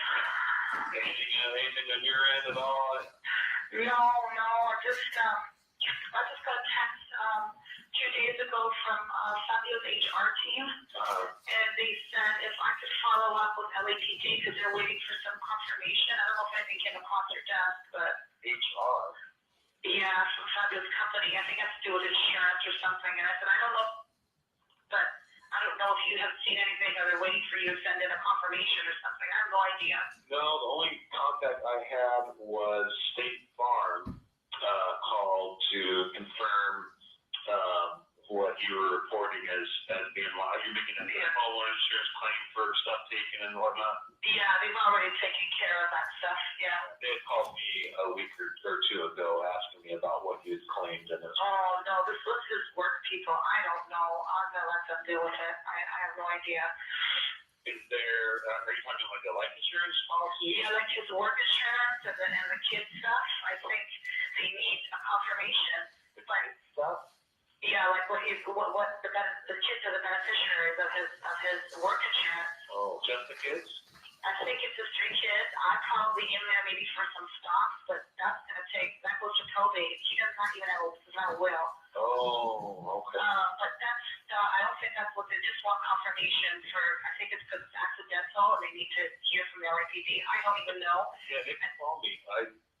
That's weird. They should have. Did you give them my number? I mean, I know the work hard. I've already talked to people from the work regarding that, but just they're checking in and stuff, and so they have my information. Yeah, that's weird because it was just a text and said, could you follow up because we're waiting for confirmation, which means they already probably asked for it. So I don't know. I'll get back to them. Okay. Yeah. So I'm here today and tomorrow, and then I'm here for a couple days next week, and then I'm off for a few. But like I said, a lot of this stuff has been submitted, and we're just kind of waiting. So we're talking months, if not more. Yeah. Right. Yeah. What if this summer I decide? I'm not sure financially. What if we decide to move or move back home? Well, that's fine. I mean, you have the right to do that if that's what you want to do. I know, but I just want to know before I leave here. Well, I have your phone. You're only a phone call away, so I'll let you know. You'll be the first to know. But it's just complicated cases like this. These take a while. So it's nothing that I'm going to be giving you a phone call in a couple of weeks, letting you know, we got someone custody unless things take a sudden turn. So. Right. Okay. Everything's up, and we're working too much overtime on this thing. So it's not too much in my book, but they got to watch their numbers and stuff. But we're moving forward. Oh, hello, it Brits. Thank you. I just couldn't remember who did it. Okay. I just couldn't remember. No rush. I'm not rushing, my dear. No rush whatsoever. No rush. Marshall. Oh, hi, Detective. It's Monica Sementilli. Hi, Monica. How are you? Oh, I'm all right. I thought maybe you'd still be on vacation. I'm here today, and then I'm going to be gone for 2 weeks, starting Monday. I may come in for a couple of days, but typically I'm supposed to be gone for 2 weeks. Oh, okay. I had called about the beginning of the week because I had that paperwork done. Oh, okay. I don't know if you wanted me to drop it off or someone's picking it up. It's the same stuff I sent to the insurance. But I also came up with 2 more things. I just realized on Tuesday, the 2 sets of keys, extra keys for the Fiat and the Ford F-150 are missing. They're gone. I think they were taking one some other stuff. Oh, she's stressing about her money, definitely. They're both going in for service. And those keys are probably $300 each. Who knows? I have to replace them, but they're taken. They're not here. So you're talking extra keys. You listed those on the form. I listed them on the form too. Those I didn't tell the insurance because we just found out that they're Right. yeah. And then you're talking about $300 one of those key fob deals. Yeah. With that, okay. What other keys were on there? I'm curious. If your card. Okay, so the extra set of safe keys was just the black, the black fob. It's not a key, it's a customer. Okay. And then the actual F-150 key, and that key on it had a brown leather tag that said Kent Ford on it. That was it. But there weren't house keys on these. No, this is just extra circuit keys. Okay, and you got your locks changed anyways. Yes, my lock's all there. Okay, so the main thing is just the vehicle key itself. And where were those in the house? Now, from what I remember, we always kept them in the kitchen drawers. Okay. The kitchen drawers. Now, so I checked there, that's where I usually keep them, they weren't there, and then sometimes in the bedroom drawers where all that stuff was taken out. I don't know if they were just grabbed or, I don't know. I'm pretty sure they were in the kitchen drawer, that's what I remember. And Isabella doesn't have the extra set of papers? No, we only have one set each. Okay, yeah, throw those on there. Yeah. And one says F-150 on a tag, and the other one probably says Fiat on it, right? Yeah, this one doesn't have a tag, it's just a black fob on a silver ring. But the truck one doesn't have a leather tag on it from the dealership that says Kent Ford on it. Ford, okay. Yeah. And did you write that on the description on the paper? Yes, I did. I hope it's legible, but I just kind of wrote down what. Okay, well, I can fix it if we can't read based on what we talked about. Are you gonna be out and about today at all, or? Probably not. Okay, then we'll come by. I've got something at 11:30.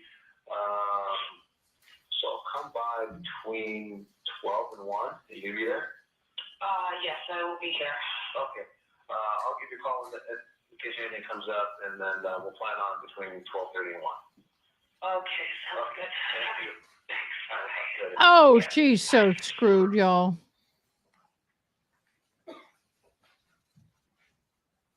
She is so screwed. Hi, Detective Parshall. It's Monica Sementilli calling. Hi, how are you?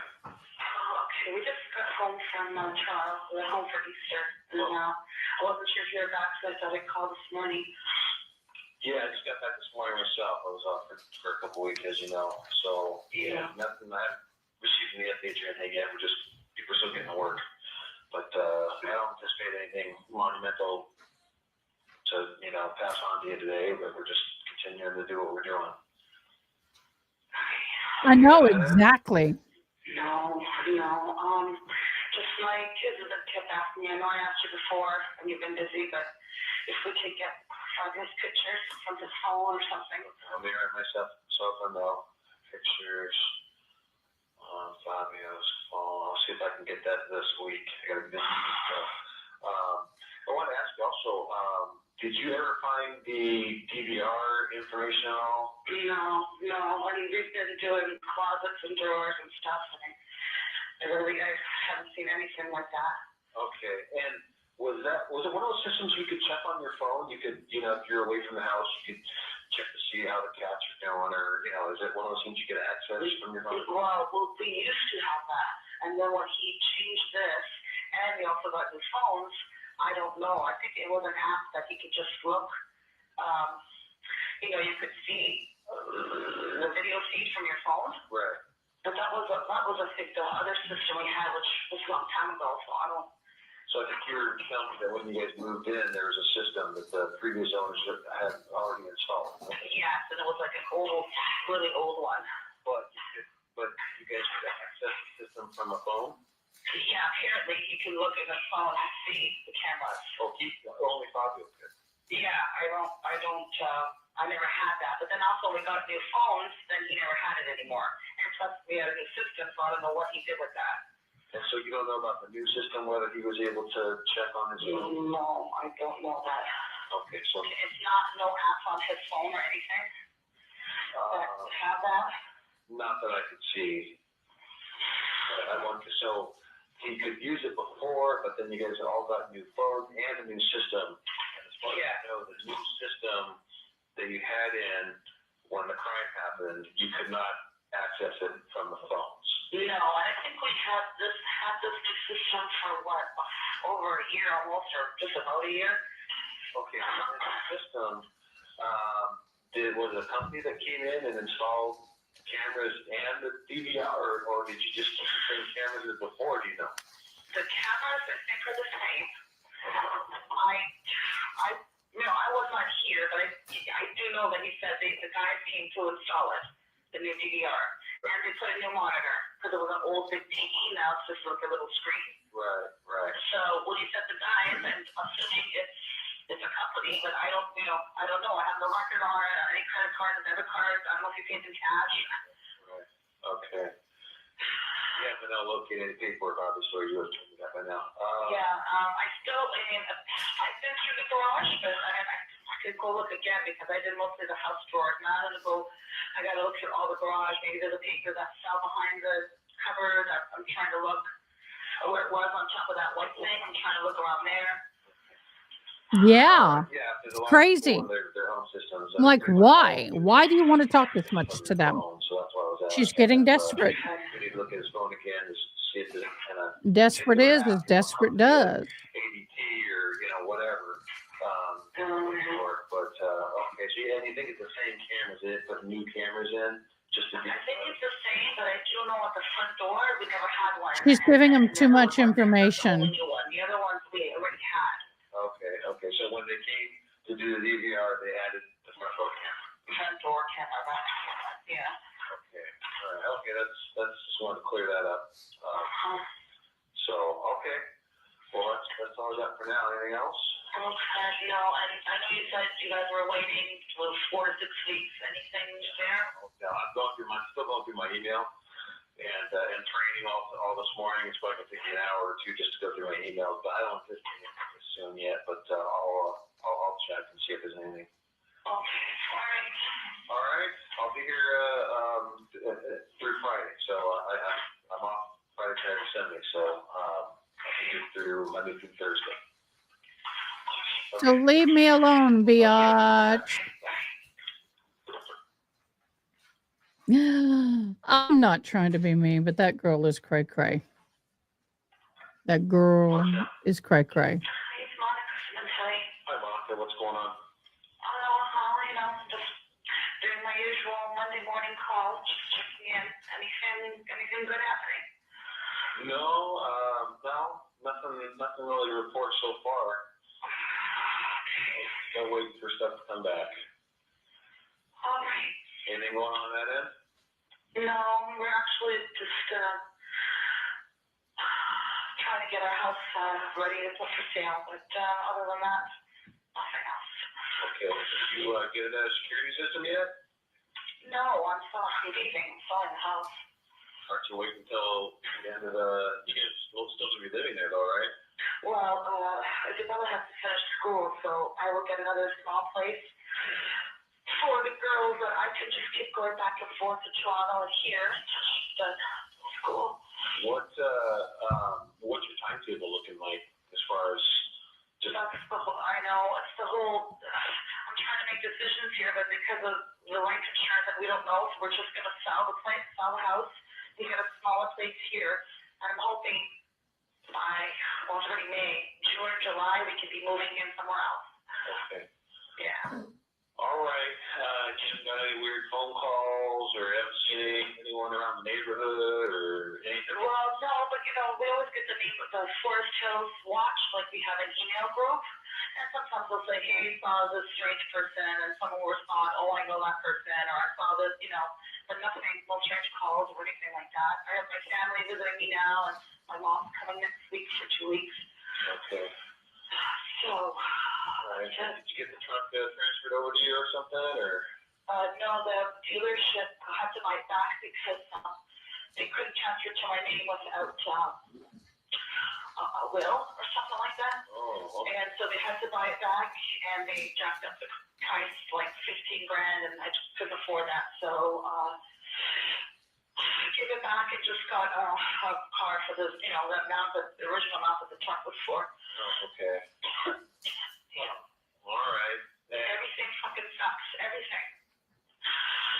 Anyway, All right, well, I'm hopefully getting something back in the next couple weeks, so I'm gonna hit them up today and see if they can give me some type of timetable. Like I said, I'm not, expecting anything, wild to come out of it, but, I'll be calling around. I'm meeting with, some of our guys from the burglary task force that's working these knock-knock burglars, this week, and I'm talking.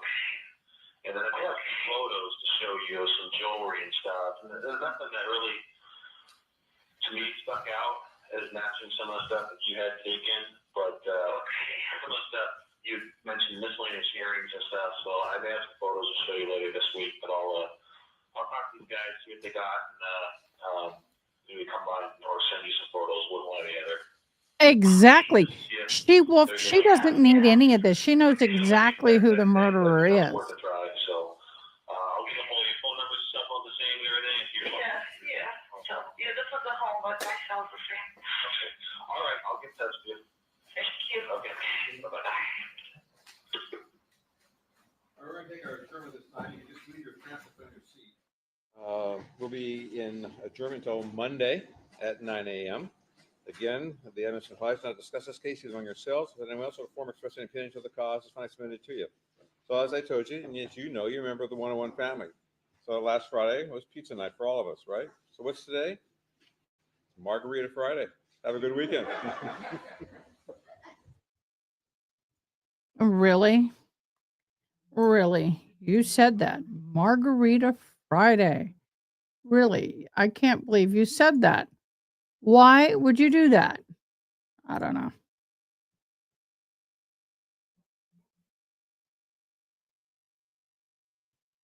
I just think that was stupid of him to say.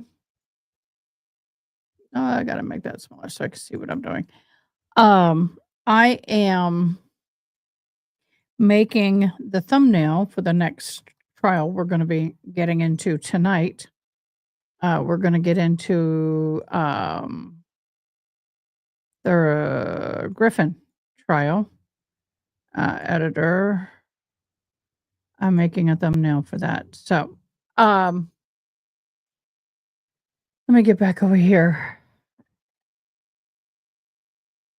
Ma'am, your police department not your best friend. They ain't gonna help you get your money, honey. They just gonna help you get your cell. They'll move. They're gonna help you get you a new place to live. It's called the state pen. Exactly. I don't think so. No, I don't think she's out on bail at all. At all. So yeah. I don't know. She, as much as slow as this is going, it's insane. Insane. Insane, insane, insane, insane, insane. I'm trying to decide how I want to go with this thumbnail.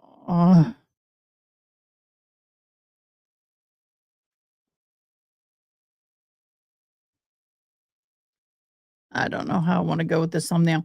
So,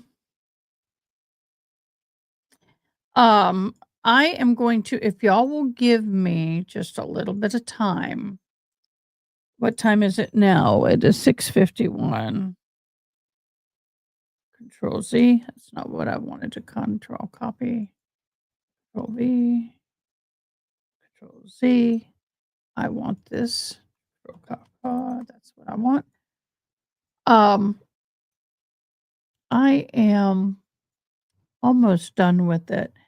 She is not on bail. Not out on bail. Unfortunately.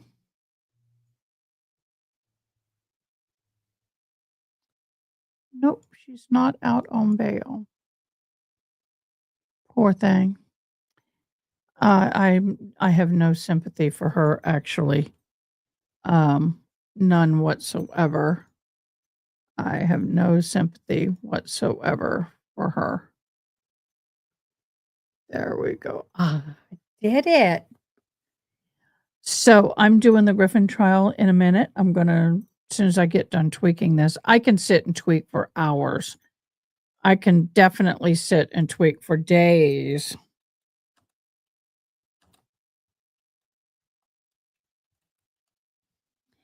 Days, y'all. I can tweak for days, just a tweaking. Yep. So what's for dinner, y'all? Or breakfast, depending on what part of the world you are coming from. What do they call this? The Griffith red drum. Oh, okay. I can do that.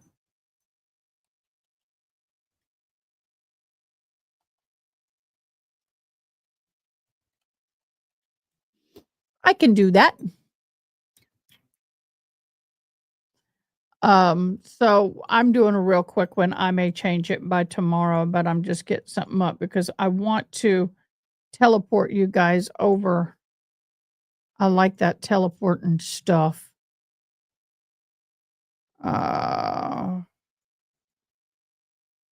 Florida versus Griffith. So, anybody want to talk to me a little bit about this trial? Kind of give me an idea of what we're looking at, what happened, why it happened.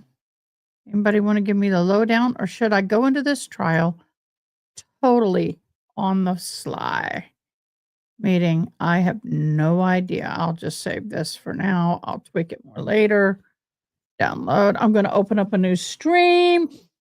And then just give me a minute, because guess what we got to do? Oh, snap. That's not what I want. Cancel. Delete, delete, delete. Now I can save it. What I'd like to do is I'd like to do our drawing. Should I do it after tonight's live? Or should I do it? Well, today's still the 31st, so I guess I need to wait and do it after this next live. So it gives everybody an opportunity to get their groove on. They can get in and get their stuff in. So let me create a new live stream. I'm working on it as quickly as I can. I apologize.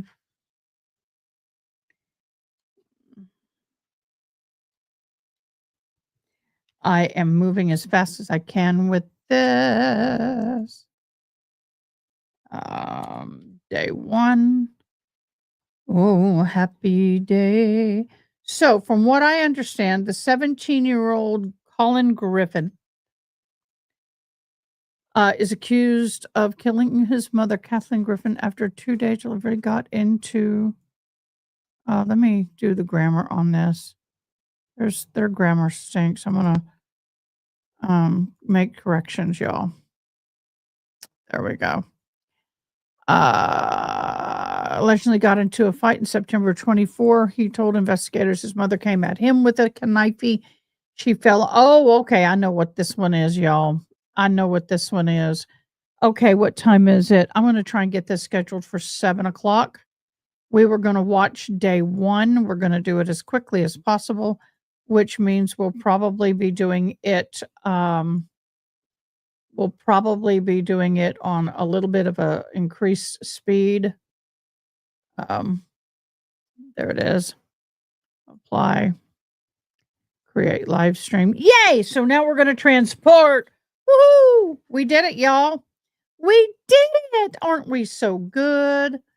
Aren't we just so good? I know.